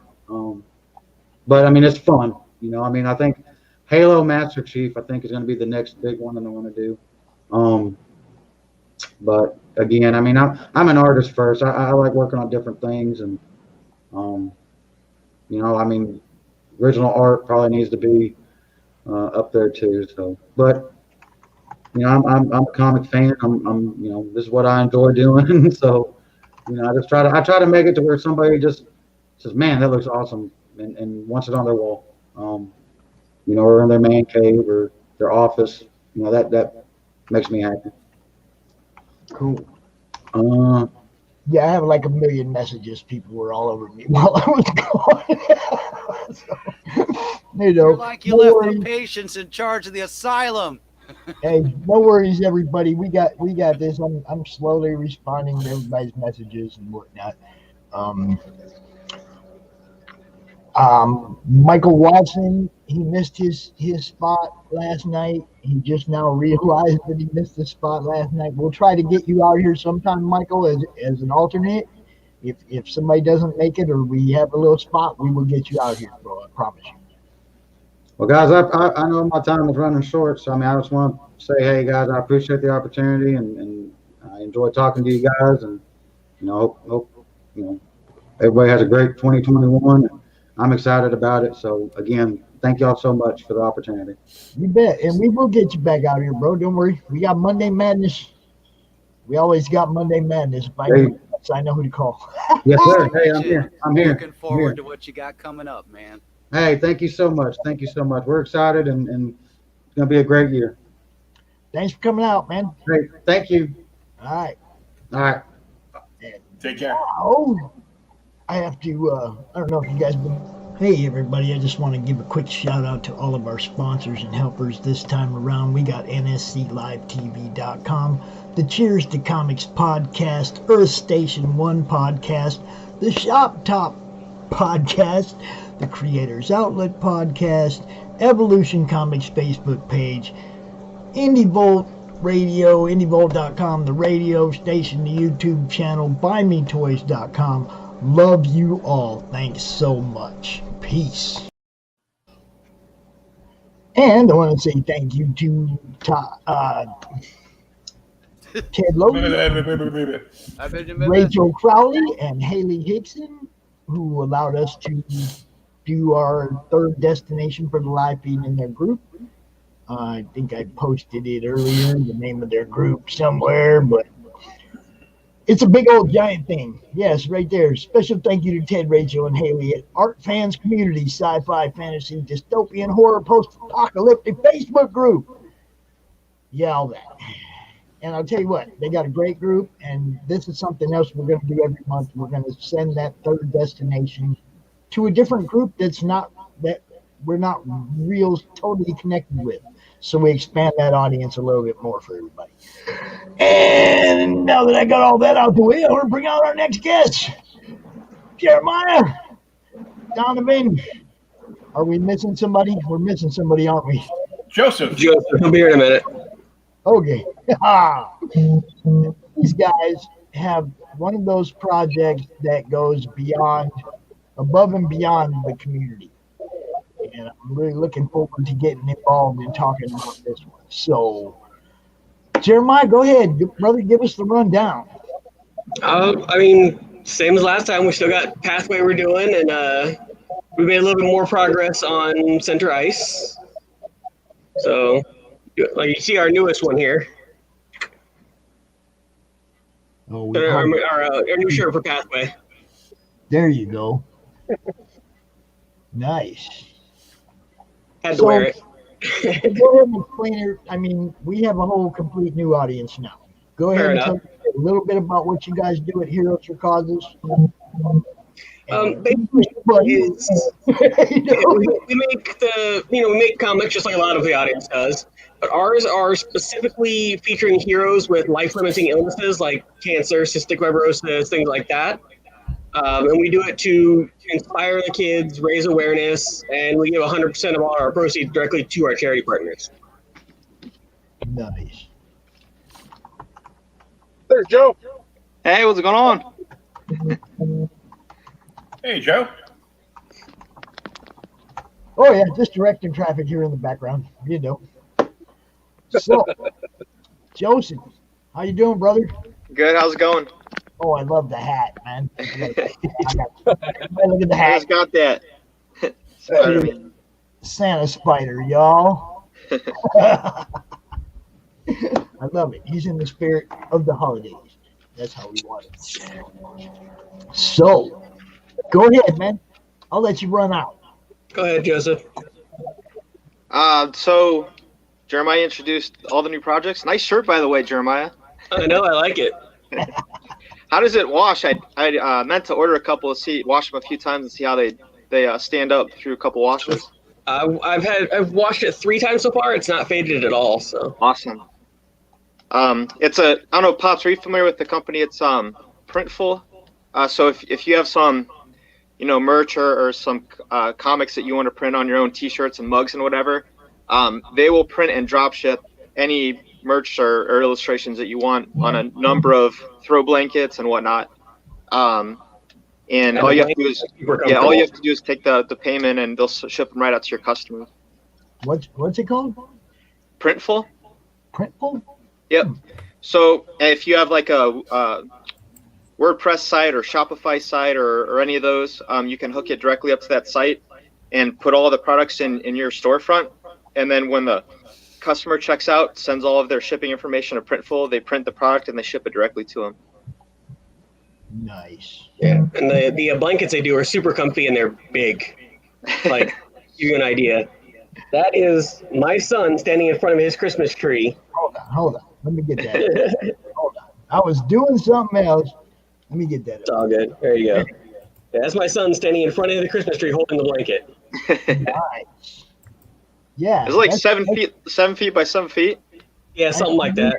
I needed one of those about an hour ago. Oh. I ain't lying, guys. It was cold down here. Yeah, it's cold here too. Yeah. You guys got a cold front in Florida.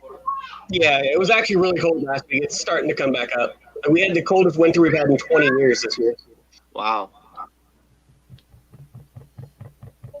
Come here. Why are you yelling in the background, boy? Say hi to everybody. Hi. See, this one guy's going to be reading your comments here. Listen. Bulbasaur stuffed animal. You got a what stuffed animal? Stuffed by Bulbasaur. Score Bunny and Bulbasaur stuffed animals. Okay. Nice. Okay. And I got some hot chocolate. And some hot chocolate. Okay, take your candy and go, boy. Look like he was brushing his teeth with that sucker. Ah! So yes, this is the place, y'all. Heroes for Causes. And the first time I saw this, I was blown away. Okay. These guys have a great mission. You'll notice each one of these characters is based on an actual person. Yep. Now, I don't want to tell your story. You guys got to tell your story. Well, Pathway is actually based on me because I have cystic fibrosis. And so that's what we started with. And then Centralize is based on a kid named Weston who's 14 and had brain cancer 4 times. So he still plays hockey pretty much every weekend. Yeah, so what we want to do is, bring a superhero for every cause, every child that wants one can have their own superhero they can connect to. And I mean, Jeremiah and Weston and all these people fighting all these diseases, they're all superheroes in the true sense of the word. So all we want to do is tell their story and inspire thousands and millions of other people that are suffering the same, diseases or causes, and give them, their own superhero to look up to. And they happen to be, based on real life human beings. So I think that's a little inspirational for us that aren't suffering those diseases, and even for those that are. So now, if you look at the website, you have just like what you're talking about, a number of diseases and chronic diseases, and, helping to fund more causes. Who are these munchkins? That is Scarlett and her older brother. They're actually over in the UK. Scarlett herself has cystic fibrosis like I do. That's wonderful. That's amazing. And we have people, in our group, we have people afflicted with some of these things, and I'm not going to drop names, but I mean, I know I have friends in the group that have different, things that they have to contend with all the time, every day. Yeah. So we're always looking to branch out and do more. The hardest part is the funding, though, because since we do give all of everything we earn right back to charity, keep anything, it's hard for us to, do it all out of pocket. Right. So fundraising is the hardest part of it all, but we do what we can. Like we've actually got a fundraiser coming up on the 23rd, where a local tattoo shop and the American Cancer Society kind of worked with us together. We're doing $20 ribbon tattoos when they donate to, American Cancer Society or CF Foundation. Nice. See, now also live streaming getting my center ice tattoo. I'd like you to let us know and give us a little 15-minute live feed from that if you would. They're going to live stream the entire tattoo I'm getting, which is the ice hockey hero that was on the page. I'm getting that tattooed to my leg next to my Pathway one. Okay, will you stream that in the madness? Oh yeah. That's what I'm talking about. Yes. See, and we'll get you paid for pain, brother. We'll get you paid for that pain. We will. We'll get people to donate. Hey, that would be awesome. Then it all goes right to American Cancer Society or CF Foundation, depending on who they donate to, and so just for a good cause. Yeah, it's awesome, and I always love to watch artists at work, especially tattoo artists. I have to be honest. I've seen more tattoos done than I've actually seen art done live. So, it's part of where you live sometimes. I think just within maybe 5 miles of my house, there's something like 30 tattoo shops. Wow, really? It's very, very big culture down here. Like where I'm at in Florida, tattoos are like a big, huge thing. I did not know that. Not that they were that big. I mean, they're big kind of everywhere anymore, but I didn't know any. Yeah, we have a yearly tattoo convention here every October. It has anywhere from, I think this year was the smallest, obviously because of COVID. This year they couldn't do any live tattoos like they normally do. It was just displays and networking stuff, and there were still 115 shops present from all over the country. Wow. Last year they had 120 shops, but they were live tattooing everybody and had something like 15,000 guests. See, that's what I mean. It's like I've seen so many tattoos done live. Yeah. It's like that's a different kind of work. Yeah. I mean, it's definitely intense. Some people don't take it well, No, they're not for everybody. As long as they can appreciate the art and the artist, and if they don't have to get tattoos, it's okay. No, I mean, some people are like, "Oh, I'm going to get a tattoo," and then they get up there and start getting poked at, and it's not so much fun anymore. Yeah, I mean, I've got a few myself, so I think I'm at the center ice one will be my 11th tattoo. Wow. All right. So yeah, man, this is like what you guys are doing is pretty much exemplifies what we're trying to do as far as helping people out. You guys have, a target audience. These the people we're trying to help. For me, it's just like everybody in the community. I'm trying to help everybody. But I when I first saw you guys and brought you in the group, it's like, yeah, those guys, that's the kind of people we really want to promote and we really want to get people to look at. Oh, you're going to be blush pops. So everybody watching, check out Heroes, Heroes for Causes. Go to the page, donate a little bit. Get one of these books, or just donate just because. It's a new year, man. We gotta leave 2020 behind, roll forward, and do good where you have a chance to do good, man, because there wasn't near enough of that in the last year. We didn't get to hang out at all. No.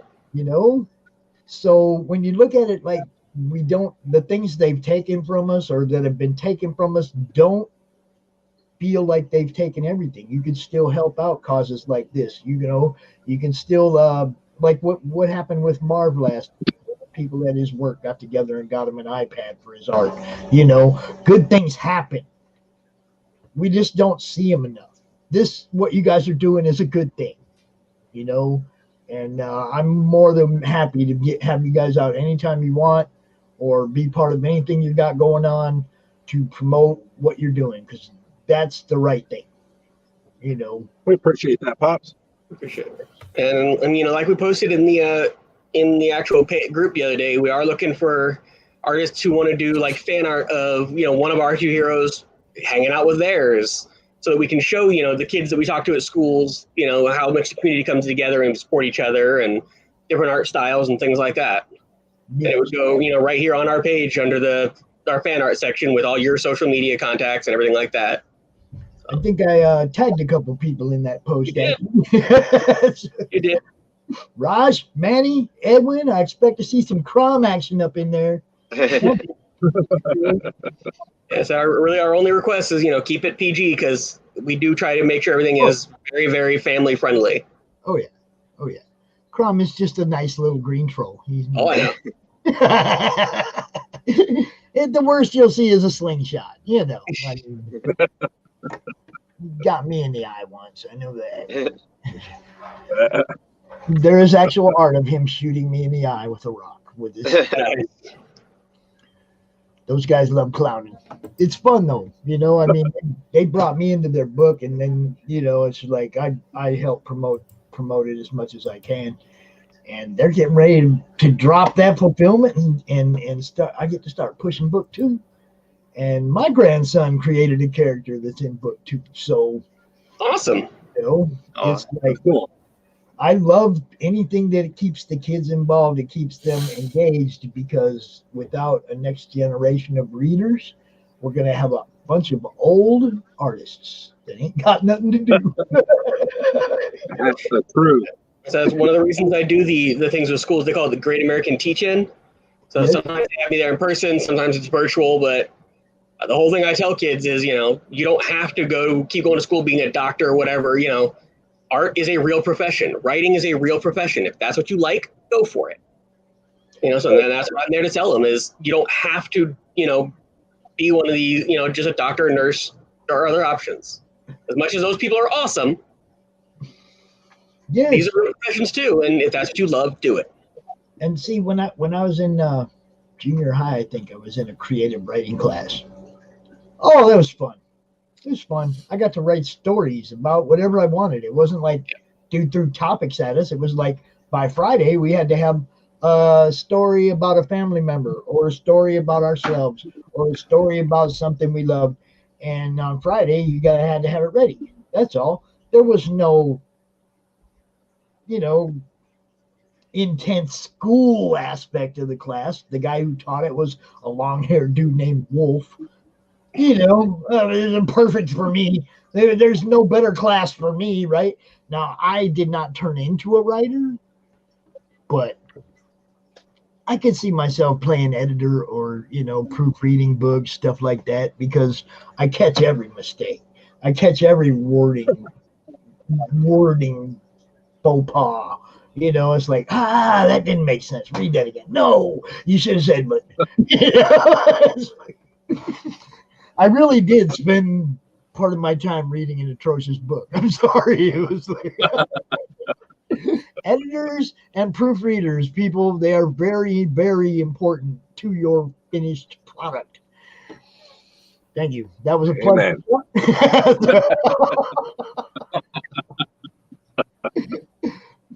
Now then, we got a few minutes left. Is there any specific art you want to show off or anything like that? Anything are you in your car, or are you at home? I'm actually in my car right now, sir. Okay.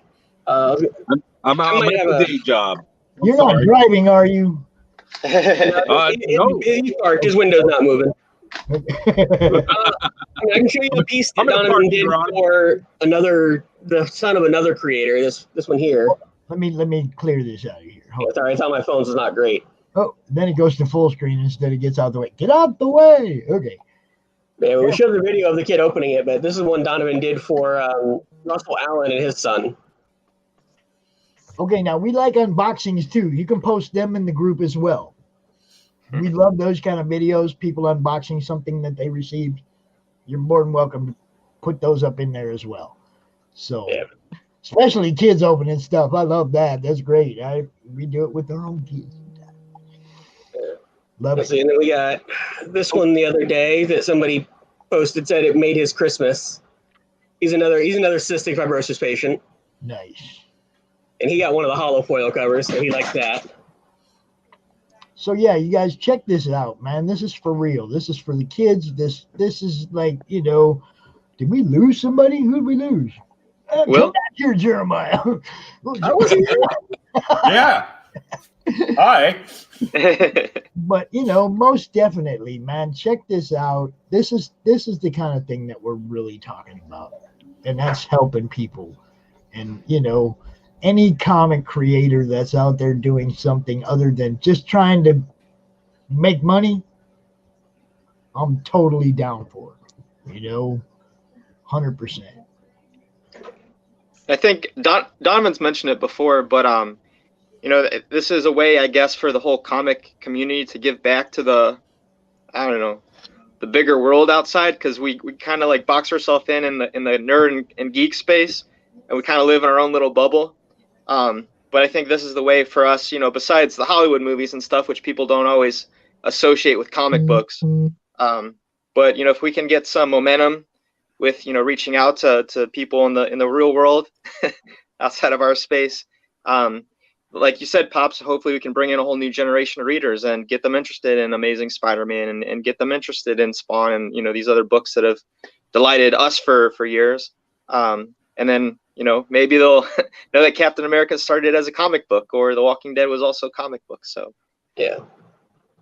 A lot of people don't realize that some of their favorite characters started there. You know, a lot of people don't realize that. But, I mean, at the same time, there's some great comic books about, you know, like The Undertaker. I love those comic books that they're doing.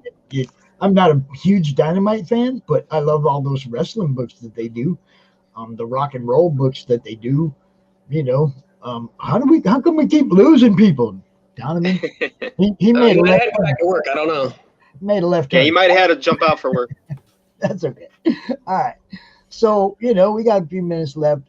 You guys, I'm really impressed with exactly what it is you guys do. Like I said, it's above and beyond your normal comic. You know, it has a mission, it has a purpose. And you know, you guys always have a place in the madness. Promote, talk about it anytime you're doing any kind of, you know, event or anything, unboxing, anything has to do with what you're going on. The more people see you, the more people are going to know about it, the more people that are going to donate to what you're doing, you know. So, like, you got Will right here. He does a podcast. They've been on it. Yeah, we've been on it. We love Will. We've done it.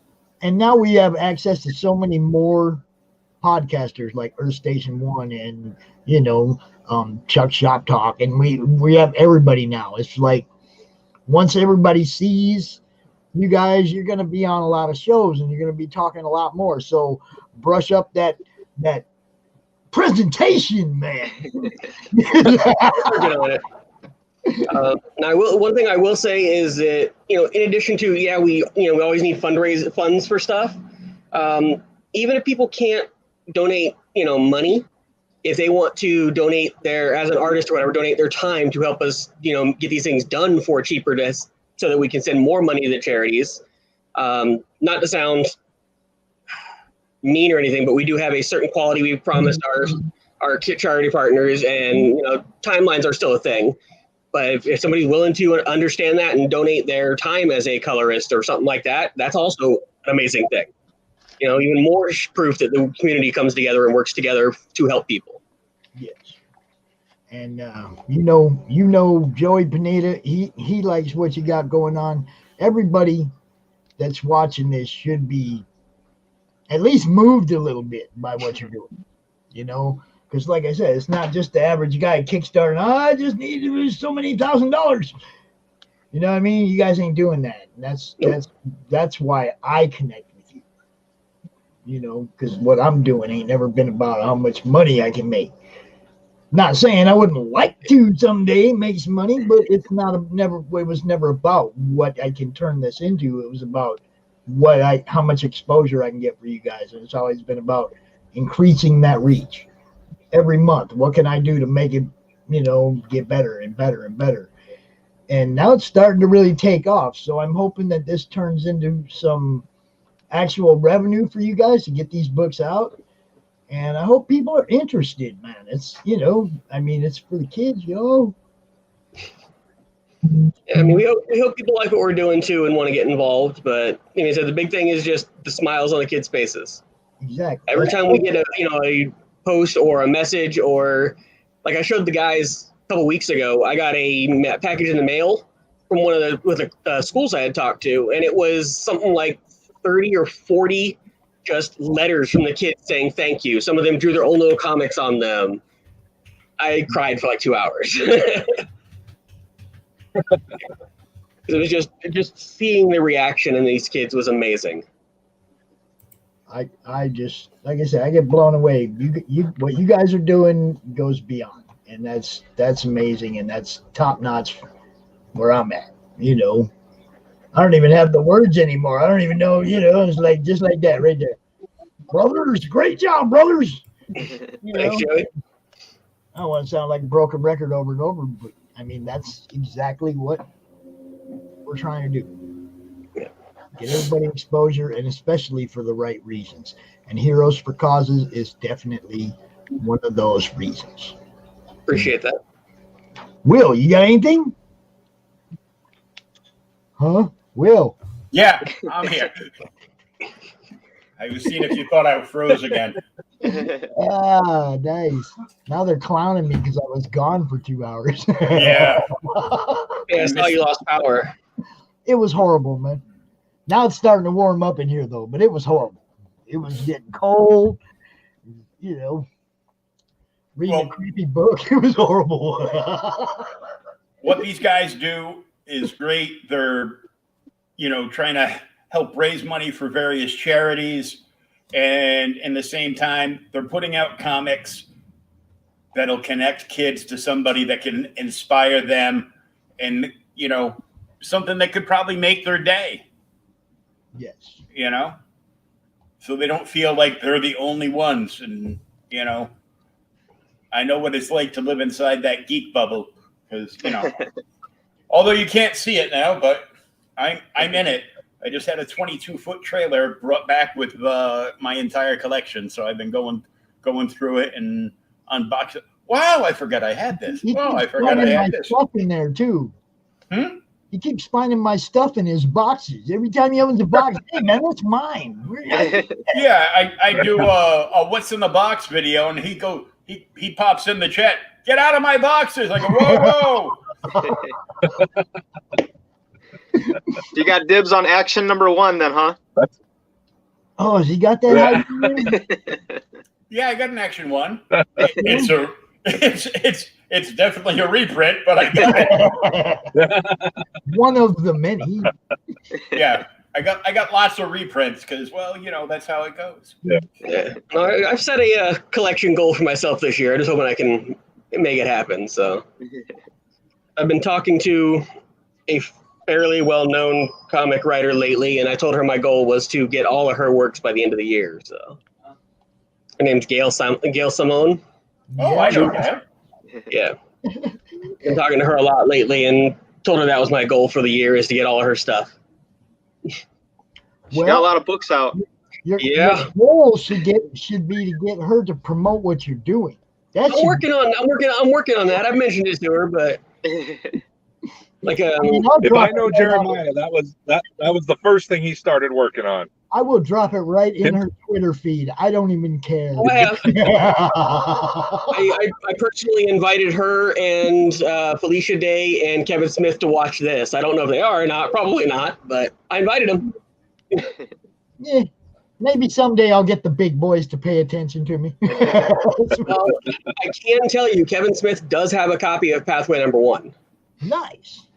And I can tell you, I've got Kevin Smith's autograph in a few places in my room. So that's awesome. We definitely love that stuff. Gentlemen, you guys rock.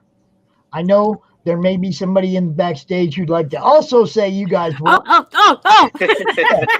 Hello. Hey, how you doing? Daphne does art. Yeah, I'm a good drawer. Yeah, very good drawer. Yeah. And she's also a big part of what's going on on another platform. I'll let her talk about that, but she'd probably be more than willing to help you guys out, get a little word out for what you're doing too. Oh, sure, yeah. We appreciate it. It's also part of a podcast, guys. So, yeah. It's like I can be found regularly on the Indie Volt network with Randy and Varian. Yeah, so we've been on there once, I think. The Sunday Funnies is where you guys really need to go talk about this sometime here in the future. Oh yeah. I mean, it's like just give us a heads up, and we'll try to schedule something in. Hey, I'm literally always available. I have no life. It's Heroes for Causes. It's great causes for kids, charities. I think it would be a great fit for you and Randy's show on Sunday morning. You know? Sure. So yeah, most definitely. Thanks, guys. It's always a pleasure. Thank you, Bob. 30 minutes just ain't long enough for this. I know we can go on for hours. Well, happy holidays, everyone, and happy New Year's. Happy New Year. Thank you. Joseph, Jeff, definitely get with me for we'll schedule you for a Monday Madness sometime in January. Sounds good. All right. And you can hit me up any time to come back on too. Yep. Thank you, Will. We will. All right, y'all have a great night. Happy New Year. Bye, guys. New Year's, guys. Bye. Bye. I love doing that. I love doing that. Well, see, the whole thing is a lot of times it's like they may not know each other, and I like to introduce people because networking is the whole. Oh yeah, no, absolutely, yeah. And at the same time, sometimes they do know each other, and they play tricks on each other and stuff. Right. So it's like I've had people go, "Hey man, don't tell him, but I want you to pop me into his show, pop me into his segment so I can say hi," because they're used to seeing each other at cons, hanging out together. Yeah. And they're not, so I'll even cater to a guest's need to prank one of their friends. Right.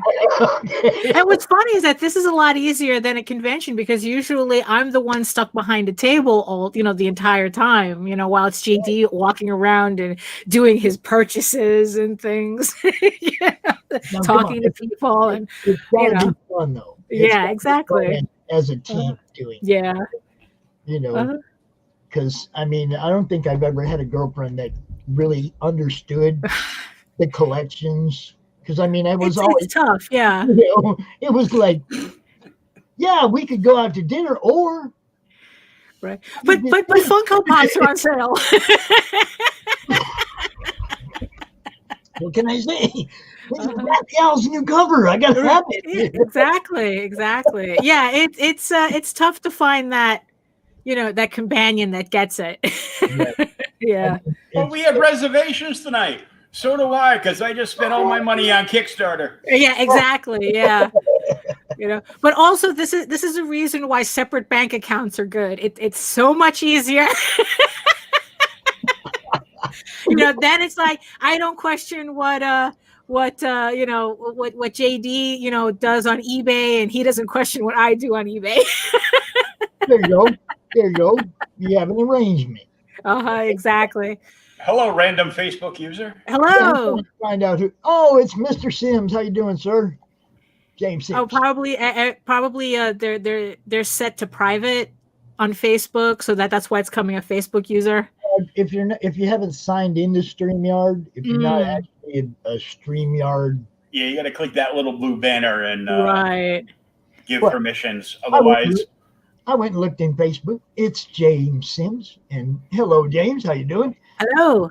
We got keep up with the YouTube and the Facebook, and it's like I'm trying to watch 3 different destinations. Oh yeah, I could imagine. Yeah. I don't miss anybody's comments because Monday Madness last week we went out and it wasn't showing any of the comments on the third destination. Right. Yeah. It was my personal Facebook page. I didn't have a third destination at the time. So then I realized there was people commenting the whole show and I didn't see any of those comments. So I was like, well, we can't use that anymore. We need a third destination. Mm-hmm. So now we decided every month we're going to offer that third destination to a different group. Oh, okay. just keep spreading it and try to expand the reach, John, what's up, brother? Hello. He's watching. So, Daphne, introduce yourself. I mean, I know it's for me. I just want to talk for our lovely audience, of course. Yeah. Tell everybody who you are, what you do, and you guys are gonna like this. Oh, thank you. No pressure. Hi, everyone. My name is Daphne Lage, and I am a cartoonist, illustrator, and comic book artist from New York. I am the artist of the funny animal fantasy epic Tall Tales, Tails, and the fantasy drama Ego Raven, Heir of the First Unicorn, which premieres Monday on Kickstarter. And you can check out my work and sign up for updates at egoworks.com, EGOWORKS.com. And I also have a YouTube channel at Daphne Lage, Lage Art. So that's the short of it, pretty much. Yes. How come I don't have a Daphne banner? I got everybody else's banner. I got to put one together. You don't have one because I didn't give you one. It's like it's on the list. It's like I swear to God, it's like I started doing all these podcasts, and now it's like, oh wait, there's so many people I gotta do stuff for. Yes. Yeah, no, definitely, that's coming. Now I have one question. On Monday, are you going to do a launch party? I'm not sure. It's like usually I know, right? It's like that seems to be the whole thing now. It's like just do a live stream launching the Kickstarter.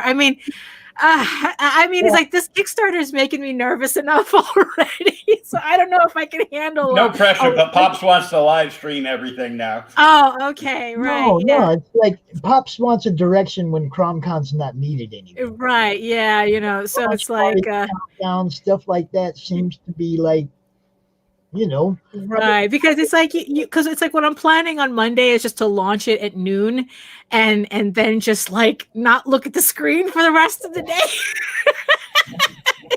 Because it's like what's really funny is like I've done so many Kickstarters before, but the thing is though, like this is my first solo comic book project.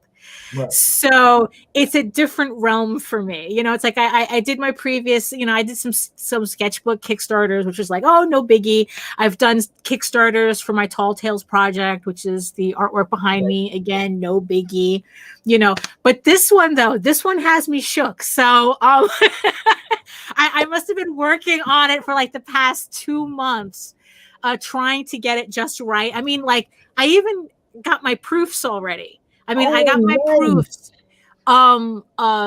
Since I've had my proofs since October, and I've been tweaking it ever since. Yeah.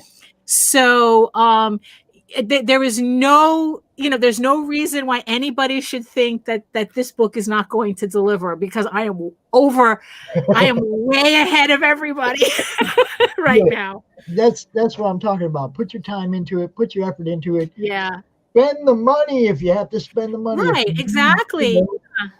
It's like luckily I have a printer that does like samples, does like literally print runs of 1 and 2, so I can do these samples and go through it and make sure that I'm putting out the best product possible, because this book, Ego Raven, Heir of the First Unicorn, is a very personal project of mine. Before this point, it used to be my hobby book. It's like, oh, you draw comics for a living. Yes, I do. It's like, what do you, it's like, so what do you do to relax? I draw comic books. It's like it never changes. So this was the hobby comic when Tall Tales was like my main focus. And for those of you who are not familiar with Tall Tales, so this is my Tall Tales book. Like I said, it's a funny animal fantasy book. This is more like Lord, like if you're into like more Lord of the Rings type of adventure fantasy, where everyone has an animal head. This is what this is. So this would be my main. This was like my main book that I was working with JD, and it's still ongoing. We have like 3 Kickstarters for this series for 2021 scheduled, so it's going to be a busy year. but Ego Raven though is a personal project that I've been working on since high school, just like a side thing, just, you know, bits and pieces, drips and drabs, and it would like slowly come together because that's how I relax. So and then it's like this past in 2019. What's funny is that ever since I you know, it's like I started getting involved in these podcasts and Indie Volt and you and your, you know, and your Facebook group and everything. I don't know. There was like a certain invigoration that I experienced, you know, with this whole thing. And I just went completely bonkers with this project in 2019. Just like, you know, let me get this done. Let me get this done. And then it's like lockdowns, you know, made it easier too, because it's like, oh, what else am I doing? So I might as well color it. I might as well tweak the artwork. And then it's like re-letter it. And then it's like, wait a minute, what am I going to do with it? Oh, let's finally put it on Kickstarter. Sell it. Yeah, exactly. That's like, you know what? It's like I've been working on this project for, you know, 20 years. So it's like, you know, I think it's finally time I did something with it. And 20 years, it might be almost ready. Yeah, exactly. Yeah, you know, it's it's like one of those projects where it's like you don't really think about it until you really start thinking about it, you know? And yeah, and it's like, so not only did I start coloring the work, I mean, it's like I have 5 issues ready. I have 2 issues laid out. So again, I'm way ahead of the game.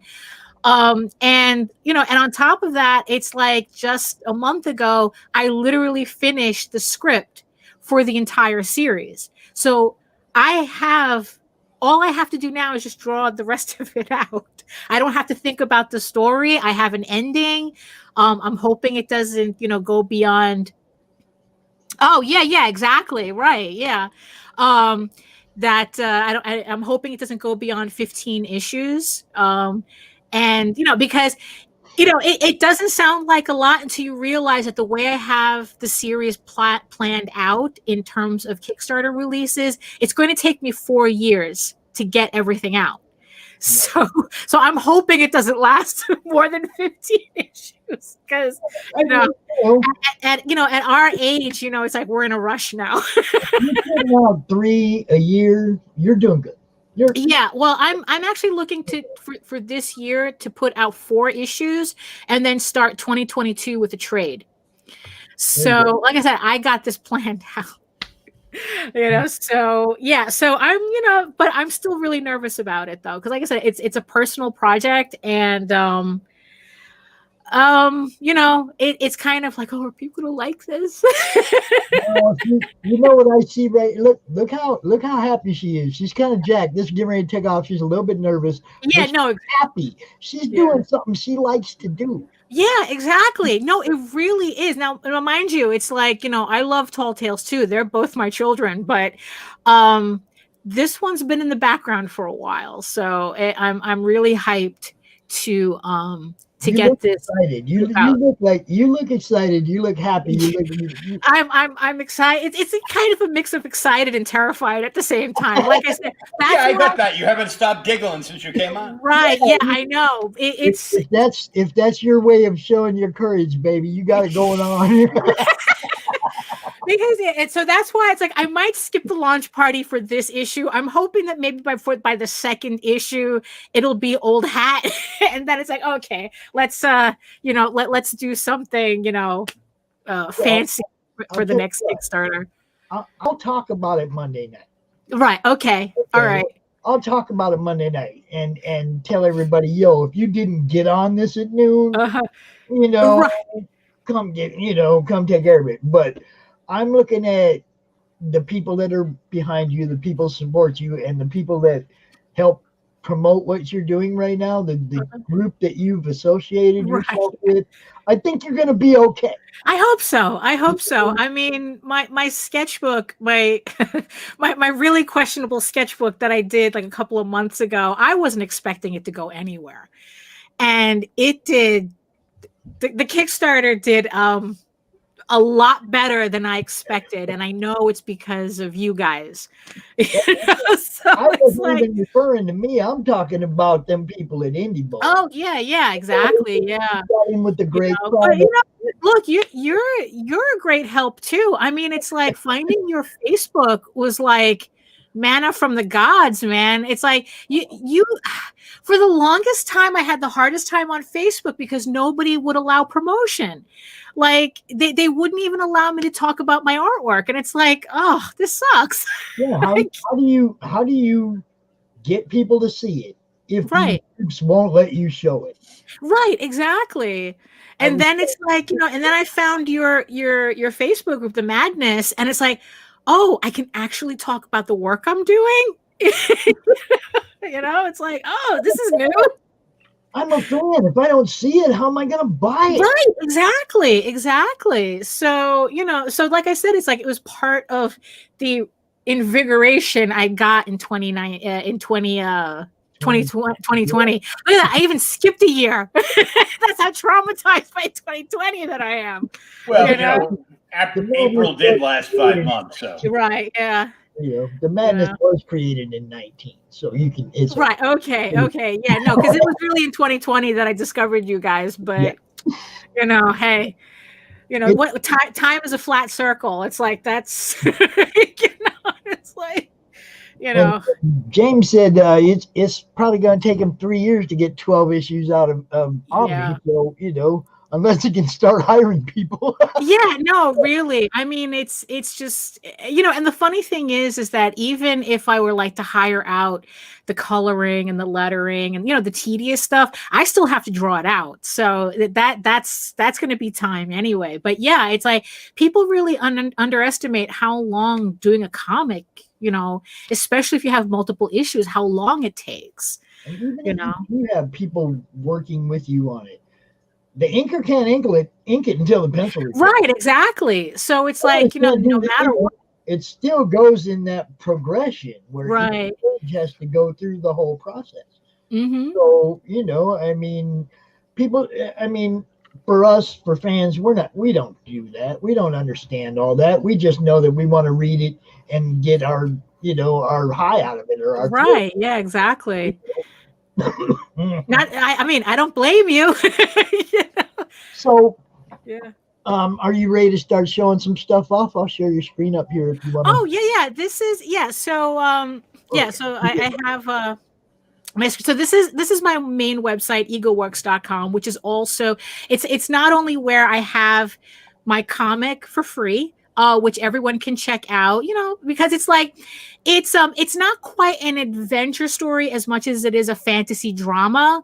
It's kind of like if you took the Chronicles of Narnia and The Witcher together and like mashed them together. But it not as much like like Running to Mount Doom type as it is like I said, just like more like a soap opera. And if you come to my website, you can read the first 5 issues for free, which a lot of people find weird. It's like, oh, why are you putting it up for free if you're gonna start a Kickstarter on Monday? And it's like, well, the Kickstarter is for a remastered version of the artwork. The lettering is redone. The artwork is I tweaked the artwork, and I colored it. It's in full color. The important part. So right now I have issue 5 up. So like I said, I'm way ahead of the game here. And just to give like a quick summary. So like I said, Eagle Raven, Heir of the First Unicorn is a fantasy drama created, written, and illustrated by me. In a multi-issue comic series in the style of the Chronicles of Narnia and The Witcher. But like I said, it's more drama-based than adventure-based. So, so the first issue is going to be 32 pages in full color. And it introduces Eagle Raven, a half-unicorn, half-human princess who lives a rather sheltered life in Edenrun, a magical valley of elves and unicorns. She is the firstborn of the unicorn king Alaric and a human woman whom through enchantment was turned into a unicorn herself. Although Eagle Raven is a princess, she is not really accepted by the elves, and there is a small contingent of unicorns who resent the half-breed offspring of their king stallion.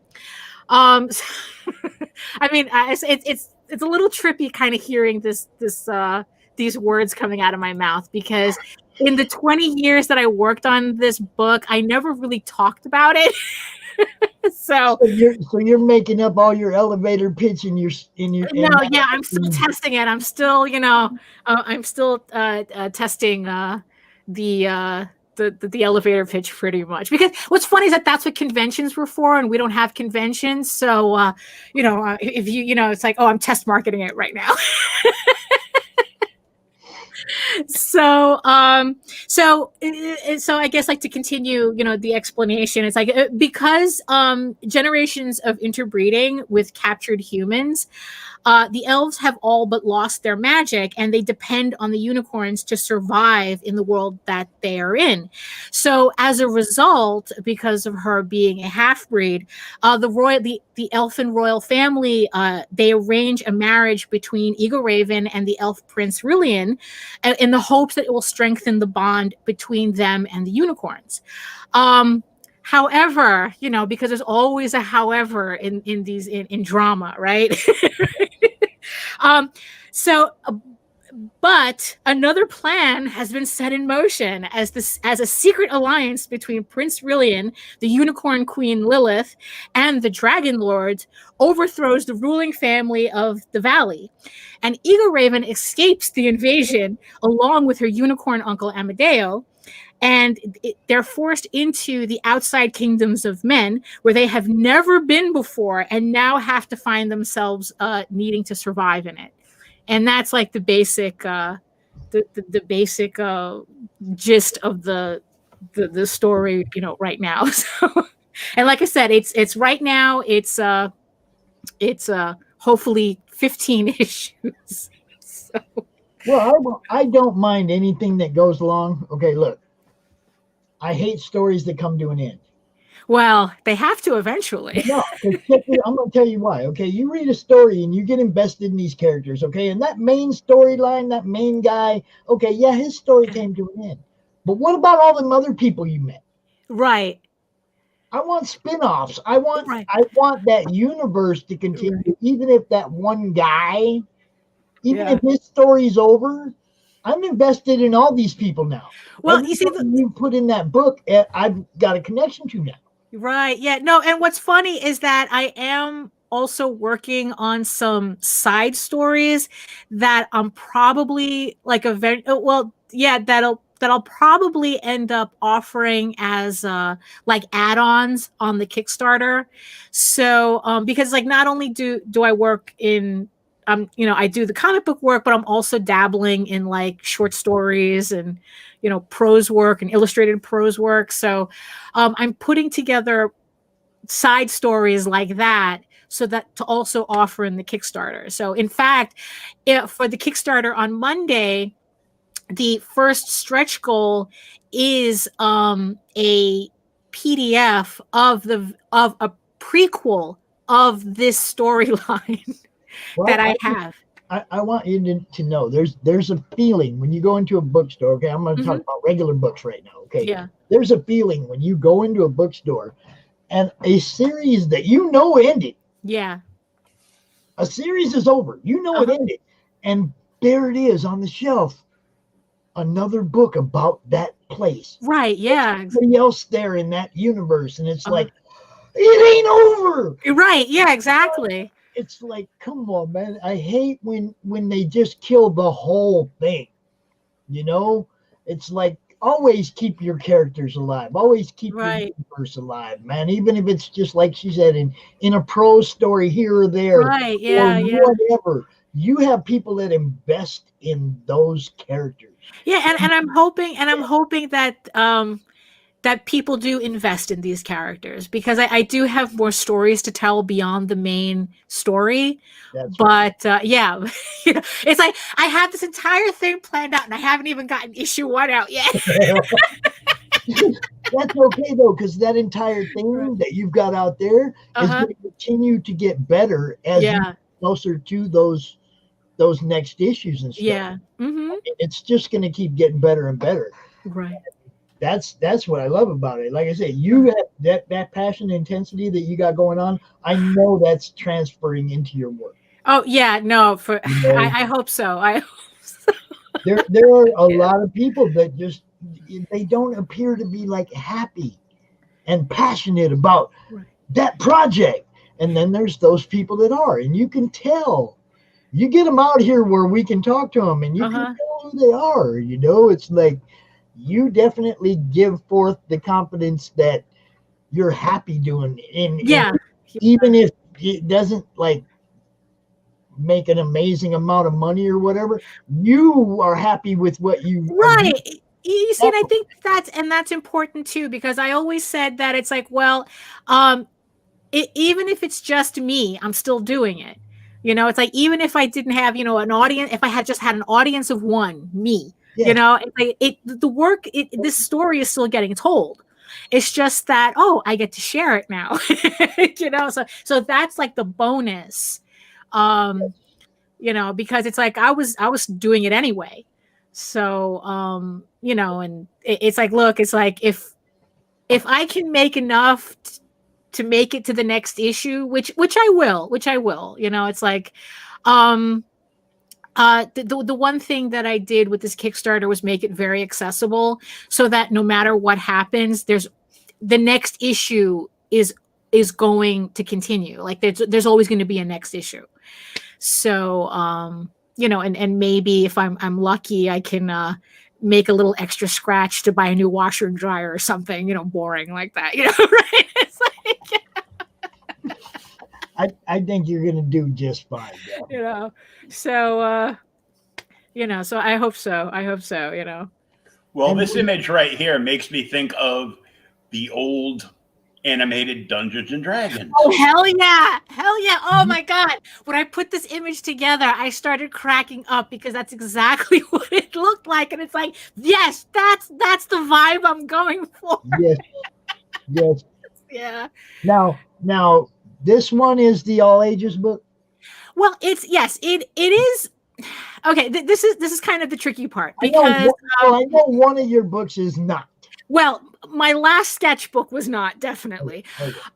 So like Tall Tales is, we kind of consider it like 13 and up. If you can watch like Lord of the Rings, where it's like we're all good, because it's like I kind of hesitate to say that's like, if this is like something all ages and stuff, because I really don't know what parents are really looking for their kids. Yeah, all parents have a different bar. Right. Yeah. So all I can really say, it's like, well, can they watch Lord of the Rings? Are they into Chronicles of Narnia? Are you okay with The Witcher?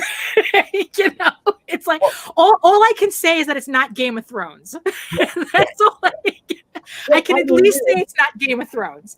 So we're talking PG-13. Right. Yeah. It's like, it's if this was like, if I was holding this to a movie standard, it would be PG-13 for like fantasy violence and implied adult situations, pretty much. Implied. Yes, implied. And that's that basically, she just said it right there. There ain't nothing actually happened. There might be an innuendo, but right? Yeah. As freaking innuendos, right? And it's like, like I said, I don't want to assume anything that the audience might be okay or not okay with. So in the end, that's the reason why the first 5 issues are online. So it's like, at least you can read enough of it to kind of get the gist of it, and then see if it's something that you do want to literally invest in, pretty much. You get to test the waters first. Yeah, pretty much. Yeah. And it's like, and it's like, what's really fun, because it's like I said, it's like I get people going, but you're giving it away for free, and it's like, but in the end, though, it's not the same thing. It's like, with the Kickstarter, you get like a physical book. It's in full color. It's relettered. I made it all nice. I spent 2 months making it nice looking. You can actually freaking read it. Right. Yeah. Because I'm the type that I can't, what's really funny is that I have my book online, but I can't read it.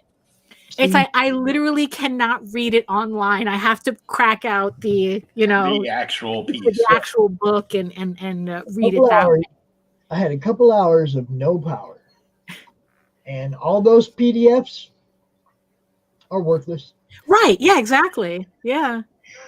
Your phone's dead. Kindle doesn't work. You light a candle and you pull out a comic book, and you pray it's going to be a better one than the one I just read. Well, they can't tell winners, I guess. But that's the advantage to the real book right there. Even when the power's out, you can still read a comic book, and you can't do that right with the PDF or digital or your Kindle or any of that. Right. Yeah. Yeah. So it's like, so it's like at least, I still have something to send people to, but in the end, it's like nothing beats, having a physical book and, really appreciating the work that I put into it. Because I swear I'm probably going to be tweaking this until like the very last minute I have to send it to the printer. And everybody does. Yeah. Everybody who cares about their project, is even calling the printer the next day going, hey, I need to look at panel number 3 on page 42. Right. Yeah. No, really. It's just. I've sent out review copies to people, and I've gotten some really, lovely reviews and quotes back from them. That's also on the website if you want to see what other people. I got like a really nice write up from Meredith on Geek Insider, and it's trippy. It's trippy, and also. They were saying, oh, you misspelled this, you misspelled that, so I had to go back into the files and keep changing, keep updating. Our next guest is Russ Leach, and he's my goodness, yes, he's been in the backstage a couple times, and he keeps popping in and out. So I don't know if he's having connectivity issues, but you're more than welcome to hang out and say hi to him when we do get him in here. Sure, yeah. Russ is fantastic. I just can't wait for his book to come out. I know. Neither can he. Yeah, exactly. It's just like really, really beautiful stuff, and it's like it's in like 2019 it was the book to get excited about. That was the book to get excited. Only Death Can Save Us. Yeah. Hey, did I build you up enough? No, my internet just went bonkers. It just going to get invited in and then crap. Right. Okay. Sorry for that. Hey, today has been the day of technical difficulties, right, Mike. Yeah. Thank you so much, Demi, Pops. Thank you. Hello, Daphne. Hello, hey, Will. hi. Hello. Yeah, so I was just saying how your stuff is just like absolutely amazing, and we're all looking forward to it. You. As is yours. Look at that fantastic background. Oh, thank you. that it's like, look, that means a lot to me coming from you, because it's like you're tops, man. You're tops. Oh, thank you. Right. I try hard. Yeah.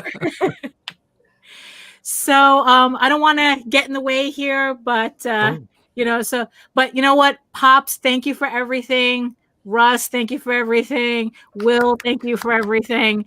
And and I'll see you guys on Monday if I'm not passed out. Yeah.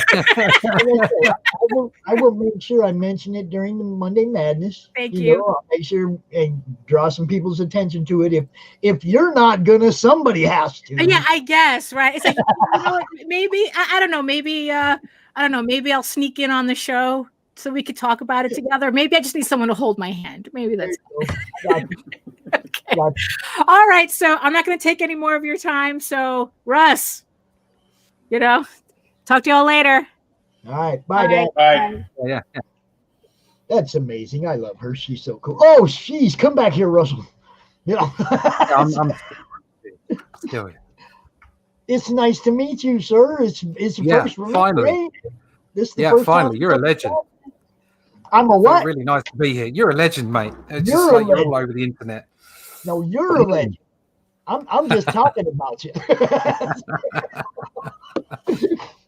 I get to talk about a lot of legends anymore, and I'm having a great time. Well, there's been a stream of extremely talented people on here today. I've been in and out because I've been doing family stuff, but I've been in and out and seeing stuff.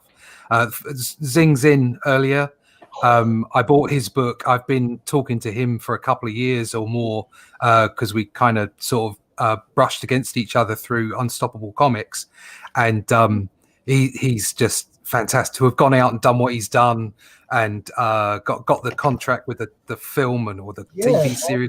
I bought the book. I've got the book up on the shelf. It's not my kind of thing. I'll be honest. It's not the kind of thing I'm normally drawn to. But it was so damn good. I couldn't not buy it.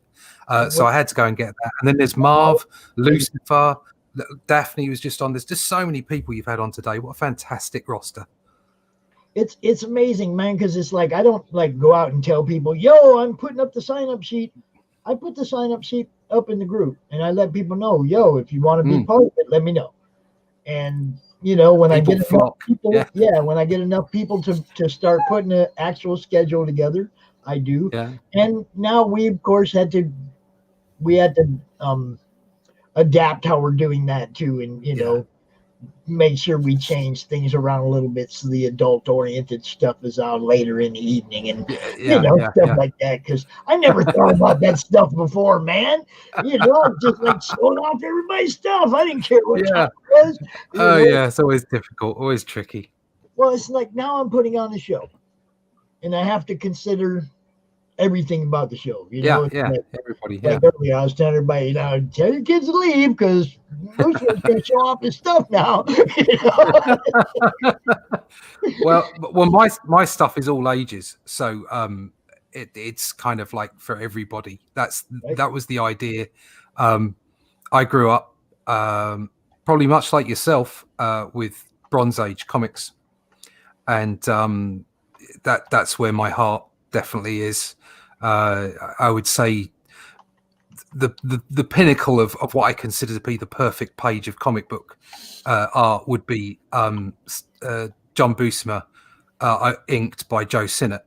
There's just something fantastic about that kind of art, but it also, I mean, Joe Sinnott over Kirby as well, and then all the other people that you know that ran through that era.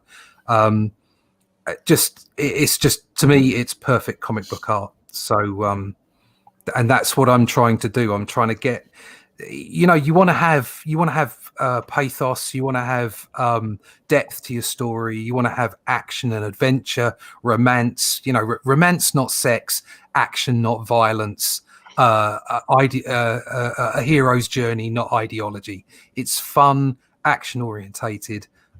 Just adventure, and that's what I wanted to put in. That doesn't mean that I don't really enjoy you know, horror stuff and the more maybe the darker superhero material and what have you. I do. I love all comics. There's a comic for everyone, and there's a creator for everyone.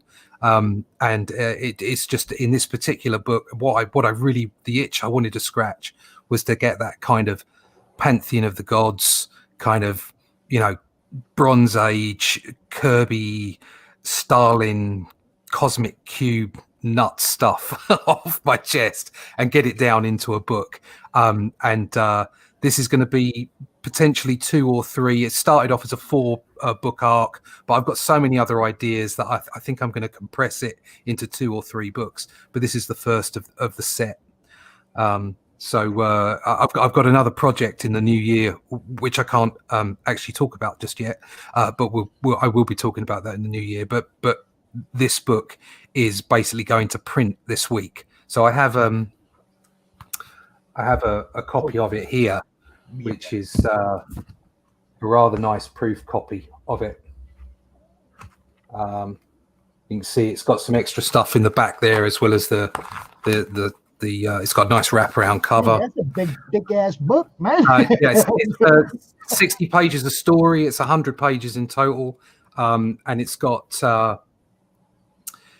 like stuff about how the book was made, bits about how, you know, like penciled, inked, and colored pages, some stuff about the creation of the characters, and a pin-up gallery as well from some other contributing artists who are incredibly talented, and I'm very pleased that they're in the book. So yeah, it's a fair sized book, and like I say, that's going out to print next week, and so I should be able to fulfill as I scheduled the end of this month. So yeah, things are going well. That's amazing. You got it going on. I have to make a little quick announcement here. At the end of this segment, we kill this stream, and I will send out new links to the people in the evening segment. So just, like when this goes off, don't freak out, Connor, because I will send you a link, and we'll come right back out here with your segment. Connor Bartel's following you. So cool. So I just want to let him know, we're not just cutting it off. We'll be coming back. I just have to. You're coming back. We have a different broadcast studio for all 4 segments. Oh wow! Okay. So that when the what do they call it? Notification goes out. It's got the whole list of who's going to be there. Yeah. And, so Facebook will kill you after 8 hours. Oh right. Okay. So I go 6 hours. I cut it, and then I go 6 more. Okay, that's excellent. I didn't realize they cut you off. All right, okay. They cut you off in the middle of your stream, and they don't tell you. Nice. You're just suddenly people are like, "Hey, man, you're not live anymore." Huh? What? Trust me, I've learned all this from you. We're on CRoM Con 10. We figured out how to beat the power outage. We have figured out how to beat it all. We're here forever. Yeah, screw you, Facebook. Yeah. That's why we have backups, though. If Will and Phil had not been, and Tina had not been on top of that when I went out, it's like, come on, man, just keep the show going. I'm just sitting here going, just keep the show going. Bring this guest out. You guys do fine. And I couldn't watch. I was just in my mind going, I know you guys got this. Oh, it's slick. It's been really good. Like I say, I've been jumping in and out and watching bits and pieces, and it's really good. Very, very good. I'm very impressed. Yeah, we got a great team, and now with Kevin coming on with the NSC Live TV, it's just going to blow up now. So, well, that's what you need. You need to get with the way the industry is currently. Comics are not going away. Okay, they're never going to go away. The big 2 are not going to go away because they're owned by people that are so rich they can almost outbid God in a poker match. I mean, these people are so rich. So there's no point saying that they're going to go away. But the market is changing and will continue to change. And I think that especially crowdfunding is going to provide a particular kind of product to people. And it's spreading. There's more people getting involved. We're going out to bigger markets. It's not just a few people. And when you get things like, I didn't buy it. Was it Berserker with Keanu Reeves? Yeah. When you get things like that, that breaks the edge of the marketplace.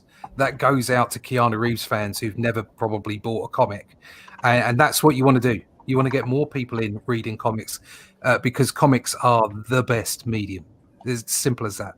They're better than films. In my personal view, they're better than films because although they're a visual storytelling medium, they still perk the imagination. They still make you work. They still make the mind work. And it's that perfect combination of making your imagination work and being, led through by a visual storytelling.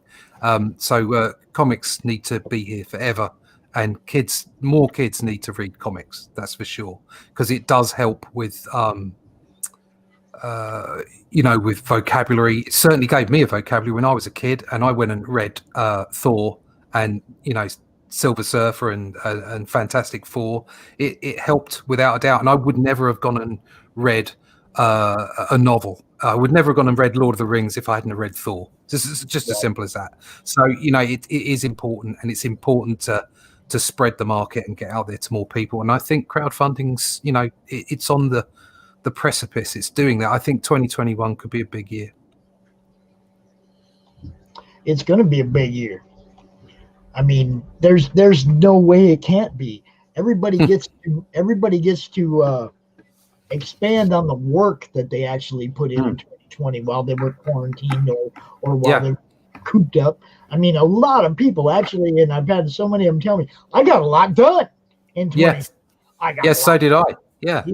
Yeah. So, My work fell. I do storyboarding and obviously, you know, commercial illustration and what have you. And my work fell off a cliff in May. And our government have been very helpful to self-employed people, and I took the opportunity to get my book done so that I had the potential to start a new business, because every new comic book, every new title is a new business in itself. It has its own brand, it has its own marketing, it has its own budgets, and you know, it's important to get that out and to lay the groundwork. I don't expect to see profits out of Only Death Can Save Us for several books, but it's about, you know, getting it out there and making it happen. And I got the opportunity to do that this year. And I know you were talking about making money out of comics earlier, and it's important.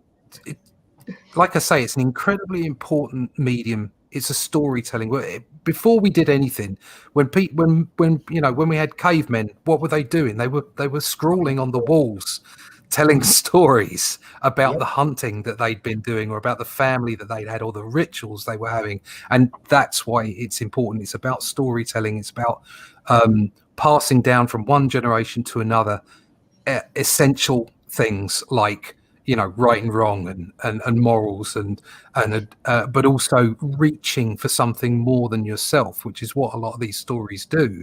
They encourage that to open your imagination and to open your worldview. So comics are just incredibly important, but you know, there is a business to it. You do have to make money out of it, because otherwise you can't keep on making those stories. Certainly part of the reason I wanted to become a comic book artist way back when, part of it was to be a professional comic book artist, as in you get paid for what you do. People value what you do so much that you are paid for it. And that's whether that's a publisher or whether that's a person, you know, picking up the comic and reading it. They value your content, they value your skill sets and your storytelling ability. The most important thing is to have the story out there and to have people read it, but it does require, you know, you to perpetuate that with a decent business model. But that business model can only work if your content is good enough. You really have to capture the imagination of the reader and get it out there. It's what I mean. I'm looking at it and it looks pretty amazing to me. I'll give us a little rundown on some of these characters right here. Yeah, I'll show you. I've got I've got something you can see. Share screen. It looks like it should be an animated cartoon on a Saturday morning. Thank you very much, because that's part of it as well.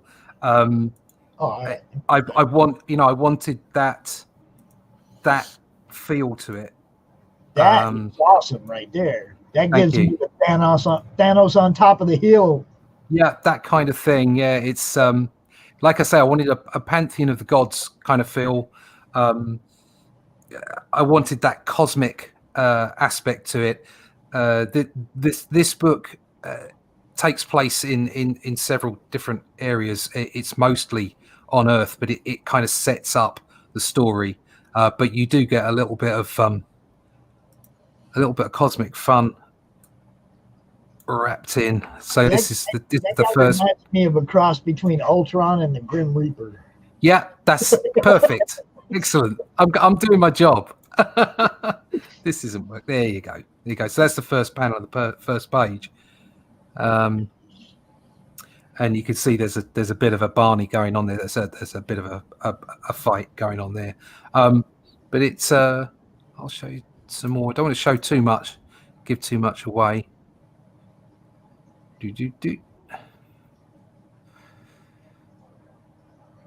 There's always a big green dude. Oh yeah, you've got to have a big green dude. It's got to be done. There you go. That's the big spread from the center. So nice. There's a whole bunch of stuff going on there. So you can see the kind of thing I'm aiming for. Yeah, I like it. Yeah, it's fun. It's bold. The colors I've gone for are very much retro. So there's like some sort of cell shaded kind of stuff going on there with some highlights. So yeah, that kind of, if I could, Saturday morning cartoon like the old X-Men cartoons, or He-Man, that kind of stuff, that it's absolutely perfect for that kind of thing. I look at this and all I can think is Jim Starlin's Thanos versus Hulk battle. Oh, brilliant! Thank you. It doesn't. Yeah, that kind of stuff. It doesn't get much better than that kind of thing. I got a whole bunch of. I got an Adam Warlock graphic novel or trade paperback for Christmas this year. So I was that was all Starlin. Brilliant stuff. Warlock is one of my top 5. Yeah, with that whole thing with the Magus and just I got that when I was a kid. Yeah. I was really mad that they didn't give him some kind of part in the movie. Because come on. Yeah, come on. Yeah. It's his, man. Exactly. But yeah, it's a fantastic character, and Jim Starlin, just what an amazing mind. I think you can link him kind of directly back to Kirby, really, in the way that they, the star-spanning cosmic kind of feel to all their stories. So, great stuff. So, do you have a plan outside of this one?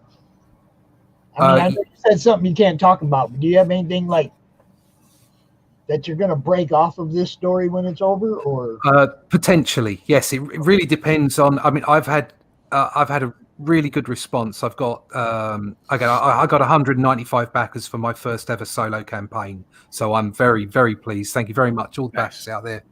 Thank you. Your books are coming in January, it just amazing support. So hopefully that support will grow. The idea is that I can get to around 500 backers. If I can do that, I can just perpetually keep drawing Only Death Can Save Us or related material. But I can't give too much away because of the story. But effectively, the end of the story leads you to a situation where you could potentially go anywhere. So I have that opportunity with the main characters, but also because of the way that I've set up the timeline, you can also go back into the past and utilize the associated characters to have adventures or set up stories, or you can even put them in a completely prior universe to this one. So you could go like New Gods. You could do something completely new with them and still have those same characters. Nice. Yeah, I think another one I'm just going to have to figure out a way to get behind, man. I hate being broke.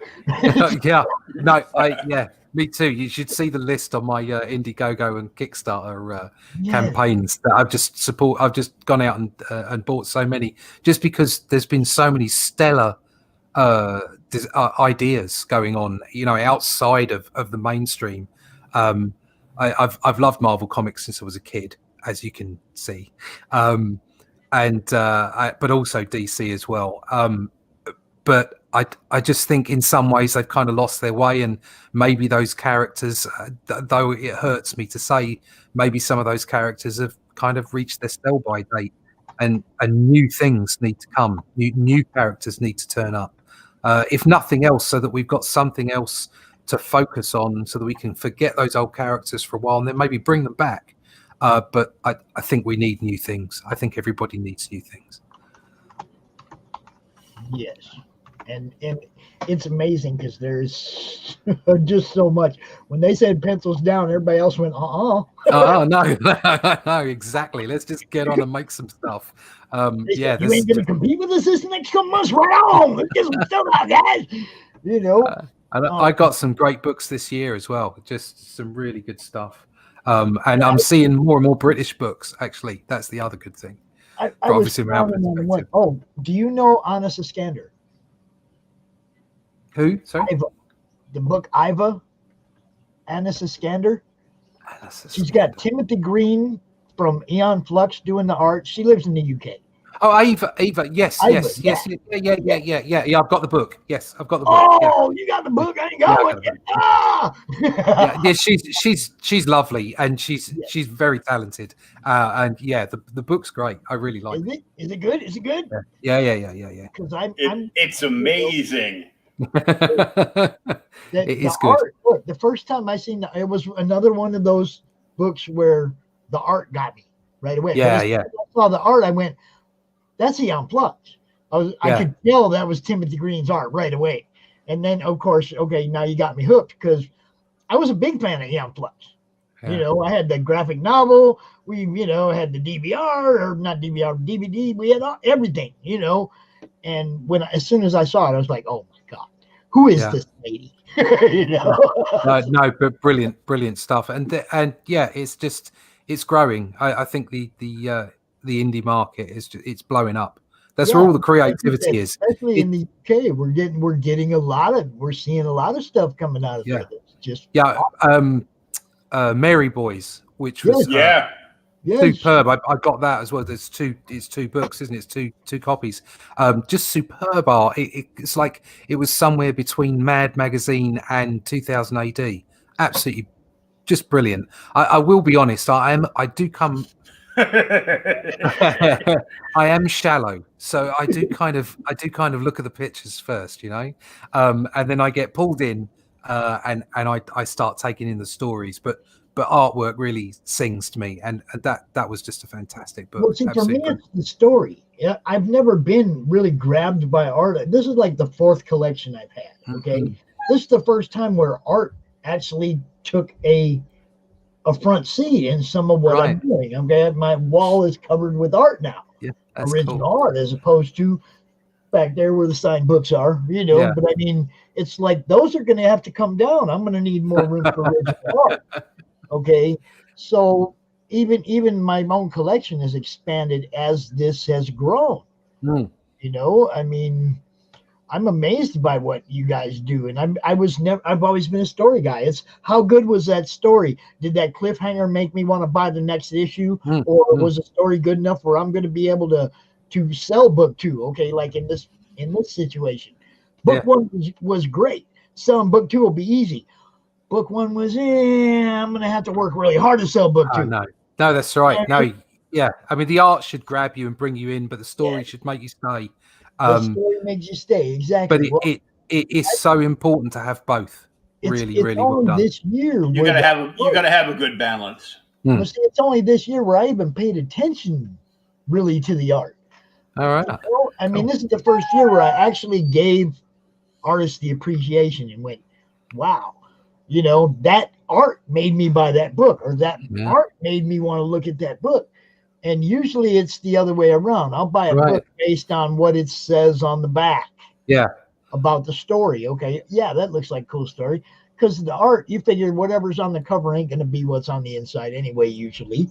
Oh, no, you should always flick on the... I personally have a bit of an issue with that. I like to see the interior artist working on the cover, because you can see what you're going to get. Yes. Thank you. Sorry, I with the greatest respect. I don't mind variants, but I want the A cover. I want the A cover to be the guy. With the greatest respect to those fantastic cover artists out there, because I can't paint like them. I tell stories. That's what I do. I do sequential art. That's my thing. And there are people that can do both, and they should be given all the props. But if you're going to do a cover, I feel it should be. If it should be in some way representative of the content of the book, and I think really that should be the artist on the inside of the book as well. But that's just a personal opinion. Doesn't mean I'm right. Okay, I have my niece. She's going through a little time right now. She just sent me a little message, and I have to post it out here for everybody to see, because she said, "Are there any superheroes out there who beat cancer? If so, give me a shout out. I'm kicking liver cancer's ass right now." We love you, Tony. We love you, baby. We're behind you, and I have to give that shout out because of the guys that were out here earlier, the Heroes for Causes, and what they're doing. Think about everybody, y'all. Think about everybody always. Connor Bartell. Connor, I just wanted to let you know we're going to be cutting this stream and starting the next segment in a couple minutes, and I'll get the link to you real soon. He's our next guest, but I can't really have everybody together here because we're doing the segment break. So, you know, do you know Connor? Do you know, or I mean, Russ? Do you know Connor? I'm sure we've bumped into each other before because I do recognise his name. All right. So, but I am Connor. If I have seen you personally, I'm sorry if I can't remember. But I do recognise Connor Bartell's name. Maybe I bought one of his books. I don't know. But I generally agree with Russ on a kid. Yes, yeah. It like I say, it's a general thing. At least the A cover. I don't mind variants, but I want the A cover to be what I open up in the book and see. Yeah.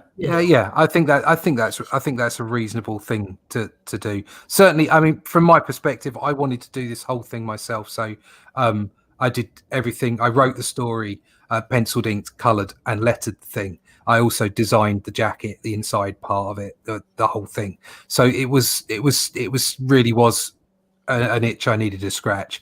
In the next book, I may well call on other people, so I could be looking for a flatter and that kind of thing. If nothing else, to make my process reduce in time as far as schedule is concerned, so I can maybe get more, streamline it so I can get more out in a year. I'd really like to get 2 to 3 books out every year if I'm just doing my own books. So, we'll see. I hate this. I have to say this every time. 30 minutes ain't long enough, bro. No, that's the way it is. Madness, we're going to get you out on a Monday Madness. We got a little bit more time to talk. Yeah. You know. I'd love to come. You just give me a shout. Yeah. You bet. I want to get you and Lucifer and Mary Boys. I want to get all 3 of you guys out there. get the Brits over. Yeah, that would be cool. Because those guys are great. Yeah. So I got to start the British invasion of the Monday Night Madness. There you go. The British invasion. I like that. Okay. We're going to end this segment, start next segment. For all our viewers, thank you so much for watching. We will be right back with you. Thanks, Russ. Totally appreciate you, bro. No problem at all. Thank you very much. You can find me here on YouTube as Comic Book Black Belt. You can find me on russleach.com, comicbookblackbelt.com, or onlydeathcansavers.com, and all the usual places, Twitter and Fleecebook and all that kind of stuff. And he's in the madness. You can find him in the madness. That's what I love about it. I get all of you in one place, and you're easy to find. Thanks so much for having me on. Thank you. You bet. And it's great talking to you, man. Thanks for the chat. See you. Thank you. Bye. Bye. Okay, I'm ending this one. I'll be pulling up the next one in just a minute. Hey, everybody. I just want to give a quick shout out to all of our sponsors and helpers this time around. We got NSCLiveTV.com, the Cheers to Comics podcast, Earth Station 1 podcast, the Shop Top podcast, the Creators Outlet podcast, Evolution Comics Facebook page, IndieVolt Radio, IndieVolt.com, the radio station, the YouTube channel, BuyMeToys.com. Love you all. Thanks so much. Peace. There you have it.